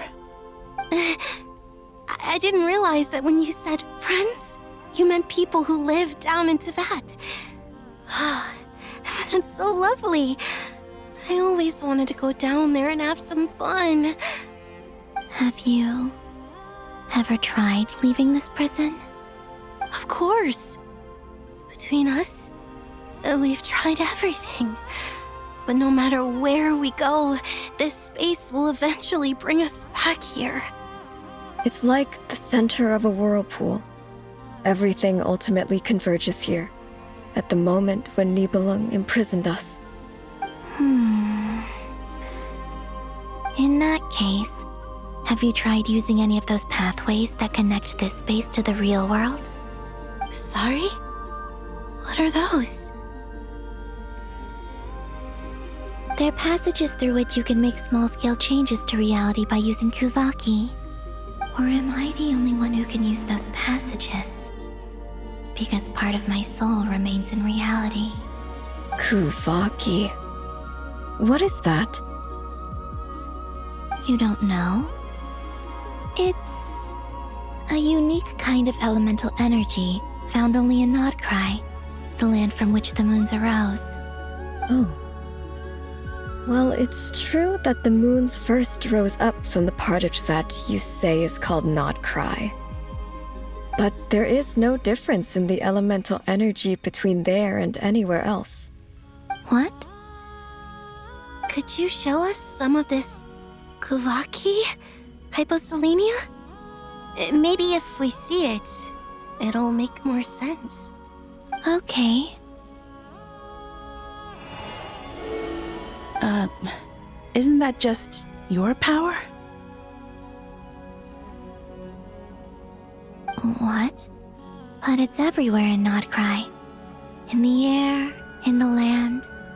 Even the creatures who live there have adapted to its influence. How curious. This Kuvaki certainly did not exist anywhere in the world before we were imprisoned. Let alone influence living creatures. So, how exactly does it affect them anyway? Can they float in the air like us? This is so strange. Why would their reality differ so much from mine? Columbina, you're looking for more than just a way out of here, aren't you? Yes. If I am to help my friends, I will need tri-lunar authority on par with that of our foe. You mean... you'll need our power? This sounds extremely risky. The three moons' powers are not mutually compatible. Concentrating them into one goddess will be a very painful process. And if anything goes wrong, it could tear you to pieces.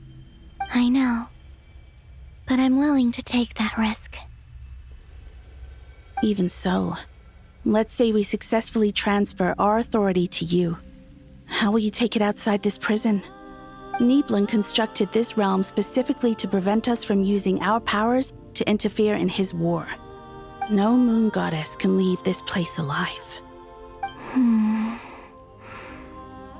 What if I don't leave alive?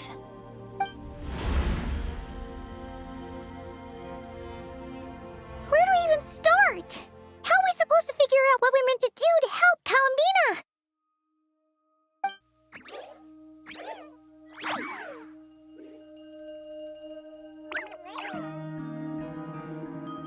Columbina, what do you need from us? If she really got to the beginning of time in there, how do you think she'd leave us a message?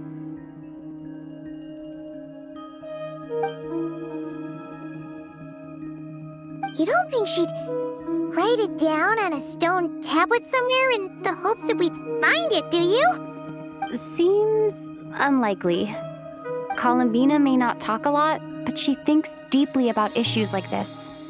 Let's review what we know.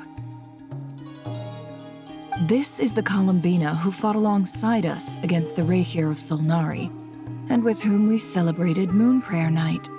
She knows our personalities, our ways of doing things, even our unique strengths and abilities. So, if she wanted to tell us something from a long, long time ago, what would she do? Oh.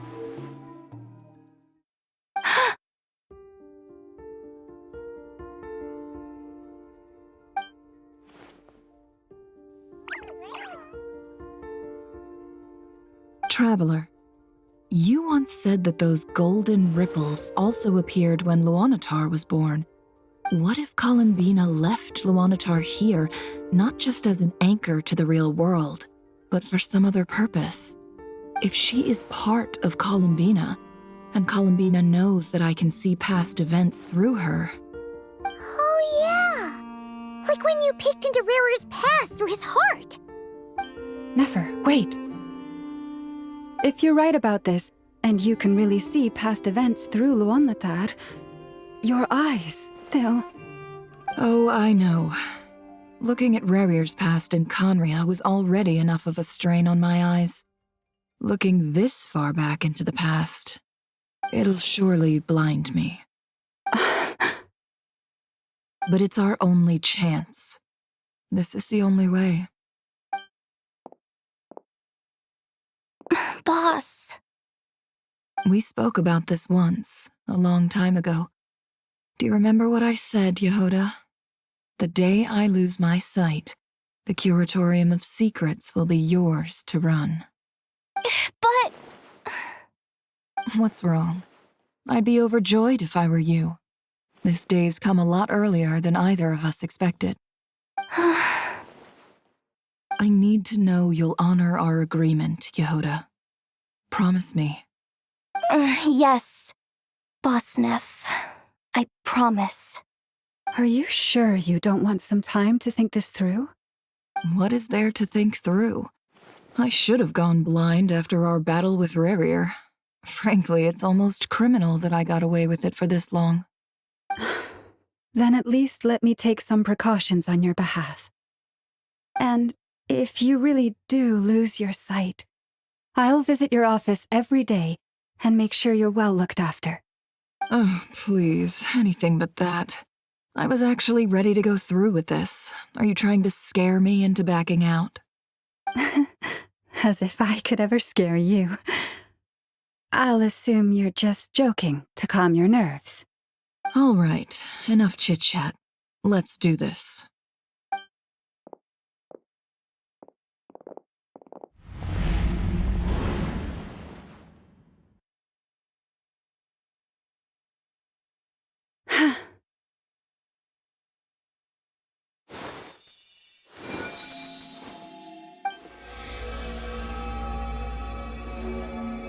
All done.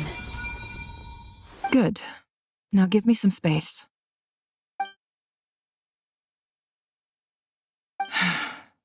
Come on then, little one. Show me what happened in the past.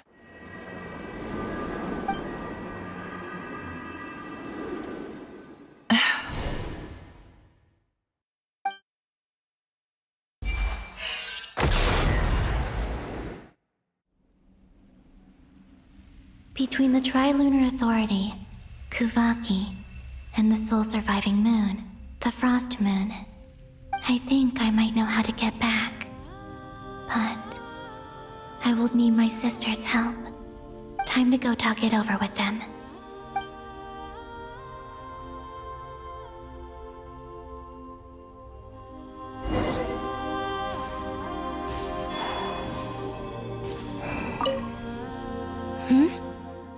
Have you decided what to do? I hope it's not too dangerous. You really scared me when you said that thing about not leaving here alive. Come on, let's go find the other two.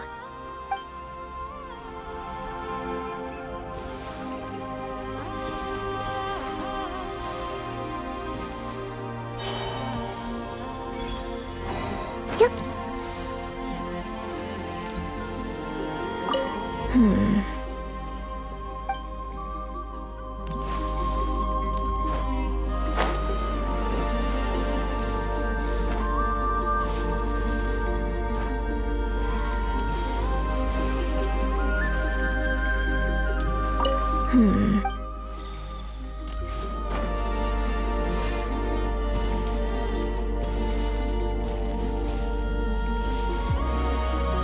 It seems you have reached a decision.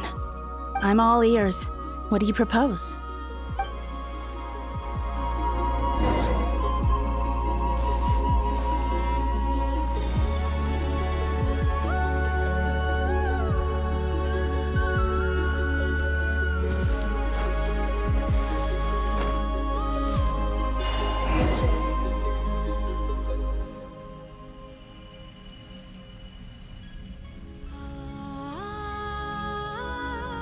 Have you figured it out, Columbina? Tell us, how do you plan to leave this place? I intend to die here, in this moment, and then be reborn in the future with the help of my friends.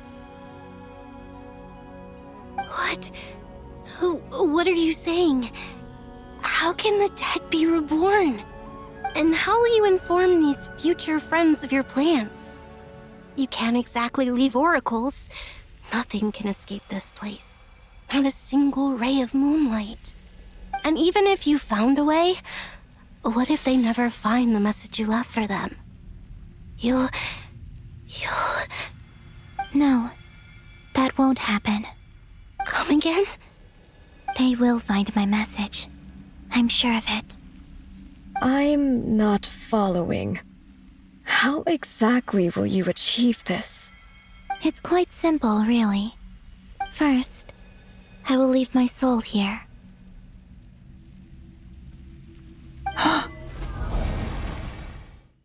I see it.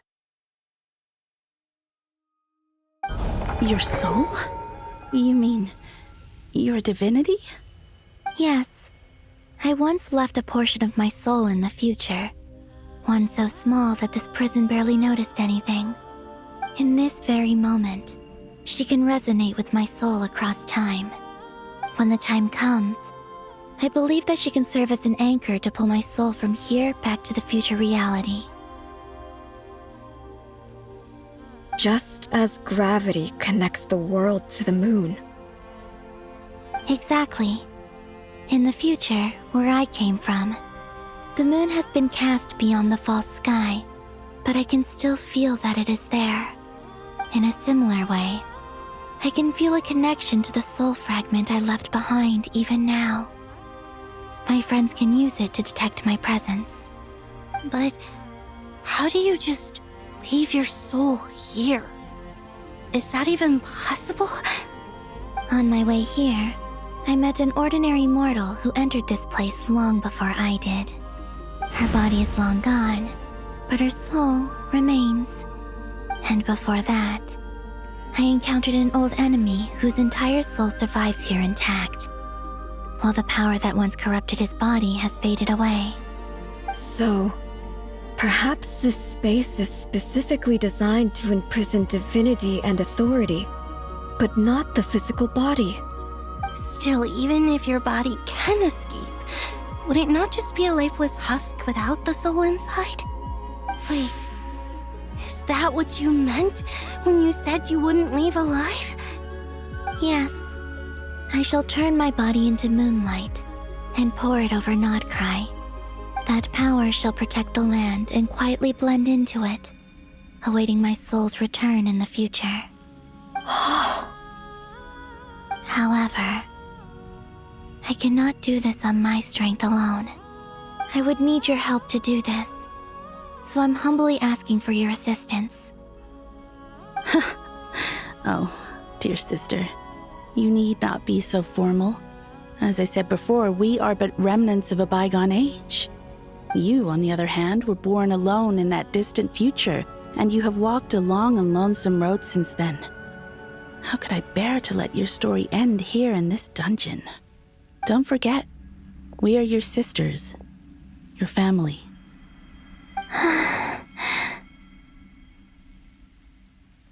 Arya's right. Actually, I've always wanted a little sister. Can you imagine how it's been for me? Getting nagged by two older sisters all the time. Now, I finally get to be the big sis. And not just that, but I get to help you return to your world, too. How could I say no to that? Sonnet. Canon?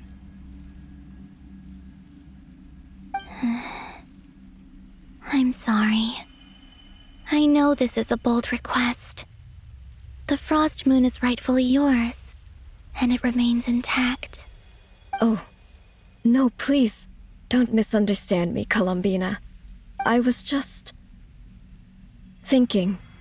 back on the years that the three of us once spent together, you cannot imagine how happy I am to hear of the future world you describe. The Frostmoon Scions, your lovely, kindly friends. For the three of us, whose purpose in life was to maintain the peace in Teyvat, it is a great relief to know that the people of this world live in such an abundant future. If your plan can save them, and save not cry, I will gladly give you all that I can. Besides, the three of us have been together since the day we were born. I could never abandon them to live on alone without them. Canon. Still, I do have one question I would like to ask you before we proceed. Certainly. What is it? Why do you cover your eyes?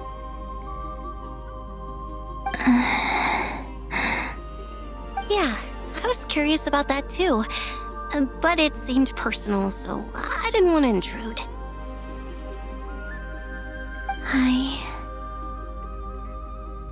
There was a time when I refused to look upon the world. I believed it was full of nothing but lies and falsehoods. I wished to hide my feelings, seal my heart, until I could return to my true home. I see. Perhaps that decision saved you from ever having to see the false sky again. But at the same time, you likely missed out on many true and precious things, like the smiles on your friends' faces. Promise me this, Columbina. When you return to the future, open your eyes, take a look at the world around you, and see your friends. I'm sure that you know this already, given that you long to return, but that is your true home. Give me your hand, Columbina. Arya, Sonnet, you too. Okay. All right.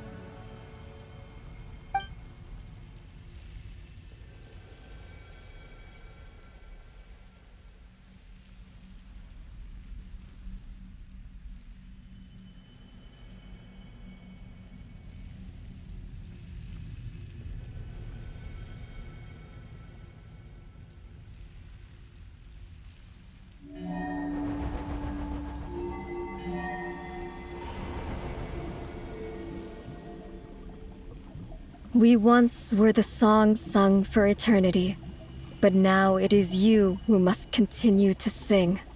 We once were the tides in the great river of time, but now we subside, and you arise. We were the messengers of madness and inspiration, but now the lies have faded, and your truth must endure. We are souls awaiting the sun. You must return to be with those who smile when they see your face.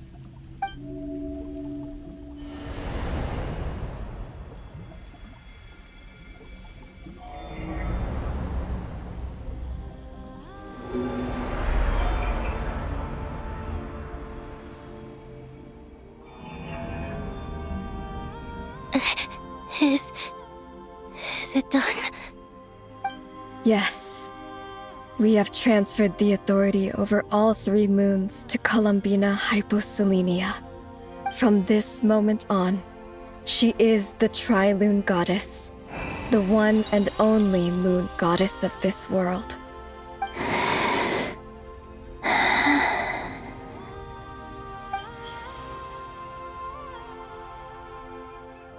Thank you. Thank you, my sisters. Now go, and do what you believe is right, Columbina Hyposelenia. Be aware that we cannot grant you the power of the 3 moons beyond these prison walls. The conflict that arose over their remains following our disappearance will still take place. I understand. Sisters, oh, my body. It feels... Now that we have given up our power and authority, our bodies are merely mortal shells. This prison is dissolving them as we speak. It's okay, Sonnet. The end must come for every god, just as it does for every human. That's all this is. The final destination of our lives. Canon and I will be by your side the whole way. We have one final request, Columbina. Could you use the Three Moons' power to send us back into the real world? Now that we have lost our powers, I doubt this space will seek to hold us further. It's just... we would like to spend our final moments together in the only place we ever called home. Of course. Gladly.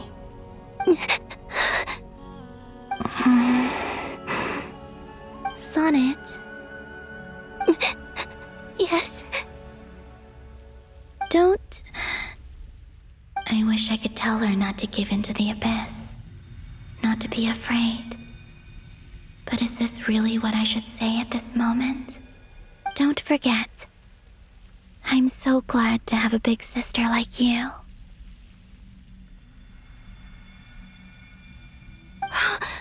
No, Hypo. Thank you. I'm okay. I'm not afraid. As long as my sisters are with me, I won't be afraid.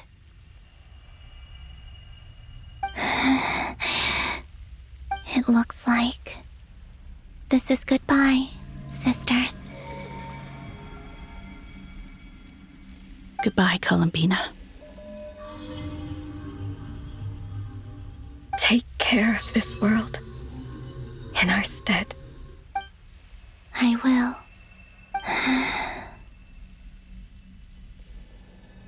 And now, it's time for me to bid farewell to my body, too. May it become the moonlight that keeps Nodcry company through the long years ahead. So this is why Nodcry was not always home to Kuvaki. It only appeared after I poured my body out upon this land, and only this land. Kuvaki responds to me because it is me, my body, answering the call of my soul. And the golden energy I've encountered on my way here was, in fact, that very soul, which I am about to leave here to guide me. O power Trilune, eternal moonlight. I, Columbina Hyposelenia, lay aside my body. Let it be cast into the dark night to illuminate the future. May it be a companion to all who dwell beneath the moon.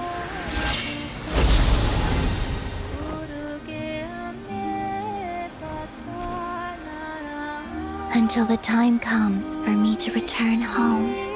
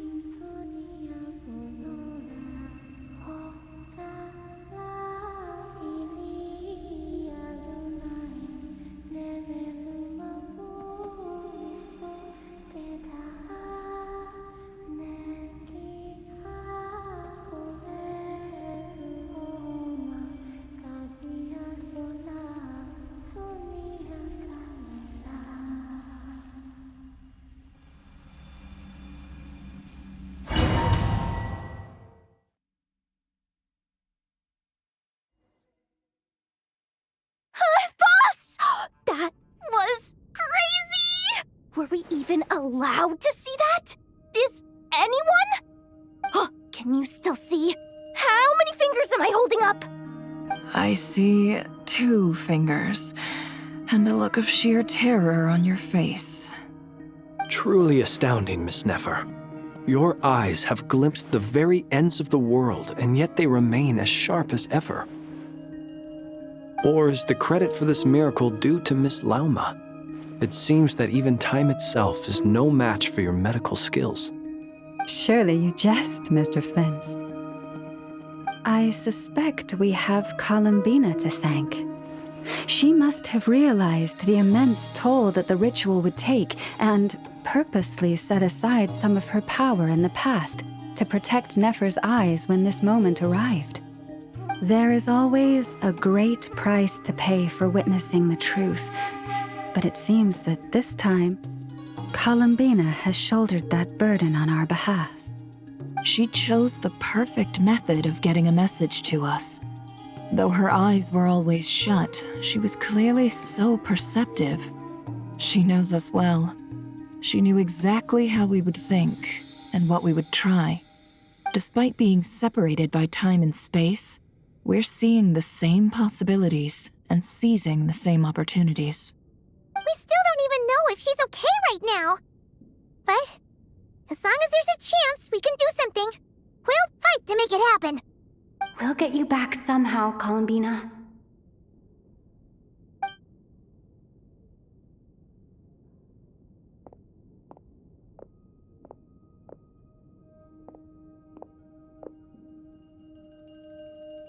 Well, based on the information we now have, let's figure out our next moves. Thanks to these gentlemen, we have a much clearer picture of the situation with Dottore. The civilian population has been moved to safety, so we no longer need to hold back. Miss Androne, how are the calculations going? So far, so good. I'll keep seeing how far I can push the system, though. Can't have Hatman being powered down for nothing. There's still a long road ahead. Where should we begin?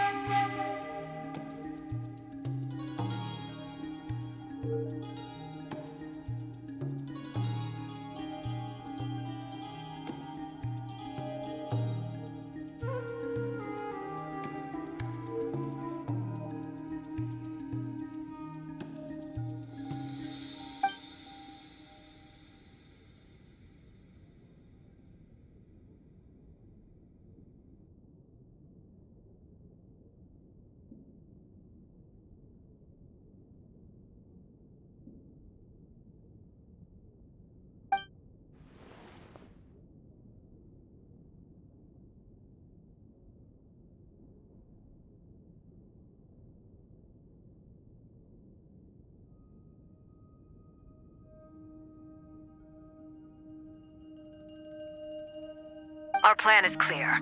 Time is short, so let's get moving. There's just never enough time, is there? Time is the bane of my existence. Ugh. Anyway, I'm gonna get back to work. All right, we'll do our part too.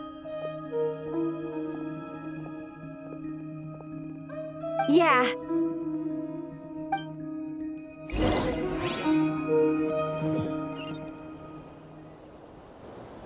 Albedo's theory says that elemental energy can dilute the light realm's power, but I'm no expert in building elemental defenses. Sounds like something out of the advanced elemental theory section of the library. Whew.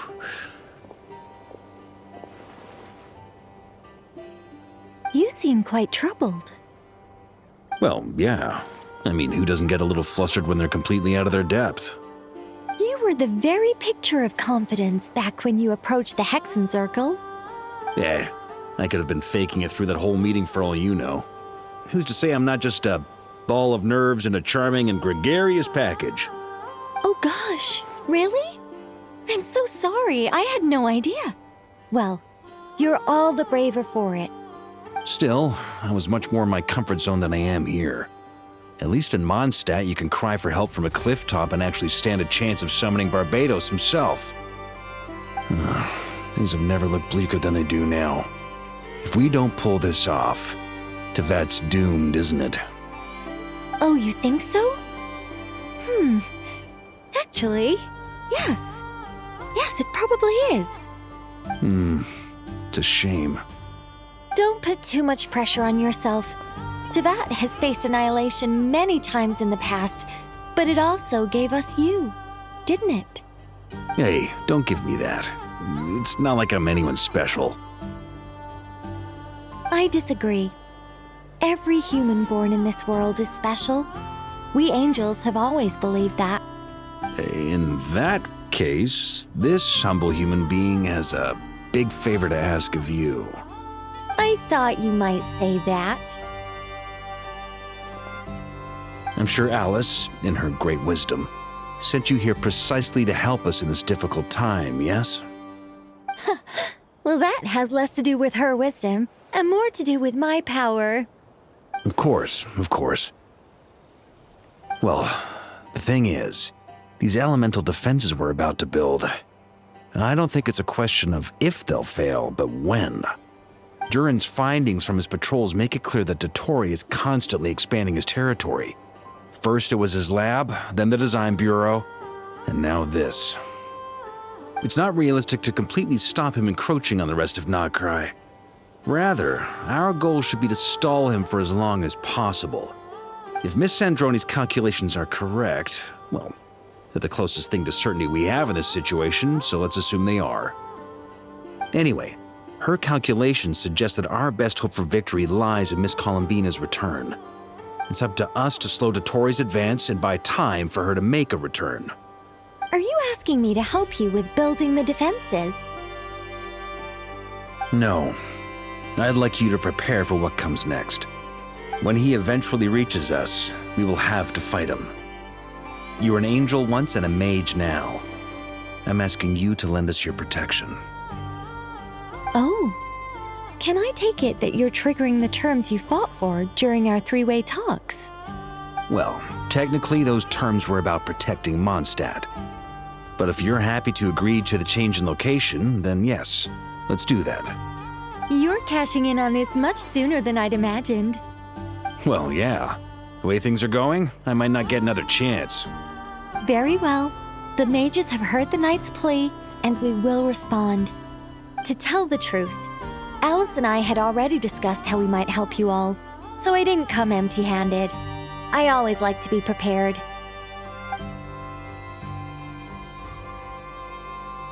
This is... wow. Yeah. This is great. Seriously, thank you. It's been many long years since I had a chance to dazzle humanity with a little divine intervention. To humbly serve as a reliable and responsible guide. Anyway, Knight of Boreas, please accept this gift in recognition of your great virtue. Go now. May the angel's blessing deliver you safely to your destination.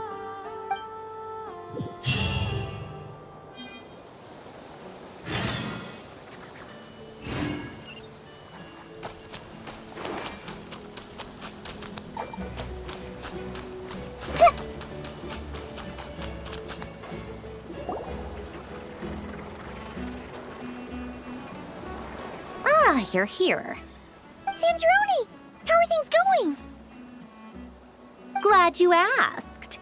You two are about to become the first people to lay eyes upon my masterpiece. Or should that be the first person and the first, specter? Hey! Whatever. Come, feast your eyes on this. Wow! We've never seen something like this before. This meter displays the progress of my formula. Currently, it's still making the most important connections. Once it's finished running, I'll deliver it right to your side. And then, we can finally bring Columbina back. What do you mean, deliver it? Can't you just tell us over the Dodo communication device? It'll just be some numbers, right? Ugh, you're such a greenhorn. This isn't the kind of formula you solve in math class. class. It's a highly complex algorithm capable of constructing a framework of rules. Whatever. We'll be here all day if I start trying to explain it. All you need to know is the formula must be completed before we can bring Columbina back. I'll share the data with you. Nicole's agreed to let me use her information channel, so we just need to use the Dodo communication device like so, and there. Now you can check in on my progress. Wow! Look at that! You're amazing, Zandrone! About time you recognized my genius. Took you long enough. Anyway, that's all for me. You should check on the others if you have time. Make sure we don't have any weak links in the chain. That might sound harsh to you, but close supervision is a common practice in a Fatui. Not looking to catch anyone out. I just care about everything going smoothly. That's all. I'm kinda stuck here while the formula's running, so I need you to be my second pair of eyes in the meantime.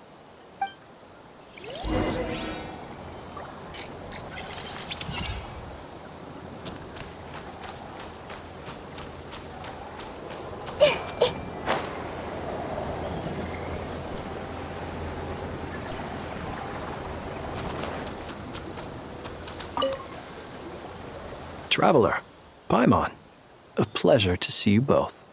Twins! How's everything coming along? Fairly well, if I do say so myself.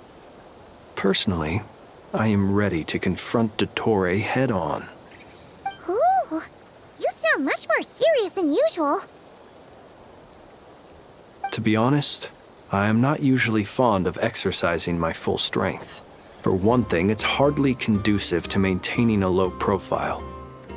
Besides, I believe one should have the right to choose when to show their hand.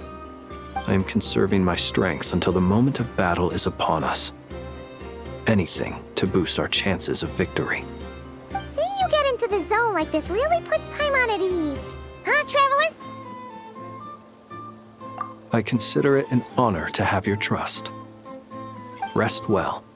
I look forward to seeing you both in your element during the battle.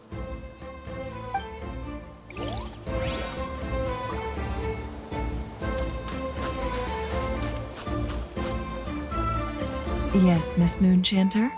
What are you staring at? You always address me in the strangest ways. Lady Moonchanter 1 minute, Miss Moonchanter the next. Yes, and? Are either of those incorrect? Not as such. It's just that I simply call you Nefer nowadays. Uh-huh. That's my name. What's your point? The point is I don't add any honorifics or titles. Meaning what? That maybe we're on friendlier terms now than we used to be. Is that how you see it? And I thought I was the one with eye damage. Paimon, Traveler. Just swinging by to check in on you. How are things going? Did you manage to get some rest? Don't worry about me. I won't slow us down. And I give my all to ensure our victory. Ah, yes. Allow me to give you two a quick checkup. All done. You're both in good shape. You're welcome. You'll have your work cut out for you in this battle against Dottore, so make sure to get some rest in first. Paimon will keep an eye on her. Don't you worry. I'm glad to hear it. Take good care of yourself, too, Paimon. Sure thing.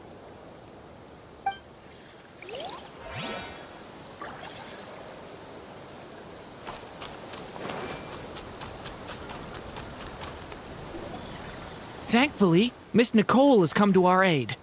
Nasha Town is now looking very well defended. Golden Flame. Yes, that's Nicole's power, all right. Based on the latest message from Grandmaster Varka, it sounds like they've reached an agreement. The situation should be more stable with her assistance. Everyone will have at least some degree of protection. Albedo! Durin! Hello there, you two. Are you well rested?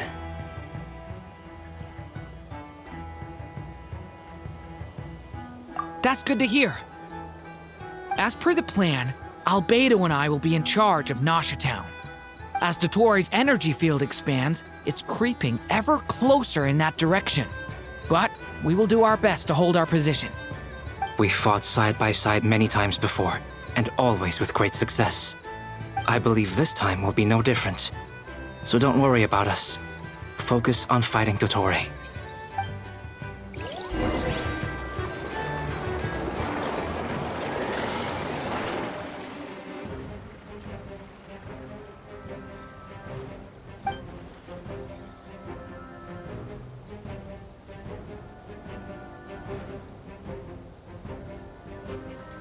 Here they come.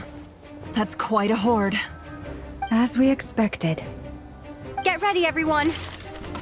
Take your positions, and prepare to engage. Let's begin. I'm at the ready.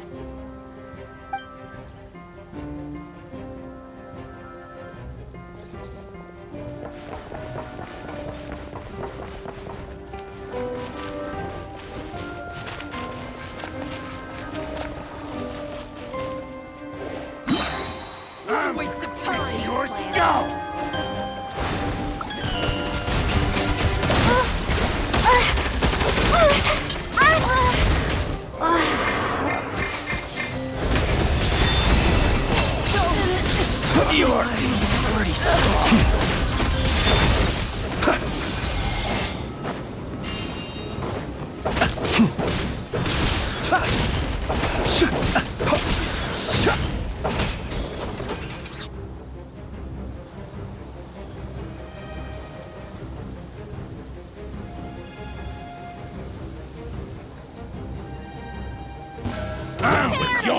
Leave this place.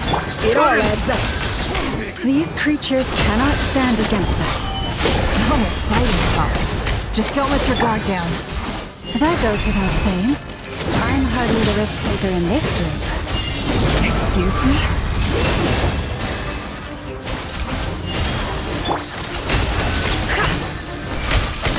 Go!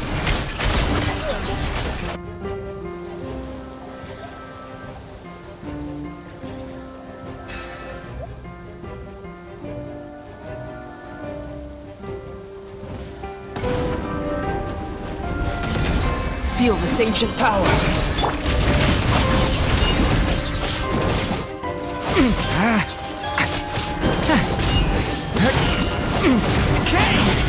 New life! That was easier than I thought. Naturally. What do you mean? Is it...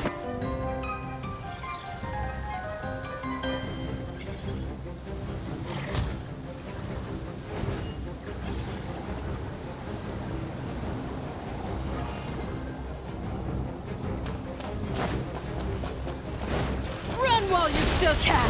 There's nowhere to hide. Forest, protect us. With one heart, we pray. People have always used fire to drive away wild beasts. Wouldn't a lantern work just as well? You read my mind, my dear friend. I was just about to say that. All right then, dear friend. Bring the light! Observe. Water jet! By the frost moon of old. No more lies.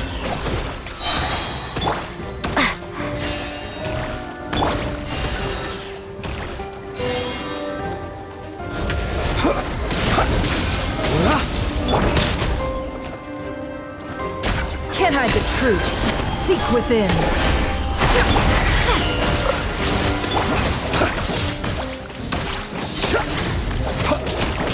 Close your eyes. Do you fear them?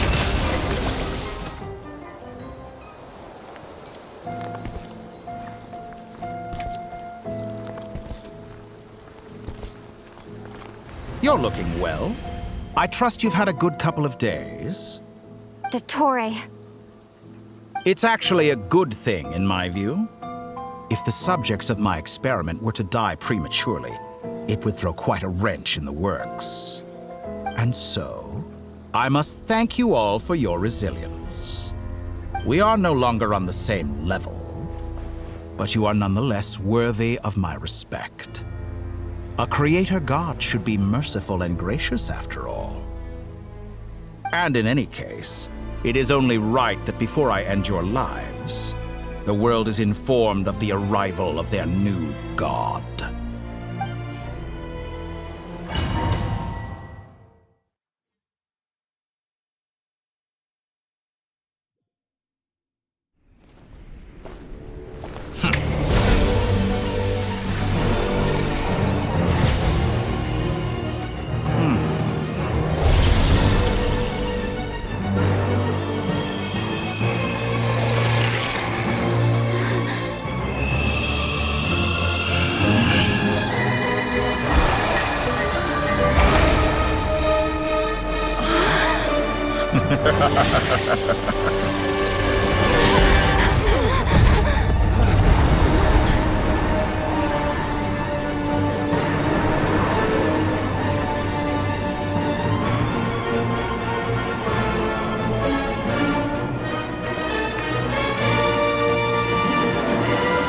The experiment begins.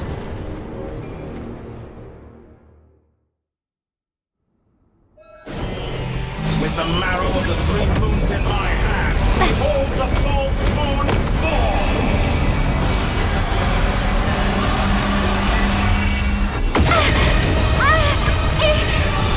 Did you honestly think that would hit me? It all adds up. No more lies. Leave this place. Be silent. Observe.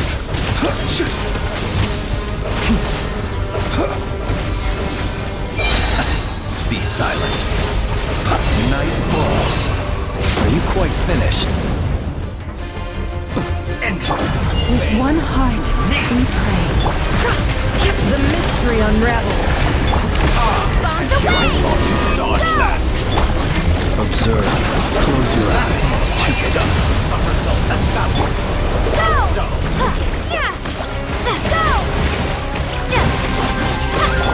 It all adds up. Good. Keep it up.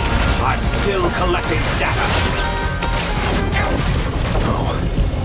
I've been moved inside another space. And it's sealed off. Looking at the structure of it, it seems like the Tory intends to trap us here. There's no exit. Our endurance is about to be put to the test. Wounds remnants fall! Absurd! Can't hide the truth. It all adds up. Shit. Forest, protect us.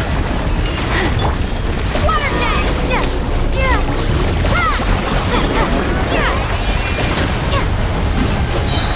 Did you honestly think that would hit me? You poorless land for the everlasting hope. Seek within. No more lies. Water jet! Water jet!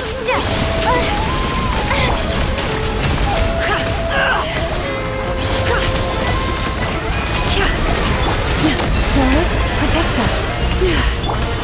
Pathetic.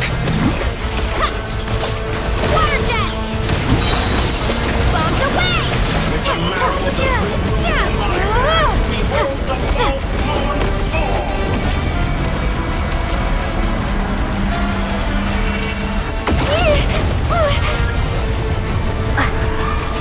Tell me, where will you try scurrying off to next? Looks like Dottore has opted for a divide and conquer strategy. But we will not allow him to triumph. Now, I shall pray for our victory.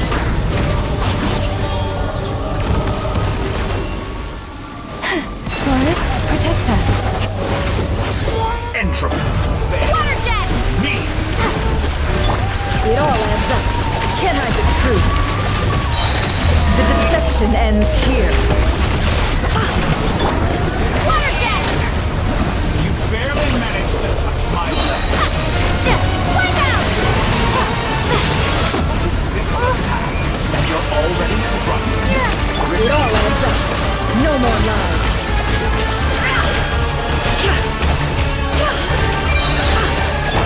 its remnants fall!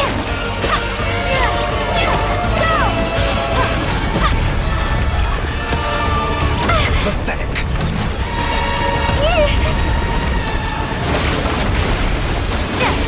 Bombs away! The mystery unravels.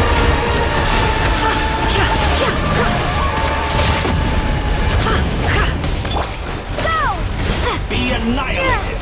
That which cannot stand against me! What's this supposed to be? A knockoff version of the space Columbina got trapped in? There really is no way out. We'll see about that, Dottore.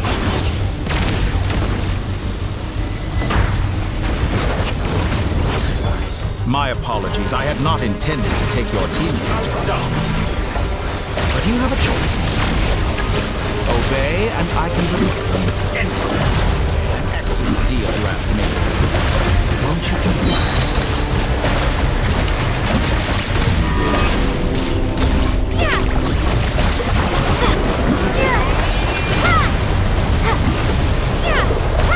You cannot face me. Foul.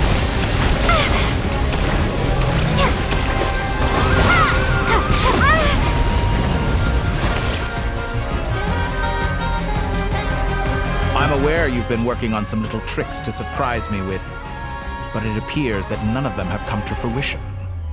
My guess would be that you're trying to bring Columbina back. But then, where is Sandrone? Or are you trying to buy time for her? I always found their friendship to be a curious phenomenon. Two highly incongruent personalities, and yet they share a deep connection. Speaking of Columbina, I once saw her as like a younger sister. We got along quite amicably while she was with the VIII. But then one day she suddenly decided she would refuse to take part in any further experiments. To this day, I truly don't understand what I could have done to upset her so much. It's such a pity. I could have had a sister, a family. But alas, she grew to dislike me.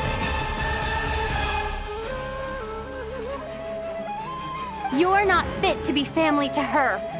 That I can't deny. So many people, all obsessed with playing out the same tired old dramas. This world is rotten to the core. And then there's you. You had every opportunity to reach the right conclusion. The thought of killing you off like this? But I maintain that I approached you in good faith, so I will offer you another chance. Will you work with me? You have until I count to 10 to make your choice. 1, 2, 3. Not in a million years.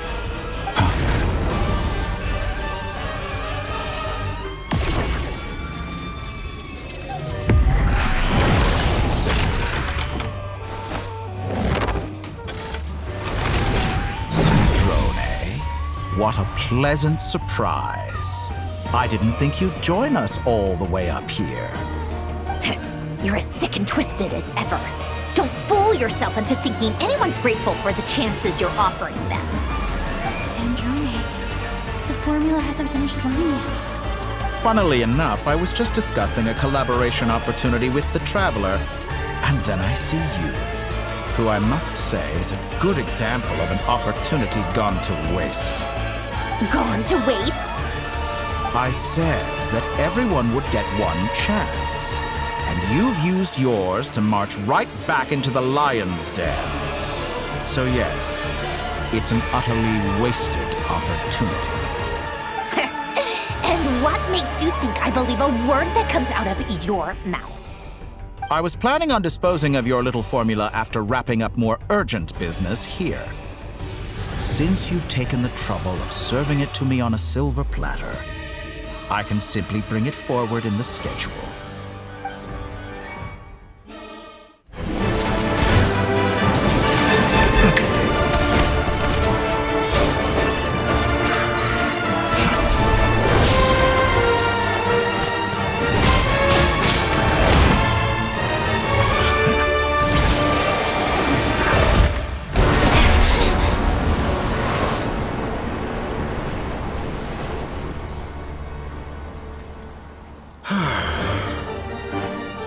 Is this your life's work?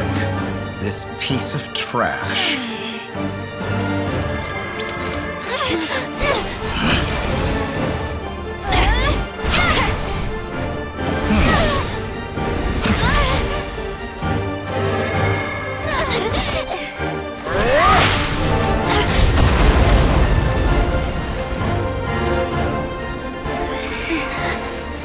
Your formula runs too slowly, Sandrone. You put your hope for success on others instead of fighting dirty. That is why you have failed. Now, whom should I slay first? Any volunteers? No one? How nice of you to leave the decision to me.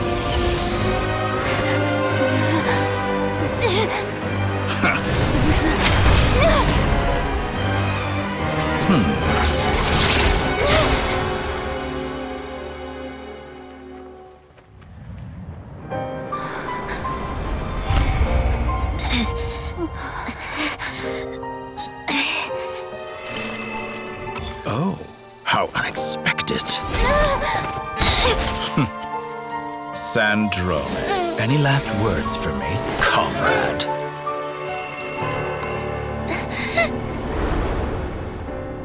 Is there anything you wish for? Not really. But I've always known what I don't want. Go to hell, Dottore.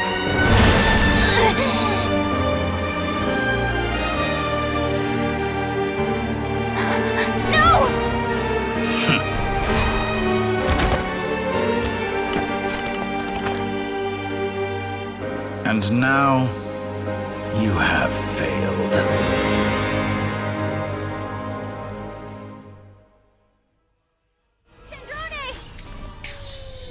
Now you see how fragile mechanical contraptions are. Just a gentle tap, and they fall to pieces. However keen of an inventor Sandrone may have been, her death spells the end of the formula that was running inside her body.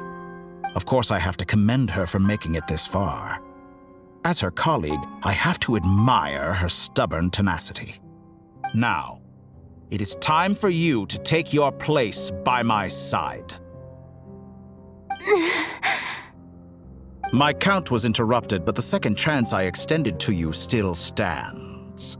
Once again, you are welcome to join me. By now, I'm sure you have gained a greater appreciation for the power and authority I wield. What is stopping you from embracing a new world of endless possibilities? Not in the mood to talk? As you wish. You seem less talkative than usual today. I'll change the topic to something more apropos. Sandrone was always like this, never trusting anyone. Always so reluctant to share her research with them. Objectively speaking, she had her strengths. It is remarkable how she extracted and even optimized the world formula from so much data. But her inability to trust was her undoing. Had she allowed someone else to monitor or run the formula for her, you might still have a chance at victory even now. But regrettably, she was a stubborn fool. As much as it pains me, she had to go. Dottore. Maybe this is news to you, but people can change. Columbina surprised you when she escaped, and I think Sandrone would surprise you too. Change? You can twist the truth however you want, but I see it clear as day. You're the one who can't trust other people.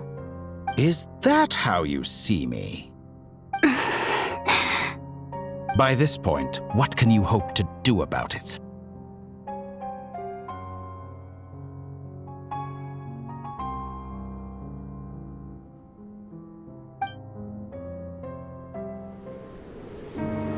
It is pointless to fight on. You've already lost. Wrong. You can't win this, Dottore.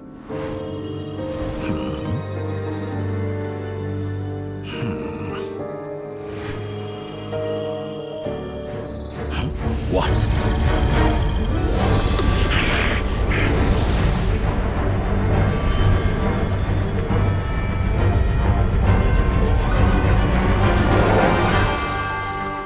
My formula can get us 90% of the way. It will connect you to Columbina. Then, I will bring the formula's output to the Traveler's side. For the last 10%, do whatever it takes. Just bring the moon down.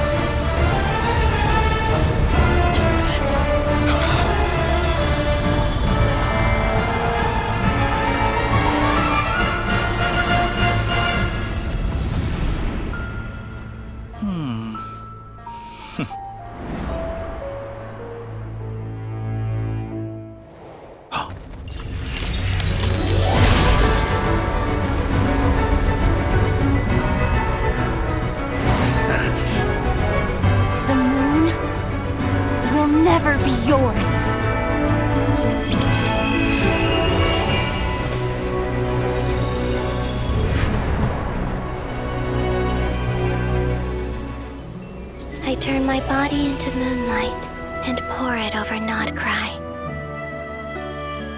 My soul I leave here to inform my future friends. Lastly, I will hide the Trilune Authority within the Frost Moon. And when my body, soul, and authority are reunited, finally...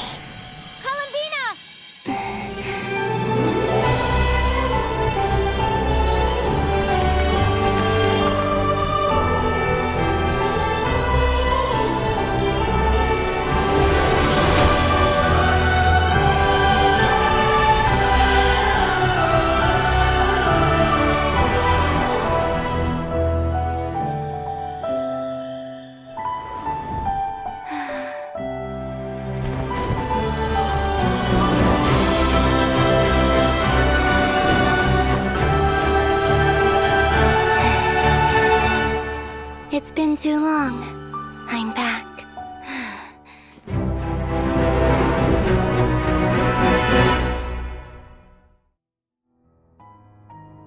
Stay focused on the battle, Traveler. What a touching reunion. Though I personally find myself repulsed by the sight of weaklings huddled together for war. Now, quite finished patting yourselves on the back. Show me how long you can stand. Or you drown! Watch out, Columbina! He can manipulate space itself! I know. Wait for the right moment. We'll strike together. Moon's remnant! Go! Entropy! Water jet! Go!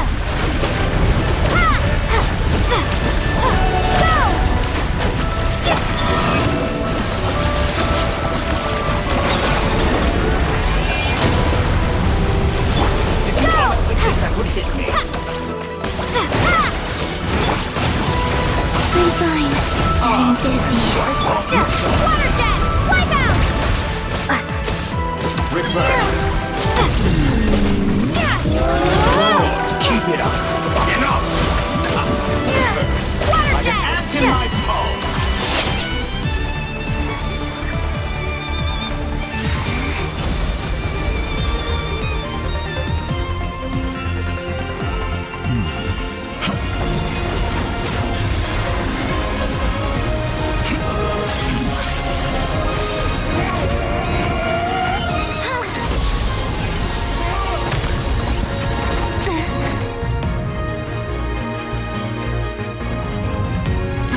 You the new moon's blessing. The new moon shines upon you. I am growing weary of... It's over, Dottore!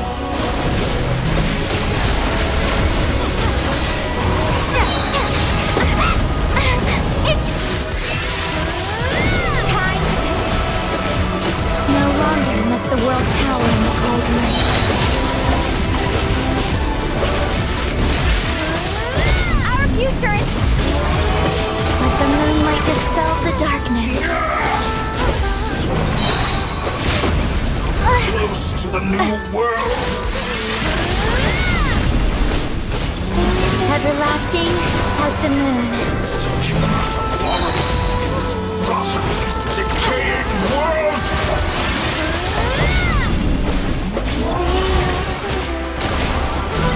Such a rather wallow in this rotten, decaying world.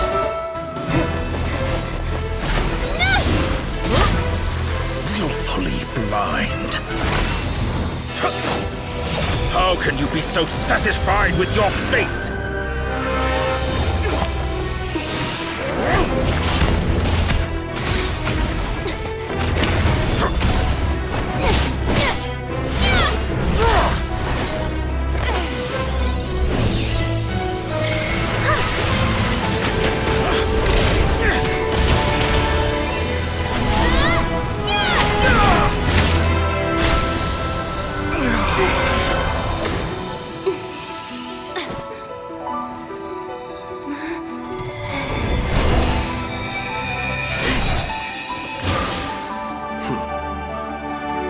This battle was never about fate. It's about friends, family, and the home you stole from them. So dull. Only the weak rely on each other for comfort. You shall see. Once I transcend fate, you will be nothing but fodder for my grand experiment! That will never happen.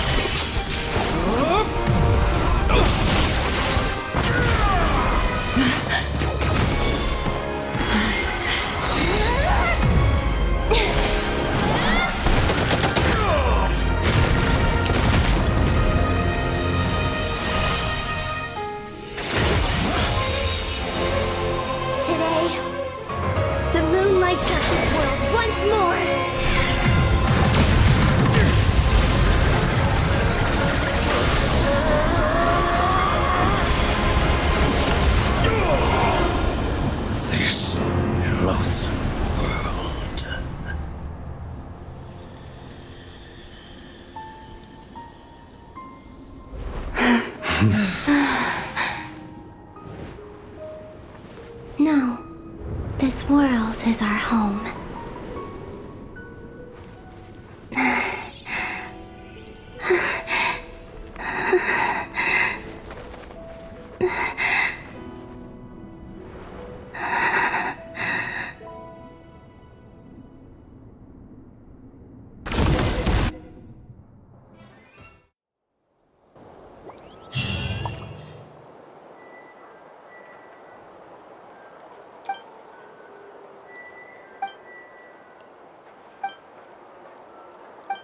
No, you're doing it wrong. The moon looks like this now. What are you drawing, children? The new moon, Mom! It looks different than before, doesn't it? Also... Can I go buy a sugar sculpture today? Please? Just one? All right. I suppose today is a special day after all. Almost like a festival. Extra, extra! Get the latest Nasha Express here! Post-disaster report! Nasha Town reborn beneath a new moon! The voyage begins today! The future looks bright thanks to the League. Want a copy? I knew things would be different, but I didn't think that would include the moon. They say a new moon goddess has been born. A new moon goddess? Who's saying that? The Frost Moon Scions? I guess so. I'm not too clued up on the details. As far as I'm concerned, the moon's still in the sky and it's business as usual. Hey, since we've come all this way, shall we grab ourselves a free meal while we're here? Are you a convert now? Or are you just here for the free lunch? Oh, come on. What does it matter? After everything we've all just been through? That smells good. All right, that's it. I'm hungry. Time to eat. Come on! We gotta get there early, or there won't be any good spots left! Shh, keep it down. This is a residential area. What if people are still sleeping?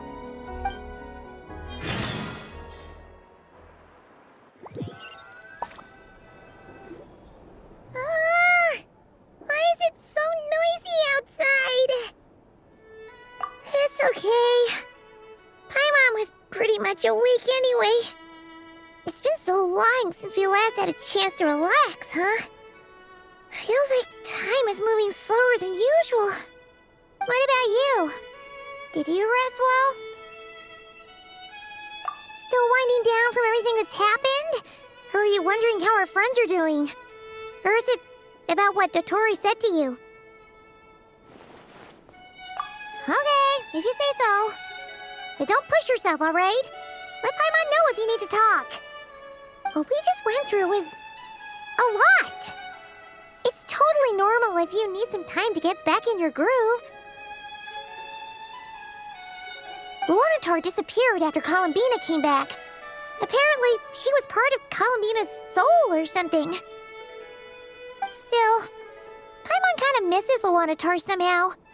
But anyway, you did great. So did Paimon. We all worked our butts off to contain this disaster, and in the end, we made it.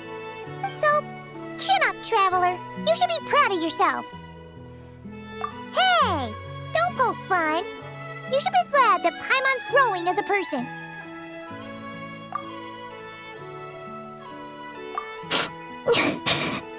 Paimon didn't think you'd mention it.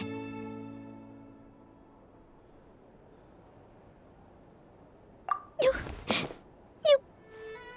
have no idea how anxious Paimon was. She was worried sick about you.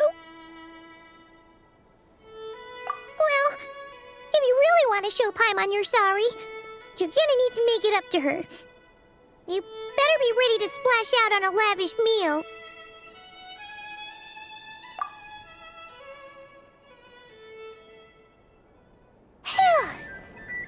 Okay. Paimon's full now. Huh? Oh, well... Hey there, Traveler and Paimon! Good morning! Morning, Yehuda! Here for some breakfast? Oh, I've already eaten. Just need some water. I was mostly worried you might forget what day it was today. So, I came over to remind you. Careful there, Paimon. Too much food will make you drowsy. Don't let anyone catch you hiding at the back and nodding off during the league meeting. You should probably be saying that to Aino. She's the baby of the group, if anyone. True. You know, I'm surprised that all these competing groups are actually coming together to try to solve things together. Definitely a first for Nodcry. Well, nothing like a region-wide calamity to bring people together. After that, surely even the most self-interested people have to realize that going it alone isn't worth the risk, right? Try telling Boss Neff that. She's not exactly convinced that people are gonna get with the program. Really? But if she's so pessimistic about it, why'd she agree to be the Curatorium's representative in the league? Probably 'cause even though Unity sounds like a pretty far-fetched idea, the benefits it would bring make it worth a shot. I think things will work out, though. I swear, Nodcry feels like one big family now with everything that's happened. More than it used to, anyway. Paimon's with you on that one. And it seems like plenty of other people agree, too. Just listen to the bustling streets. All right. Everyone's been rebuilding these last 2 weeks, and the evacuees have been coming back in droves. Life's slowly returning back to normal. Which means my workload's probably gonna shoot back up. Were you about to head out? There's still some time before the ceremony begins, you know. Yeah, we were gonna take a stroll around the square and say hi to some friends first. Sounds good. See you later then.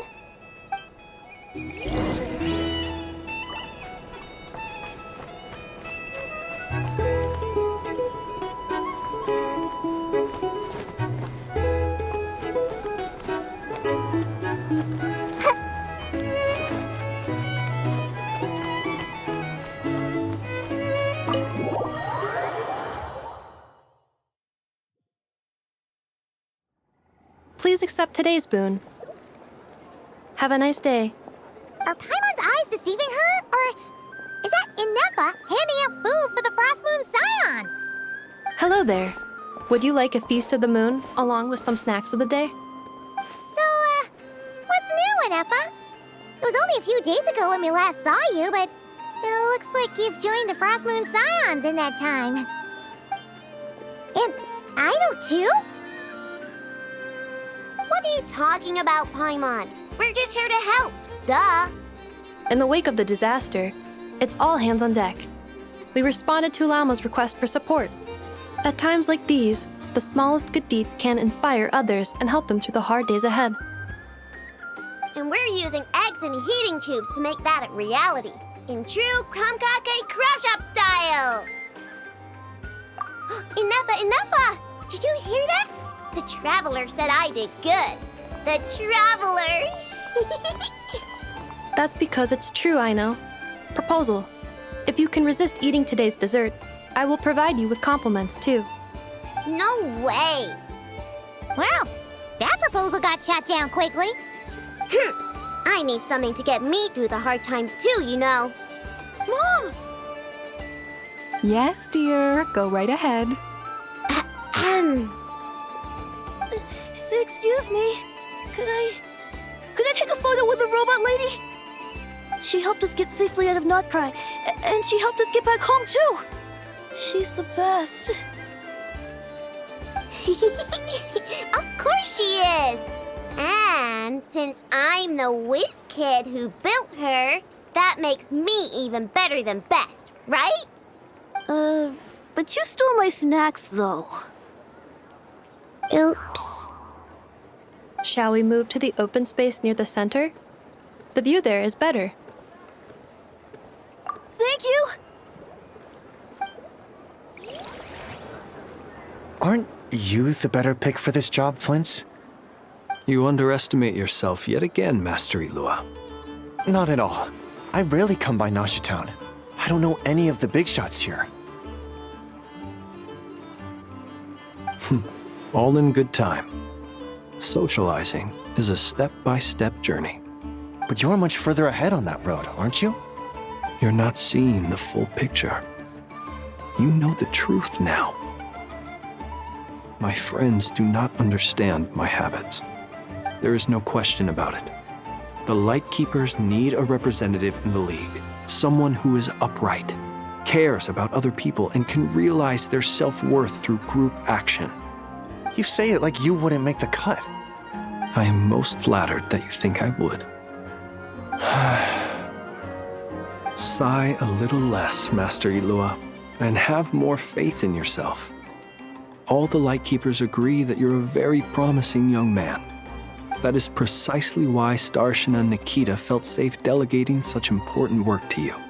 I'm sure we all also agree that we would sooner die of dehydration than manage to wrangle anything out of you in a discussion.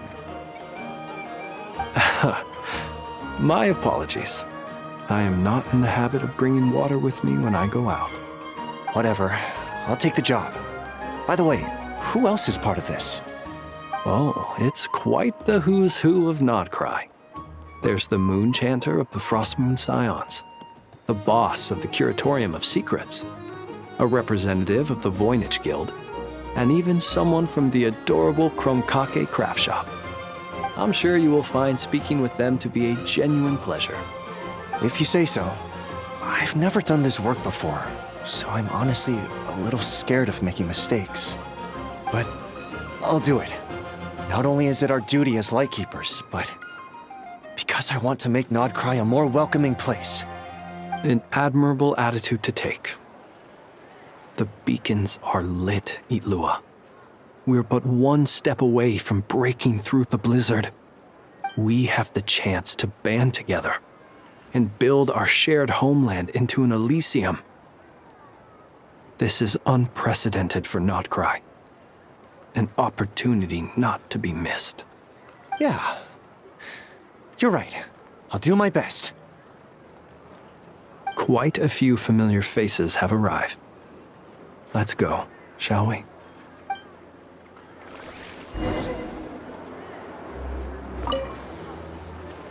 You look so cool when you fly, Miss Robot, and when you use your spear, too! And even though you took my snacks, it's pretty cool that you could build stuff like this. You've got so many inventions. It's amazing!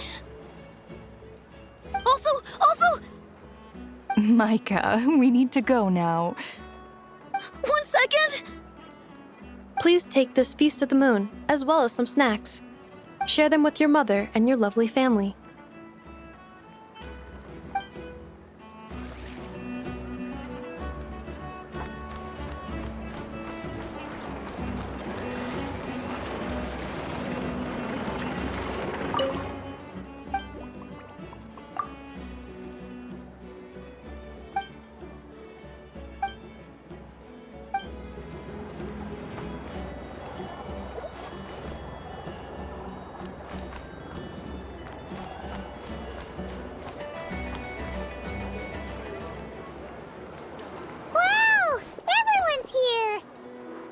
You seem well rested.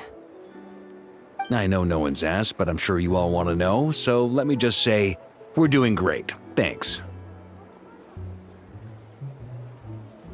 Well, great, but not perfect. Starting to lose my mind from boredom. Can't drink a drop of alcohol while I'm waiting for my wounds to heal. I'm sure you had a sneaky swig or two. Wait, how'd you find out? I'm sure you must be missing Mondstadt after all these years away, Grandmaster. Yeah, you could say that again. Every time I get news from Mondstadt, it makes me want to go back and see the place for myself. Honestly, once things are wrapped up here, I think it'll be time to head back home. Hey, looks like someone's taking the stage. Can everyone see okay? Anyone need a boost? I'll just listen from the back. It's fine. You're taking this pretty seriously, huh, Durin? Well, it's not every day that I get the chance to see how people speak in official settings. Soak it up like a sponge. I'll make sure you get a chance to practice for yourself later down the line. Actually, I know just the thing. You can debrief the Knights of Favonius for me. Mr. Varka, are you forgetting that I'm not a Knight of Favonius? I can knight you. Any particular title you'd like? Is he joking? I really can't tell. You'll have to figure this one out for yourself. It'll be a good learning experience. It is my honor to host the opening ceremony for the League, and to have this opportunity to speak to you all in my capacity as Voynich Guild representative. Could this person also have been pushed onto the big stage by the real big shots? Guess I'm not the only one then. We come here today, having weathered the trials and hardships of yesterday, and having learned from them the importance of unity and cooperation. All right, here we go. Uh-oh, looks like Aino's off in Dreamland already. Wait, Boss is looking kinda drowsy too. What's up with her? Come on, get this speech over with already. Nodcry is our home, the land we rely on for survival. And as we chart a course for the future, may we persevere through the storms ahead as we sail towards a new era of prosperity, freedom, and hope.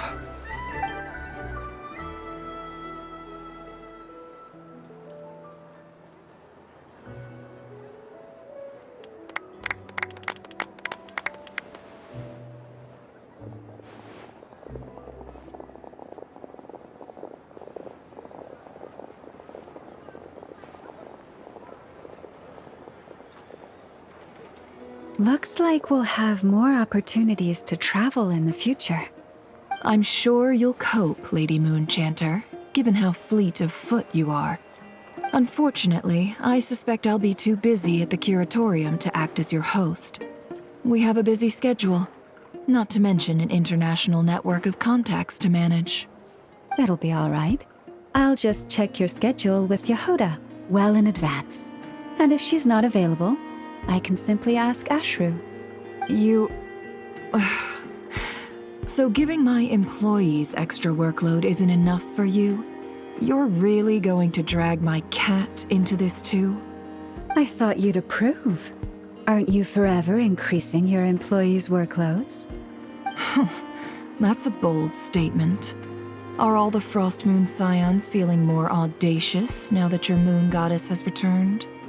Columbina's return has brought joy to all who care about her. That includes both you and me. As for the Frost Moon Scions, we are learning how to thrive independently, without relying on the moon goddess. It is up to us to make our home a more livable place. Joining the League is one of the steps we are trying towards that end. I like the word try. It's nice and non-committal. You can opt out at any time and still say you tried. You don't see a bright future for the Frost Moon Scions? Or did you mean the League? I'm just not as optimistic as you. The Frost Moon Scions should count themselves lucky that they have a leader as stubborn and enterprising as you. But Nodcry's a big place, with all kinds of people. Most of them don't enjoy answering to a leader, or even listening to reason. Well, that's where you and your methods come in. Unless the Curatorium of Secrets is only here for appearances. For now, yes. And that won't change until this venture becomes worth my while. What would make it worth your while? Getting out more than I put in. Right now, I'd barely break even, but I'll grant that it's a good start for Nodcry. Then maybe it's worth a try. All right, you can stop now. Or do I have to join the Frost Moon Scions before you'll get off my back? You'd be very welcome to join us. Hey, you two! Congrats on all your hard work! What are you chatting about? Nefer was trying to dissuade me from adding to her employees' workload. Also, she's considering joining the Frost Moon Scions. Sorry, what? Your conversations are always the most interesting.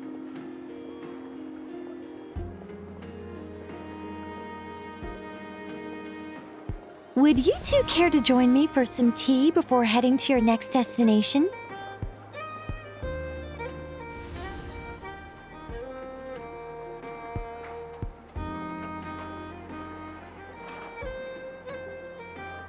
Nicole? Wait, where are you? Aren't you gonna show up today? Sadly not. I'm otherwise occupied right now. I'm sorry, Paimon. I can hear how disappointed you are. If it's any consolation, let me say that how things appear on the surface is a far cry from what they are at their core. Perhaps you'll feel better if you focus on the fact you have a special line of communication with the great mage herself. Okay? Has something happened? No, or not yet, anyway. Well, that's not ominous at all. Not for the time being. Just think of this as a general check-in to make sure this communication system is still running smoothly. Besides, it's good to chat once in a while if we want to maintain our friendship. You could have just said so. Paimon got all worked up for nothing. Still, the best friendships are built through face-to-face interaction, you know. It's never gonna stop being weird having tea with you when you're not there and just talking to thin air. All right, fair point. I'll bear that in mind for next time. Yeah. Any update on that crisis at the world's borders? Alice just informed me that they had their work cut out for them, and now everyone's thoroughly exhausted. But they did finally get things back under control. Still, we can't let our guard down yet. The disruption caused by this disaster has made Teyvat easier to detect from the outside universe. She plans to wait for things to stabilize, then reschedule her Mondstadt vacation plans. As for me, I agree with Hat Guy's perspective. This is a time when many new variables are emerging, and the situation is changing constantly. Plus, most of this change is for the worse. We have to remain vigilant and ensure that the embers of chaos are not rekindled. I did notice that the energy in Nodcry changed somewhat after the War of Funerary Flame, but since it was still aligned with the Light Realm, I never gave it a second thought. It looks like I'll have to examine the connections between phenomena I observe more closely in the future. Just doing my duty. It's more or less second nature by now. Of course. To give you the full picture, I'd have to start with the substance from which angels were formed. Never mind. Paimon's right. Showing off my knowledge would be much more satisfying in person. By the way, you did receive the gifts from the Hexen Circle, yes? I'm not trying to claim credit or anything, but my pride demands that I at least mention it. They're quite similar to the protective talisman that Alice gave Dory, but with some very special enhancements. Oh! So that's what kept our friends safe when Dotori trapped them. Indeed. We went to great lengths to make sure they were invisible to his eyes. I'm so happy they came in handy. Still, not fishing for gratitude, by the way. I just want you to be aware that sometimes your friends may be protecting you in ways you cannot perceive. Anyway, I'll contact you if anything else crops up.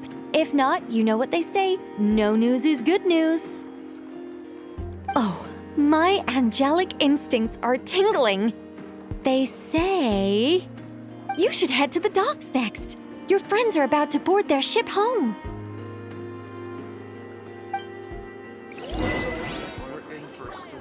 This place looks perfect.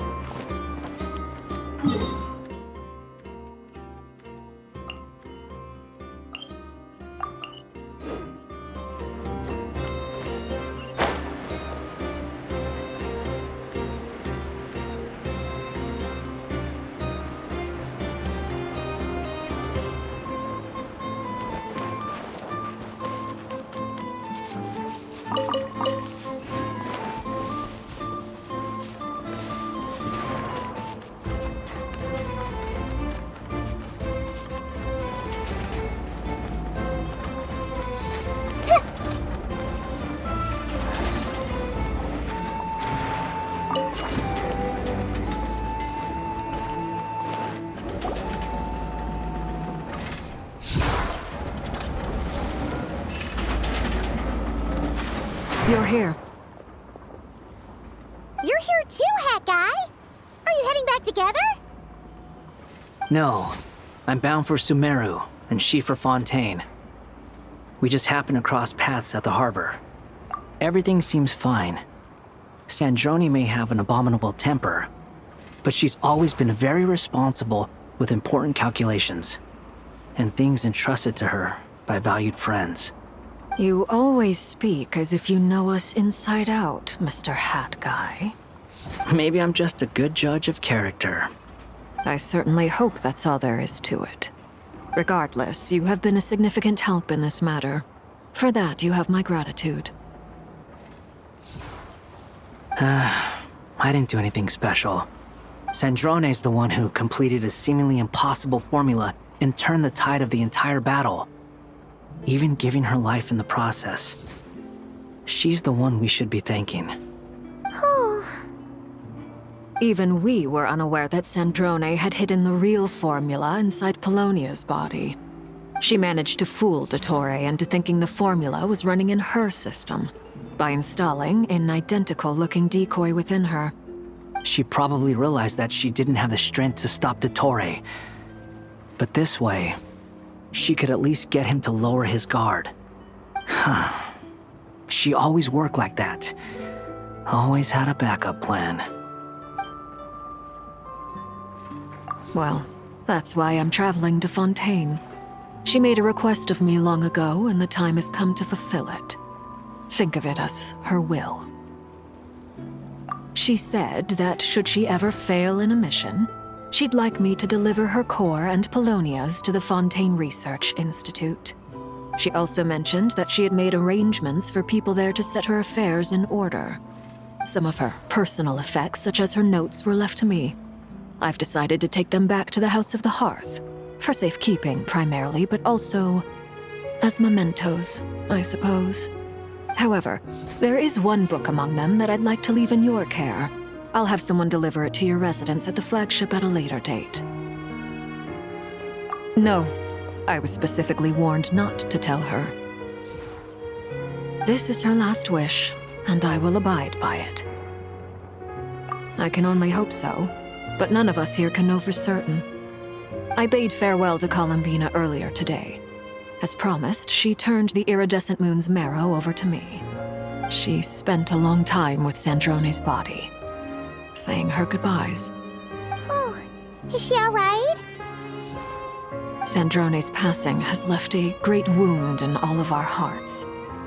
It will take time to heal, but Columbina surprised me. She offered me some words of comfort before I departed. Despite being grief-stricken herself, she showed an awareness of the feelings of others around her. She never used to act like this. Clearly, she has grown. And I suspect that we have you to thank for much of the change we are seeing in her. Huh. After these recent events, the Tsaritsa has revoked the Pale Star Edict. Snezhnaya now realizes that the arrest warrant for Columbina was just a ploy by Dottore, who coveted her powers. I shall return to Nodcry to see her as soon as I find the time. I hope that from now on, she too will explore more of the world. Columbina Hyposelenia's journey is only beginning. My ship is here. Traveler, Paimon, we shall meet again. You too, Hat Guy. What are you still bumming around for? Isn't Columbina waiting for you? I thought today was the day you'd agreed with her to go find out the truth about your sibling. You're afraid you won't like the truth when you see it. Well, this is new. I was starting to think that nothing could scare you. Don't say that! Wouldn't you be if you were in this situation? Fair point. But I'd say I have more experience facing up to unpleasant truths than the Traveler. They say blood's thicker than water. I know how much you need your family back. More than you need any of your friends. And I'm sure that all your real friends understand that too. No matter what the truth turns out to be, they will stick by you and support you, whatever decision you make. Finding the truth is important. But more important still is what you choose to do once you've found it. At least, that's the life lesson I've learned from my experience, grappling with the truth. What? Now that Dottore's dead and gone? A little, I guess. But it hasn't solved everything. Maybe I regret not getting to end his life with my own hands. Or maybe it's something else. But for whatever reason, I still feel like I have a chip on my shoulder. Either way, I'm going back to Sumeru. Lesser Lord Kusanali is gonna need help dealing with all the chaos Dottore left in his wake. Not just from this incident, but everything he did in the past, too. You should continue with your journey, as you've always done. Who knows? Maybe we'll meet again someplace else. What should we do now? If you want to explore a bit more to steady those nerves, Paimon's game! After all, when Columbina said she knew where your ship was hidden, Paimon promised to give you two some alone time with the truth. It hasn't been all that long since we were last apart, sure, but with Columbina there, Paimon's sure things will be just dandy. Ain't no biggie. Paimon might be all about that food and fun, but she knows how to do right by people. Paimon's sure you'd prefer to digest the news about your brother in peace. But, no matter what you see, just know you can share it with Paimon. Of course, as long as it's not super private. If you can't make sense of something, let's give it some thought together. And even if we both can't figure it out, Paimon can at least treat you to a nice meal. Glad to hear it. Feel better now? Alrighty.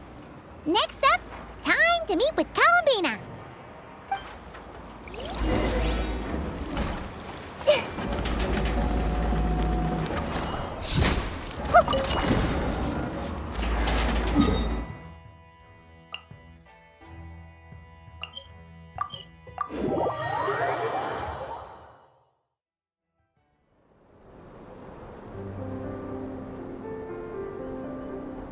Columbina, we're here! Can't quite believe we're meeting out here. We've gotten used to walking over to Silver Moon Hall whenever we go see you. Well, you're still welcome to go there whenever you want to see me. It's just, now that it's all over, I've decided to make some changes. Try and fit in with the Frost Moon Scions, like Llama suggested. The older generation are still timid around me. They don't dare get too close, and they bow their heads when I walk by. But things are much better with the children. I see more curiosity in their eyes. Hopefully, by the time the next Moon Prayer Night comes around, I can enjoy the festival with them as myself, without having to pretend that I'm only dressed up as the Moon Goddess. You'll do fine, Columbina. Paimon's sure they'll realize you're super nice once they get to know you better. You really think so? When we first met, you thought I was a little up in the clouds. Oh, we were just starting out then, come on! So Llama told you, huh? I'm only teasing. I know that I have you to thank for pulling me back down to solid ground. It feels good to finally stand firm on the earth where I was born. Oh, that's great!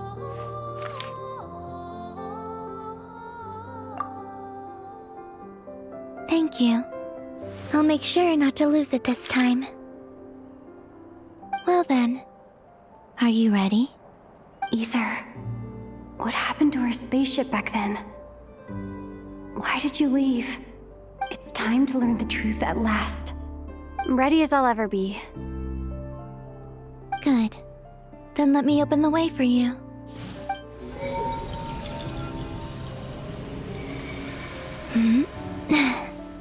Where does this lead? To our shared destination. Huh? Do you remember me telling you about my missing prologue back when we just met? I said that my story began on the moon. But while I was inside the moon's reflection, I realized that my prologue was really hidden in the future. I just had yet to discover it at that point. The story of the time before I was born was in fact the story of my distant future. It's truly fascinating. But when I obtained the Trilunar Authority and returned to our present reality, I sensed something I hadn't expected. Your prologue. So you mean... Yes, your spaceship. All this time, it has been hidden on the Frost Moon, which lay beyond the sky. The great ruler of the firmament. The heavenly principles. Wait, them? Why would they do that? I don't know. Perhaps your ship contains something that is incompatible with Tevat. Or something that cannot be known. Oh, did I pick a bad time to say this? I know it must have been hard to work up the courage to do this. Maybe I should have waited until you were on the moon, with no chance to back out. being kinda mean, you know.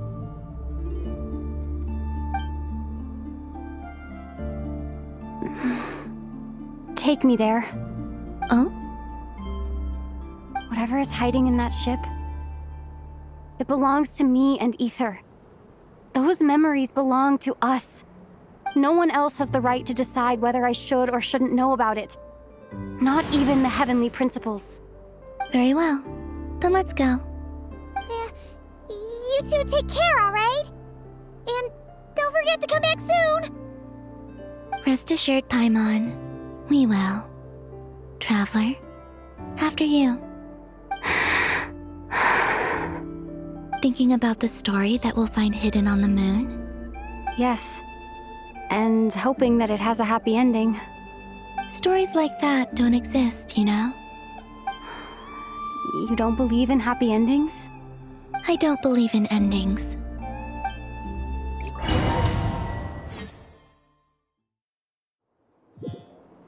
Where am I? This is the pathway I built between Teyvat and the Frost Moon. The moon is very far away from us, so it could be a long journey.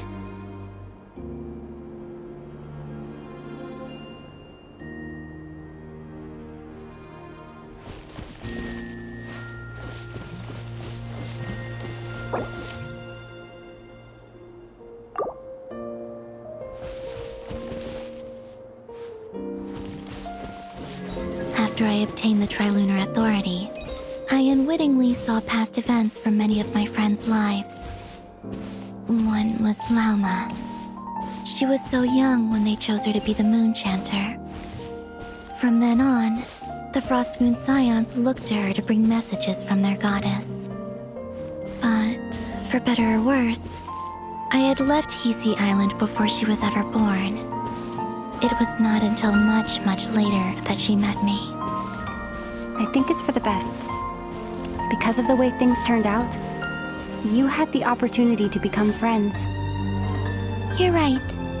In that sense, I think we were both very lucky.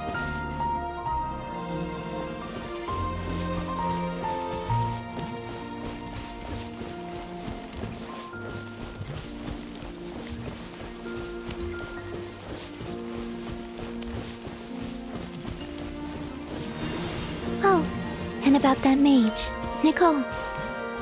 I only recently learned that she has lived in Teyvat since the time of the Three Moon Sisters. The Moon Goddesses always had a good relationship with the angels. I suppose our friendship continues that tradition.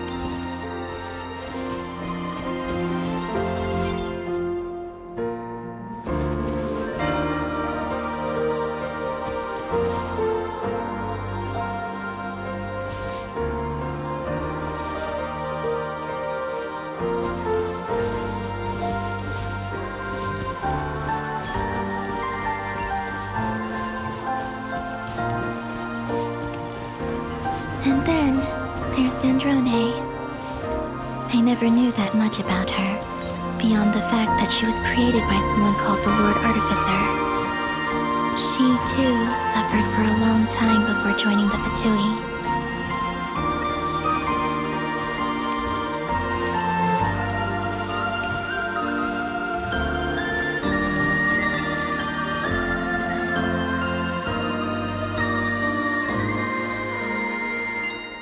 How I wish I could talk to her again, even if only to hear her say nasty things to me.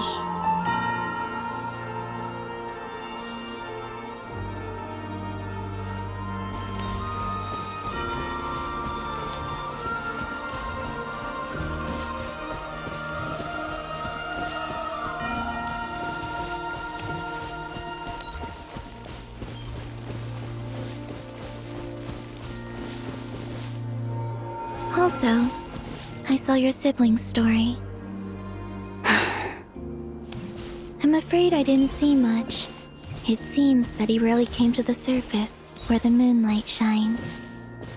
But I did notice that back when you first set out on your journey, he would often appear nearby, gazing at you from afar with a guilty look in his eyes. Ether... Let us speak no more of the past. I probably shouldn't reveal so much about my friends. It's not my place. Let the moonlight carry us forth. We are very close now.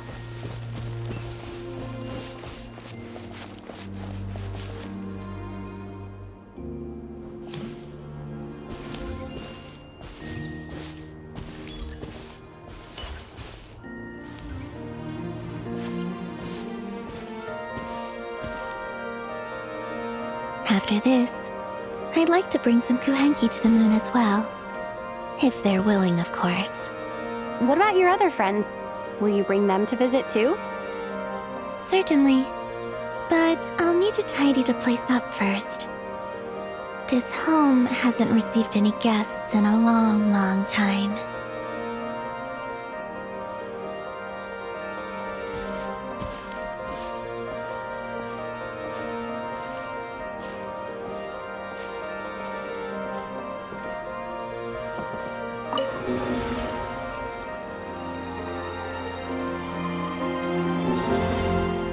I remember writing something similar with you on Moon Prayer Night.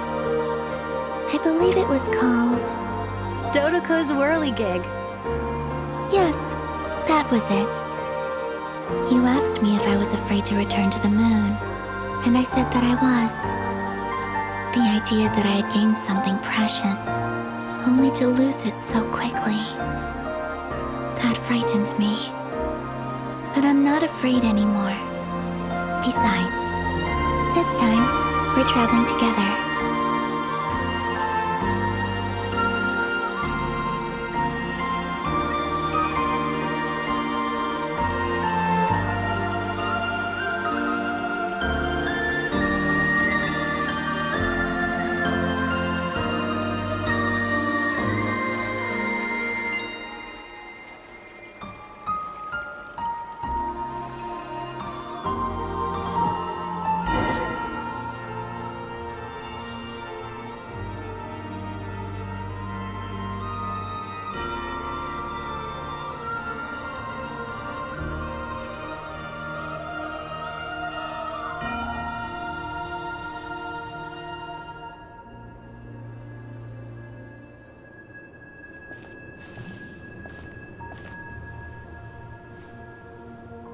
We're here.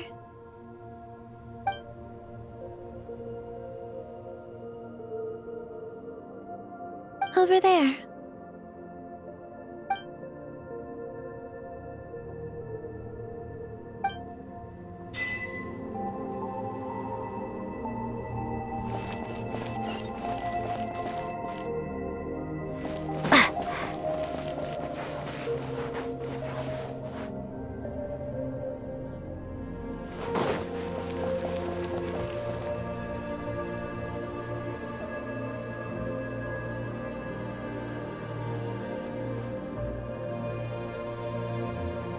Our spaceship. It's huge. I suppose that the moon is the only place one could hide it. It'll be all right. Huh? The way you feel in this moment, I went through it too, on Moon Prayer Night. The door was right in front of me, but I struggled to find the courage to step through. Solitude for me once meant living a life in which even I was absent. Before I met you, that was the only life I knew. But that night, solitude meant throwing away the life I had gained after meeting all of you. Columbina. Go. Retrieve the part of your life that was once lost. Trust me, you will lose nothing by doing so. Look, Tavad is right there. All of our friends are down there, waiting for us. You're right. Thanks, Columbina.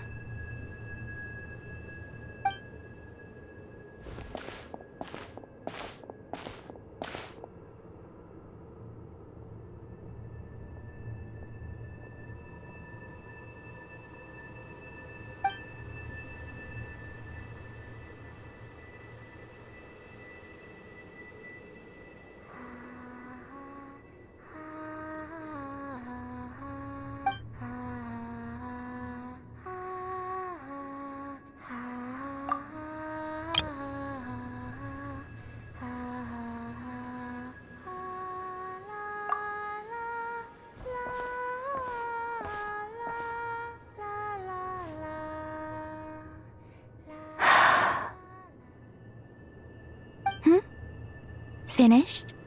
Yeah. Why did you take your eye mask off? Well, since my return, I've decided to take more opportunities to see the world with my own eyes. Besides, I've always wondered how Tevat looks from the moon. And what do you think? It's beautiful. I could spend a whole day here just gazing at it. What about you? What do you think of the truth you found? I haven't looked at another person's expression in a long time, but I think yours is saying it was neither good nor bad. Keep this up, and it won't be long before you give Nefer a run for her money. Oh, I don't think that's going to happen. I'm much more used to sensing what's going on around me with Kuvaki. I think I'll save my eyes for seeing special moments I really want to remember. I read the spaceship's flight logs. I always assumed that this was my first time in Tevat. I thought that Ether and I must have been hibernating in space for centuries on end, but the logs show that our spaceship flew over the skies of Tevat once before. A long, long time ago. Flew over? So you didn't land? No. The ship barely came to a stop before flying on again. After that, it continued traveling through space for a long time. Some of the data is corrupted, but I suspect that it kept flying for thousands of years. It was only after that that the ship made a forced landing in Nodcry.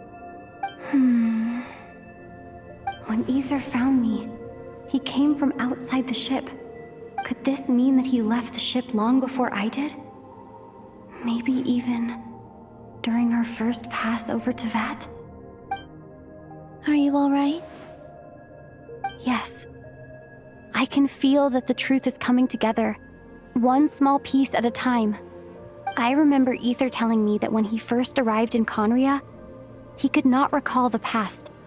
So this might be something that even he doesn't know. Here, I made some space for you.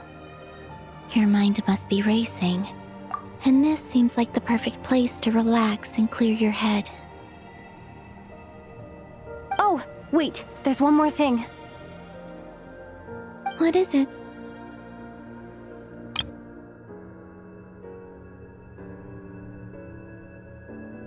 Wait here a moment.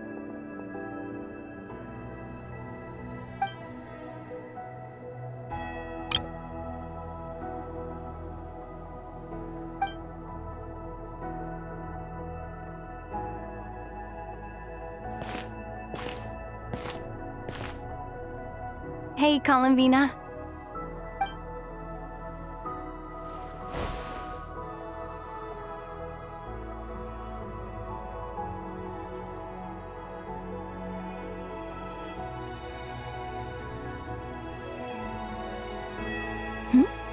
Is that a new outfit?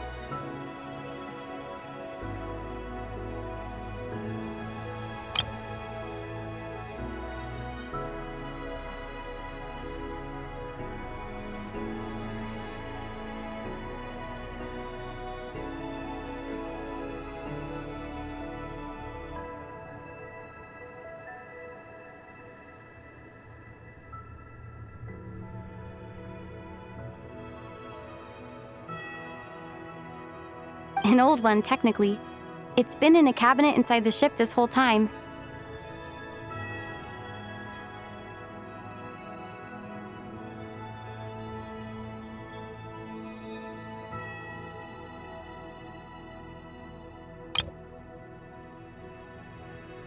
It's a matching pair with Ether's. He always liked this set more. Huh. I don't think there's a huge difference.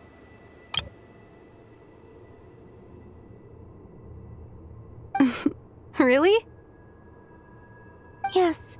It's still the same you. You're the same person, no matter what clothes you wear. Only Columbina would make an observation like that. Traveler, Do you consider Tevat your home?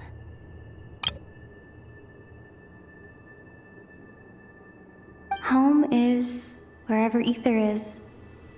But then, after all the time I've spent here and everything I've been through... Yes, I'd say it's my home. Would you change your answer if Tevat changed appearance? I mean, if the truth about Tevat turned out to be different than what you thought.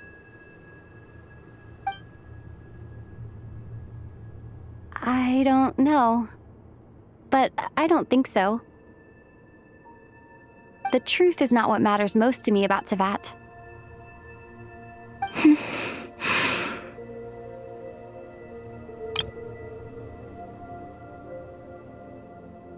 When I was first born, I longed for a home.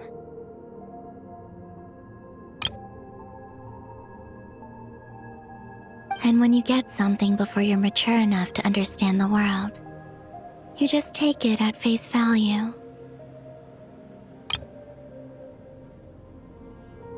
I thought that a home was a transaction.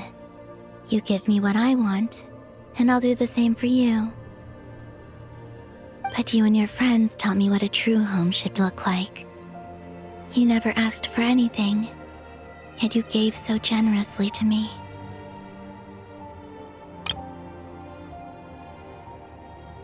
That's because your friendship matters to us. It was worth it. In the past, I thought that my birth in Nodcry must have been a mistake. But after journeying to the distant past where the story began, I realized that it was I who chose Nodcry to be my future home. Now, I am glad that I made that choice.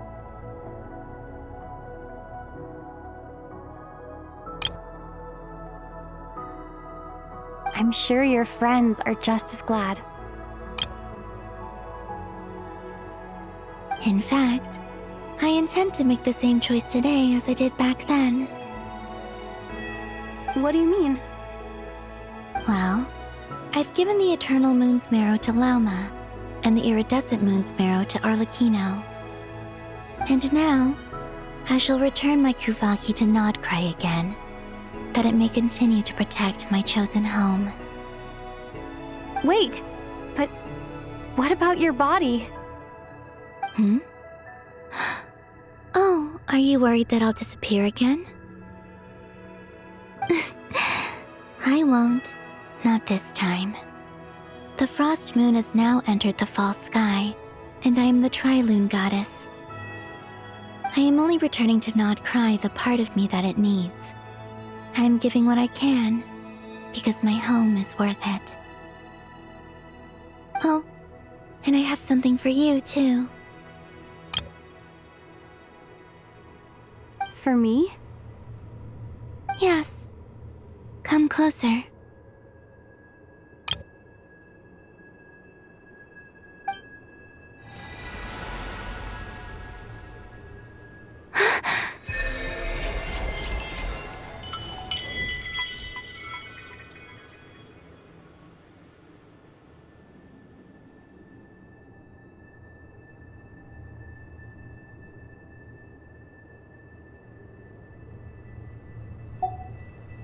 What was that? I lifted some of the restrictions this world placed on you. I trust this will help in your future adventures. My power. It feels like it's grown. I can use the elements more freely now. Thank you. This will be a great help. You're welcome. I see you as family, and after everything you've done for me, In fact, no. It's not because I owe you. It's because you're worth it.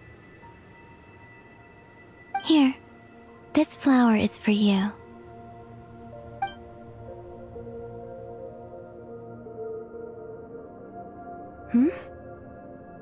Isn't this a moon prayer blossom?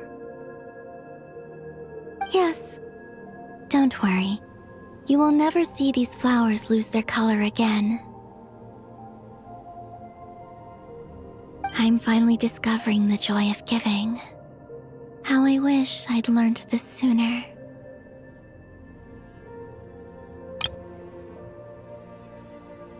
Hey, better late than never.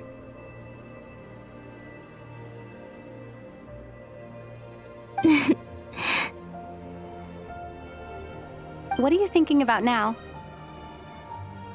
Why don't you take a guess? You get 1 shot. I don't think I'll get it in one guess, but I'm sure it's a happy thought. That's kind of a sneaky answer. I can't say you got it wrong. Down into that, the moon seems so far away. I felt it might always lie beyond my reach. But on the moon, everything feels so close by. The haze that once enshrouded the skies has finally been dispersed. I feel like a traveler on a winter's night, starting a new chapter in my tale by the warmth of a bonfire. I don't have a lot of luggage, but I do have a lot of hope for the future. Well, what's next? Next, to start with, I want to stay here just a little longer. After that, let's return home and continue our journey.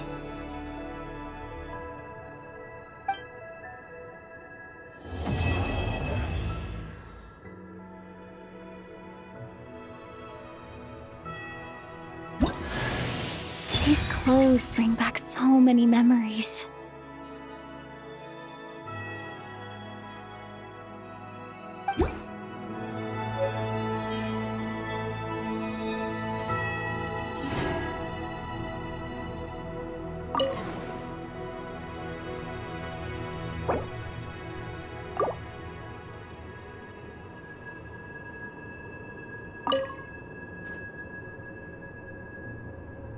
The journey goes on, for you and for me.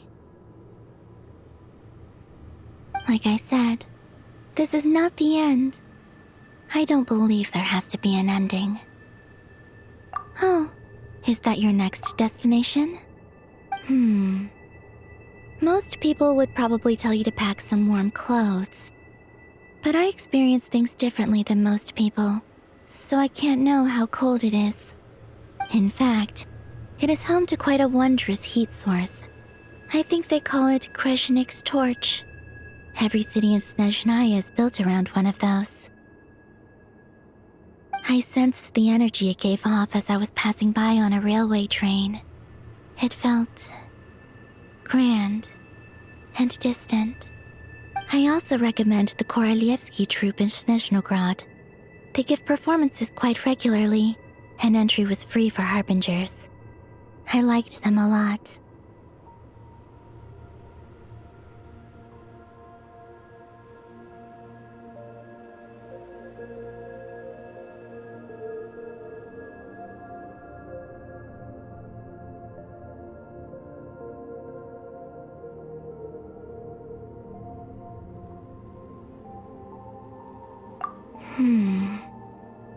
Ice cold and sharp. Crystal clear in some ways, yet profoundly unfathomable in others, like the thick layer of ice on top of a frozen lake. That's just the impression that Tsaritsa gives me. I was never able to glimpse what truly lies beneath that icy exterior. In fact, I don't think the people of Snezhnaya even know what kind of power their god wields. Maybe that's because the Tsaritsa herself has never acknowledged, nor accepted that power. There's Regrator, the Rooster, and the Jester. Between them, they control a lot of what happens in Snezhnaya, but I can never wrap my head around how exactly power is split between them. I just know they are each responsible for many specific domains. I noticed that the rooster and regrator often appeared to get along on the surface, while working against each other in secret. And theirs is not a friendly rivalry. But I wasn't particularly interested, so I tended to keep my distance. Now that I think about it, the term Mistelton often seemed to come up in connection with Project Stuja. Once things settle down in Notcry, I'd like to explore the world beyond Snezhnaya.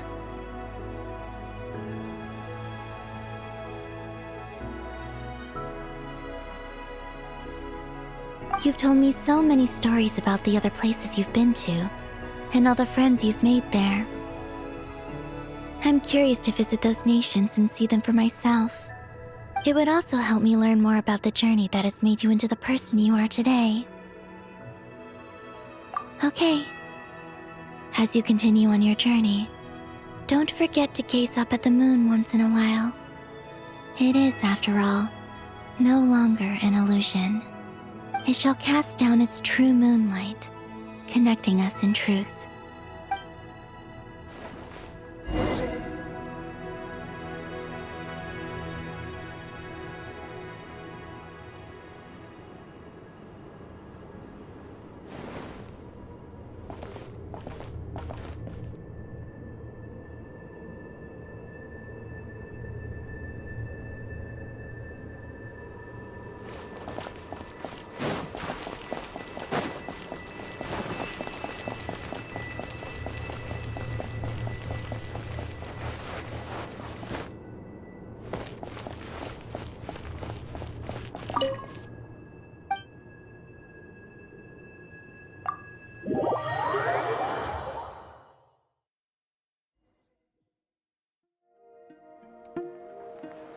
To Jean, acting Grand Master of the Knights of Favonius.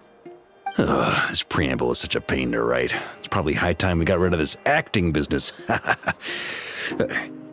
I trust that Dern has updated you all on recent events.